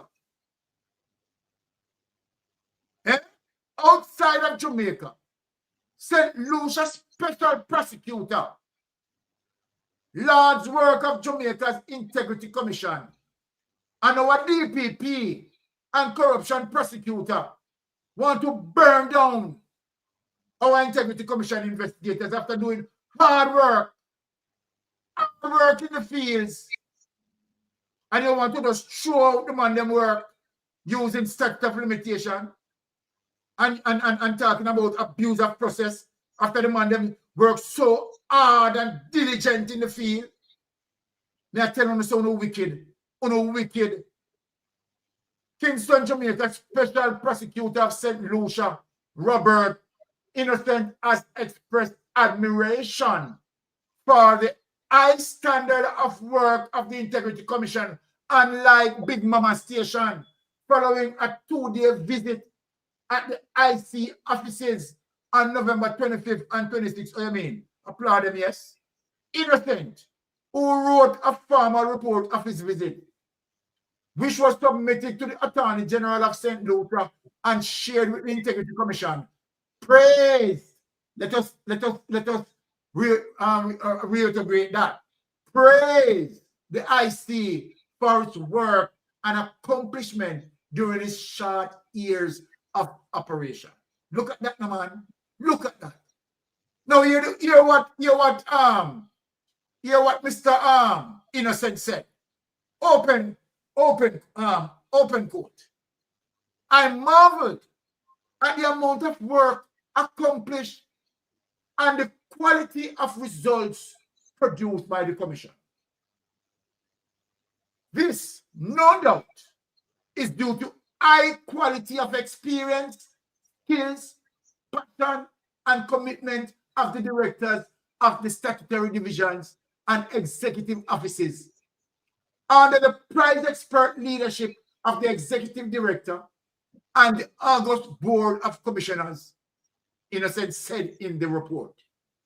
He also highlighted the role played by the government of Jamaica in providing essential financial resources to support the Integrity Commission efforts to fight corruption.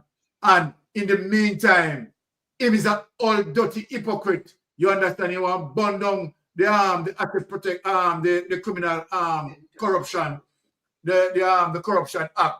You understand? But at this, you need to know that he wants to do that. The Integrity Commission said the purpose of Innocent visit was for a special prosecutor to gain first-hand insights into the operations of the Commission, its institutional and legislative frameworks, and its effectiveness in combating corruption. Take that away. Take that away. So then, while we here in Jamaica beating down the Integrity Commission, right, to support what? Corruption. To support a scamming culture. Because really and truly we have been politically scammed. Why are we politically scammed? This administration promised that within its first 100 days, we are going to have this, we are going to have that, we are going to have this, we are going to have that. So let me ask, any of what he had promised, have we seen that? Huh? We are going to have, right, an impeachment act that provide an extra layer of protection. Eh? We are going to have time limits. Have we seen that? Yeah? And who are we defending? A criminal network. Criminal network. Now, let me just peel back, and I'm going around the panel for the panel to make their final words, and then we close. Right? We want to say we are saying a big thanks to all the people who passed through tonight. Right? So let me say that Jah Mikes, make your final statement. Blessings, man. What a night it has been, man. All right. A lot of fire, a lot of vim, vigor, and vitality. But it is necessary for us to really appreciate the IC, the Integrity Commission. Let me tell you, man, thank God we have it. Thank God we have it, man, because what would have gone in Jamaica? The song will say, goodbye world, or tell JLP, say goodbye. We stay no longer with you. No All more right. man. we don't spend no more time at defend and hug up corruption. I fall we on and say, boy, I saw it going on. Two of them are the same thing, corruption. I saw it going. No. 2024 is a different world, man. It's a different time. I want to remind them that the man who said that he can and the man who said that he can't, they are both right. So we now go sit down with hand full and say corruption cannot change. Exactly. The IC is right here, and thank God for the IC Commission. And I guess again, they are not being paid, or we think that they could be paid. They should be paid even more for what they're doing. See, three-card man, the man who dance and jump up in a parliament, yet still the budget of a whole night. It moved from 7 million to 21 million. You get me? And it wasn't enough to keep him here in Jamaica because, and his words, he said that they're raising it. The justification of the 200 and 300% increase is they want to attract and retain the brightest mind in Jamaica. So thinking about that probably is not the brightest mind. It's just, maybe it's just a show that's parading, jumping around Parliament, showing red card when players in football don't show red card. Yes. It is the referee that shows the red card and he's a player. Exactly. So we, the Jamaican people, are showing him a red card. Definitely. How foolishness him do. And him going to tell people on the plate, say, stay stable, 2 fingers up in the air, yet still the economy. 2 consecutive quarters of decline, 1.1% and 2.8%. It is a shame. It is a shame. Yeah? And $3 trillion being missing, it is not a joke. It's not just something that we want to hear and talk about on a daily basis. $902 billion missing from our Jamaican kids from the education system. That is a problem. It's a crisis. Our future has been under crisis.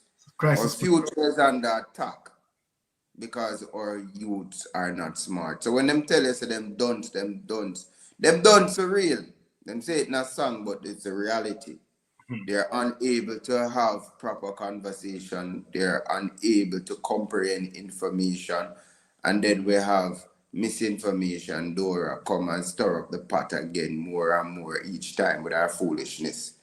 I tell Jamaican, it's like you're throwing poison down the throat. And you're saying to them that it tastes good, man, it tastes good. It doesn't taste good. The JLP-led government doesn't taste, doesn't sound, doesn't smell, doesn't feel good. Yeah? The people are suffering, and the people are suffering all about in Jamaica. And this is not my truth. It's the truth of people. And when you hear people telling you that are working people saying that they have to choose which child to send to school, that is a crying shame. It's not hearing somebody, as in to say people are taught them something. It was a fellow team member who said that to me. And I look at that and said, you're a working person, working in Jamaica. Unemployment down 3.6, and we have the biggest vlogger, which is the Prime Minister, parading around. But yet still, even though them say unemployment down, people hungry and they're working. So it's like they're saying 1 + 1 = 200. Now add up and it don't make no sense. All right. 1 + 1 = 2. That's how we know it. Yes. I just want to close by saying, again, thank you for the opportunity to come and speak with Jamaicans here and abroad. To say that, Prime Minister, we are talking about free business. So don't put no arm on Jamaican people to talk about them business. A free business. Free business. To the business. And we are telling the JLP supporters, leave the Jamaican people. Yes. Let them talk about them own a business, them pay money to talk about it.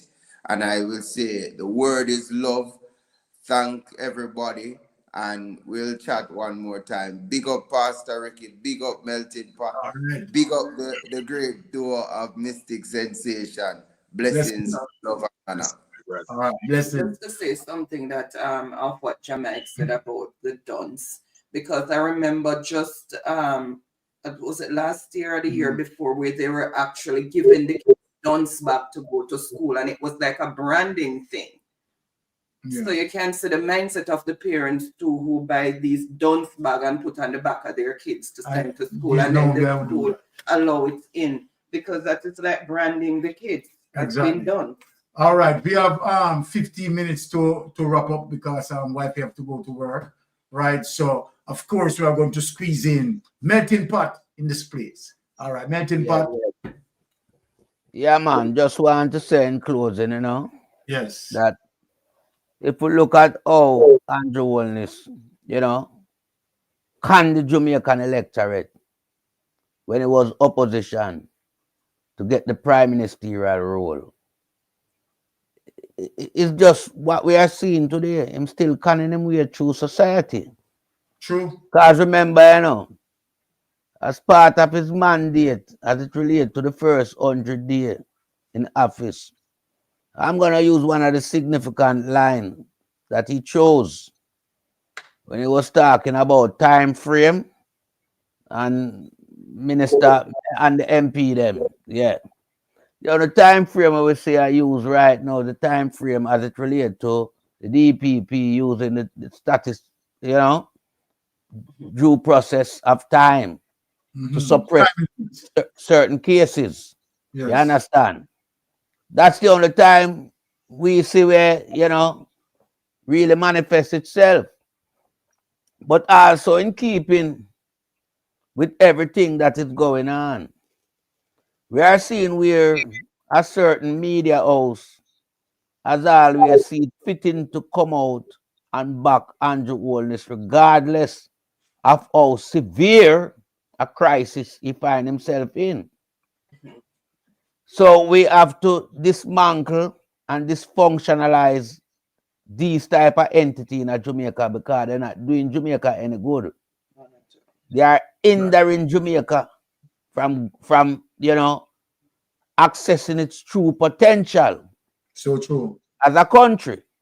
So true. Because when you have a propaganda radio, well, you know, not call it radio station, you know, it's just a propaganda platform run by Big Mama with some dunce affiliation like George Davis and all these type of people. Propagandizing in regards to everything that Andrew Holness and his administration does. They come and they do a spin doctor role. They turn it around. This man cannot have a bad image, but yet still you have a few dunce-headed people trying to paint a good prospective image about this man. We are looking at several encounters with corruption affiliated to Andrew Holness and members from within his cabinet. And 90% of Jamaican people right now, that is my perception, of the percentage of Jamaican who are fully now aware that Andrew Holness is a criminal. So this little 10% that is out there trying to wag the tail is only a hungry dog wag him tail. When him say food, because Andrew Holness always have the food, you know, dangling in front of them eye, you know. And these hungry dogs just come around and waggle them tail and, you know, make much of Andrew. But deep down them know say corrupt, you know. But we have to remember, say Big Mama can't say nothing else. Because he was 60 million in a tax. So Big Mama is now being, where they call now, a puppet for Andrew Holness. But not a real puppet. This is what is significant. He's an ornament puppet. You understand? Masquerading as a journalist. Because if Andrew say, Big Mama, I want you to jump higher than Blue Mountain. Big Mama knows the size I am, him can't lift up 12 inches off of the ground, you know. But Big Mama say yes. And him, what him do, him spin it round amongst him workers them. Yeah. Because the one who claim same one with a Chinese language, him a listen. No. You're not listening to Chinese language. I can tell you what you are doing. You are chatting gibberish. Because you must be privy to everything that is going on with Andrew Holness.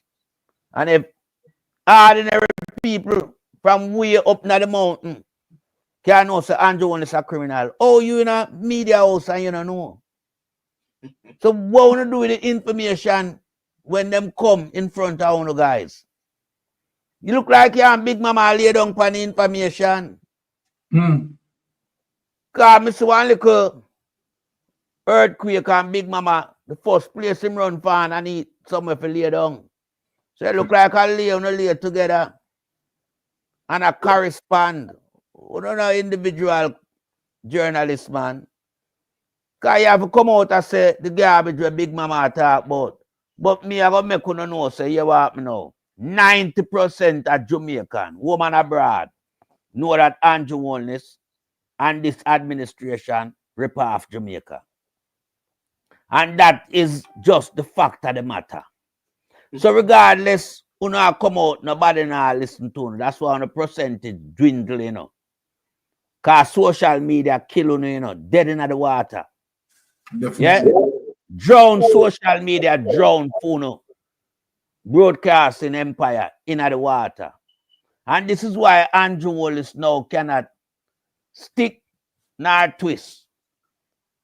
Andrew Holness coming like an astronaut now. He might float. Gravity can't hold him again in Jamaica, you know. I float, Andrew float now, and I remember I know no space in there yet, you know. He's still up on earth, but he might float. There's no gravity to hold Andrew in Jamaica. Andrew need to let go Jamaica because Jamaica don't belong to Andrew Holness, nor the whole in his family. And it certainly don't belong to none of the 5% elites, them, the PSOJ. You understand? Jamaica belongs to all of us Jamaicans.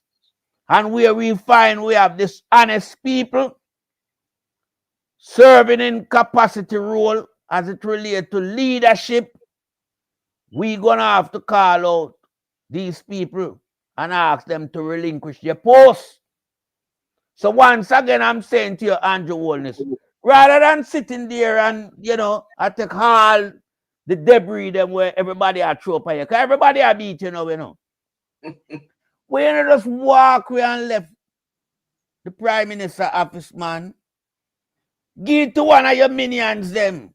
Make them carry the baton into the September general election. Regardless of the fact them now go achieve no gold medal, you know. Because we are telling them from now, the gold belongs to Mark who? Golden. You understand? Me don't even know if we not get silver, because right now, if the UIC did not do well, we sure know them get silver medal, you know. A bronze will get, or maybe they would have become disqualified. Because right now the party I should have disqualified. Because who will lead the party, you know, and the red flag. Definitely.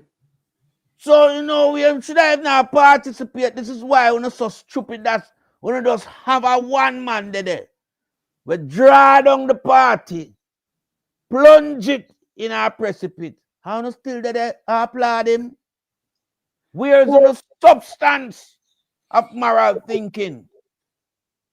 I think by now I would hear some well, you know, established senior member of the Jamaica Labour Party come out publicly and tell Andrew Wallace say you need to resign. Just like what I see they do to Boris Johnson here in the UK.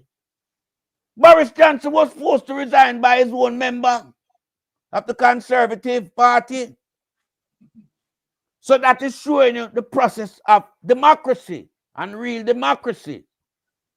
Rather than seeing you idiotic parliamentarian serving as DLP parliamentarian, playing a Russian roulette within a career. Because the whole of I'm going to lose any form of government portfolio I won't have currently, September 2025 will determine that in no uncertain manner.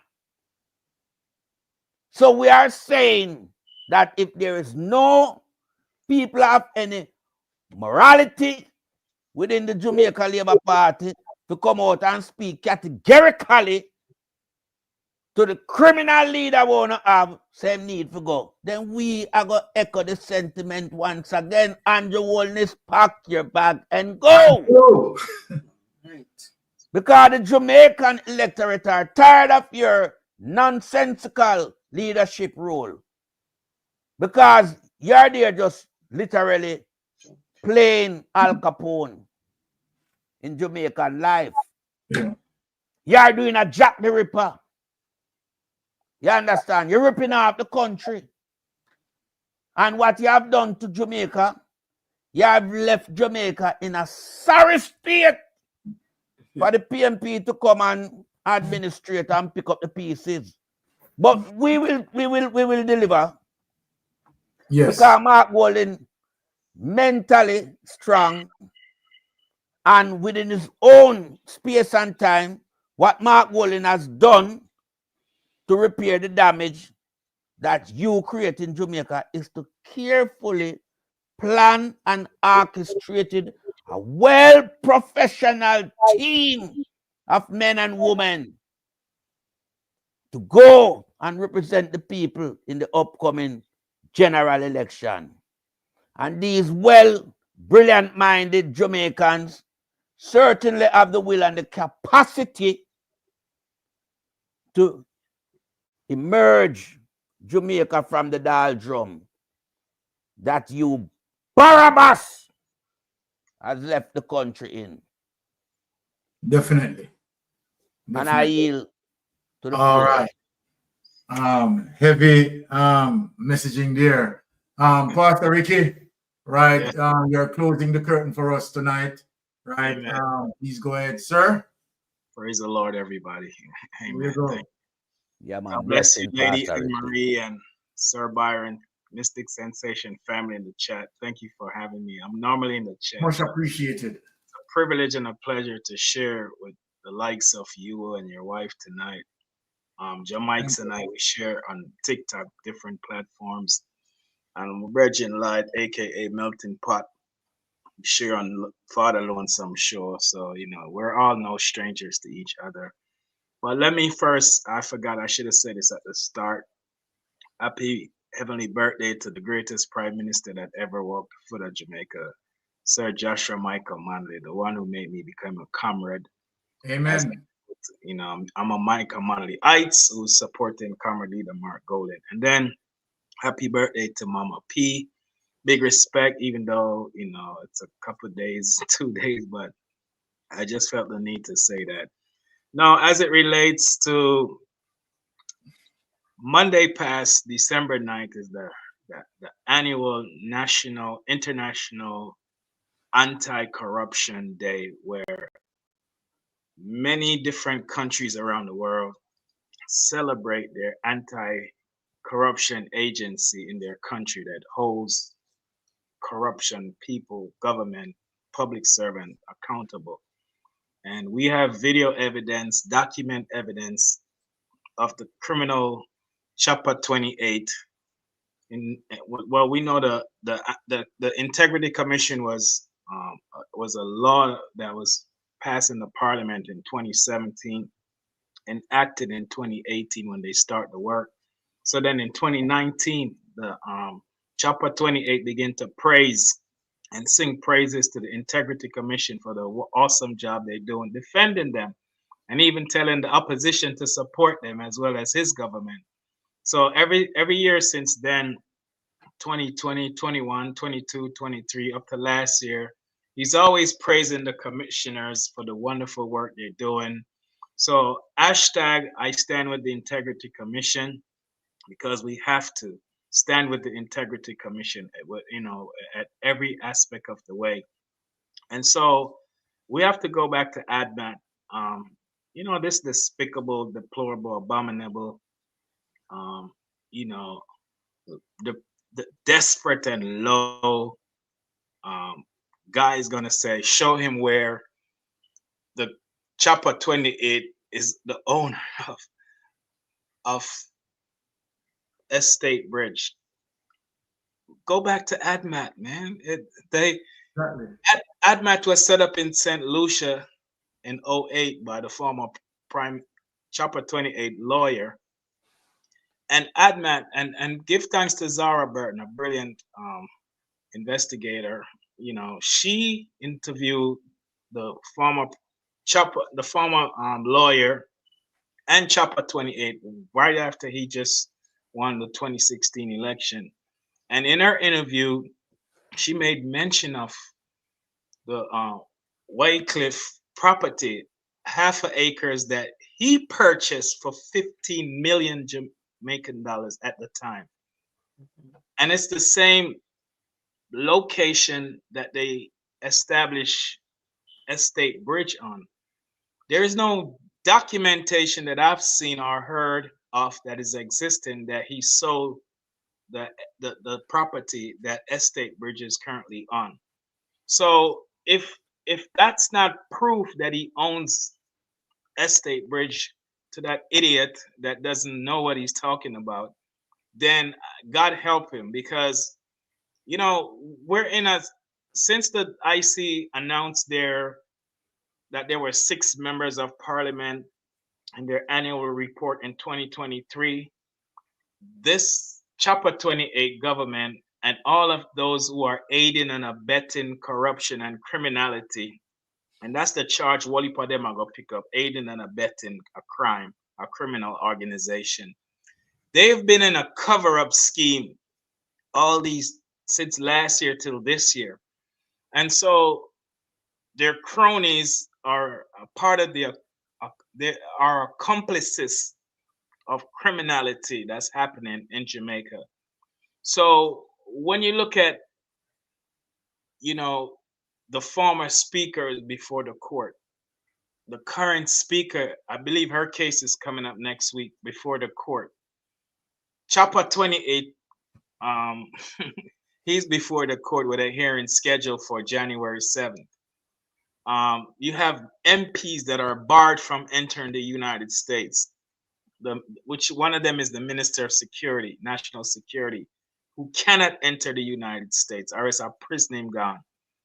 You have another MP where in his incompetency, go all up after he was barred in 2019 to come to the States, all up a 1-year waiver visa with a nominal number that starts with 212 in parentheses A, and if you put that in the immigration database, it lists the classification for that type of visa of persons who carry it. That means they are illicit drug traffickers and money launderers. So, when you think of this government, that so many of them, and Deadman Mackenzie, the whole of them are criminal, all of them. So what they're doing, they're trying to confuse the people of Jamaica, because the truth of the matter is they can't call the general election. Their internal blue dot polls is showing that they are losing. The sentiments of the people has shifted to the People's National Party. Criminal Chang said that their sentiment, their message is not even resonating with the people. And so they know they're on the ropes, and desperation is mounting and soaring in the Jamaica Labour JLP party. So that's why they're behaving this way. It's part of the conspiracy to muddy the water, to confuse the populace. And when they confuse people, actually in reality, what they're doing, they're suppressing the votes. Listen, in 2020 general election, only 33% of Jamaicans went to the poll during the height of COVID. And within the perimeters of those 33%, the JLP government won the election with 21%. In Jamaica, you do not vote for a prime minister to elect a prime minister. Under the Westminster system, the party that has the most members of parliament appoint a prime minister. And so as a result, this government is a 21% government. And so out of 100%, then you will have 79% of the population that are against them because they didn't vote for them. That's a huge majority. And I would call that the silent majority. I know we're closing. Give me 2 more minutes, please. I would call it the silent majority. And so when you break down the numbers, in 2016, a lot of comrades betrayed the People's National Party, and they got caught up in the schemes and the lies because he was hammering Mama P with lies and deception. And people thought he was vigorous. He had vitality. He had youth. He had brilliance. But because they couldn't discern through the deception that he brought to the political arena, they betrayed us and went in 2016. Now, many of these people now have come to the realization that they made a mistake. And the fact of the matter, and the truth of the matter is that they have come back home to the People's National Party, my party. And this criminal Chopper 28 has not grown his base. So if we get back the comrades to come back on our side, which we have, because we see the orange wave all over the Jamaica, then that tells us that their party is in trouble. And prior to 2016, everybody know that the People's National Party base is bigger than the Jamaica Labour Party. So right now, the only thing they can do is bring fear in the hearts of the people to try to suppress the votes that's coming up in the next general election, and also confusion. And that's the tragedy, fear and confusion that they're sowing. And it's a disgrace when you have dog paw father-in-law. I think I said dog paw earlier in the program. I meant his father-in-law. So thank you for yes. Yeah. So dog paw father-in-law come out now and I say, well, the Integrity Commission, is to the lies and the deception that they're sowing to bring confusion, that the Integrity Commission put a gag order on him. The devil is a liar. Everybody knows that Section 53 of the Integrity Commission Act is the clause, but it's for the commissioners. The commissioners under that clause are not prohibited to talk about an investigation until the investigation is completed. And so it's permissible. That's why the Integrity Commissioners, you never hear from them until a report that is sent to the Parliament is tabled. Once the report is tabled, that means they're free to elaborate and to, they normally would put out a press release after a report is tabled, because now it can go publicly. So when the despicable FM station come out and try to confuse people with all of the reports that we see that in the last couple of weeks and months, the Integrity Commissioners are the one who set the record straight by putting out the actual findings that they send to the Parliament without not getting too deep in the findings, so people can have a better understanding. So big respect to the Integrity Commissioners. These people are going to prison. They know it, and they're desperate, and they're going to do everything to try to hold on to power. But guess what? The silent majority, that 79% of people that did not vote for them in 2020 is starting to wake up and is starting to come to the realization that we have a criminal element in our government, a Scarface, Godfather, mafia type of government who use intimidation and fear and violence to suppress the people, to bring them under fear and make them say, boy, I'm not voting. I'm still. But guess what? The only people that I heard say they're not voting are Jamaican Labour Party supporters whose eyes are open up. The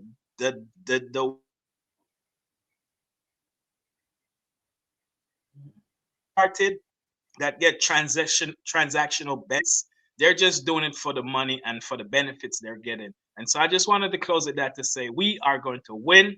And I'm a very 100% confidence of this. The People's National Party will be the new government. And I'm 140% convinced that Chapter 28 will not be the face of the Jamaica Labour Party when the election is called, because he cannot get his statutory declaration certified. And that was the main core reason why he put it in the judiciary, and the judge rejected it. And as long as he cannot get his statutory declaration certified, he's disqualified for being prime minister and being disqualified for running for re-election. Big up on us. Thanks for having me, man. I appreciate it. Well, Pastor Ricky, how you mean? Right, as we said, we have to run now. So we want to say a big thanks to the panel, of course, Jah Mikes, Pastor Ricky, and the Titan brother, Melting Pot, right? Wonderful panel, right? We want to say big thanks to all the people who passing out. And, you know, we are saying also to have a wonderful weekend, right? And remember, tune in, right, as usual. Huh? Yes. So tomorrow. We have Ratigan tomorrow at what? 3 p.m. At 3 p.m. Right. Remember, Lonesome, right? You know that Lonesome come out on a daily basis. Remember to support as usual. We have of course Friday. We're back Friday, Tuesday, right? And Friday, of course. Thursday, we're on Titans, me and Melting Pot. So remember to endorse, big up. Yeah, I know for come back in my brethren. Yeah, Melting Pot. Yeah, you know, you're welcome anytime, you know, Pastor Ricky. You're one of the Titans, see you here. Respect, general. Yeah, man, yeah, man. All right. Anytime you're ready, man, door open wide for your Pastor Ricky, man. Yeah, man, You know, you come with blessing and information, you know. Yeah, man. Where the people them love. So yeah, there you go. But like Jah Mikes said, all I was still a learn. Nobody not arrived. We're not arrived yet. We're still a learn. Have a good night. All right. Come on, blessings. All right. God bless everybody. One love. Have a blessed weekend. All right. Blessing. Think of yourself. All right. Bye-bye, everybody. All right, Melting Pot. Blessings, my brother. Yeah, man. Yeah, man. Cool. Big up yourself, Father Byron.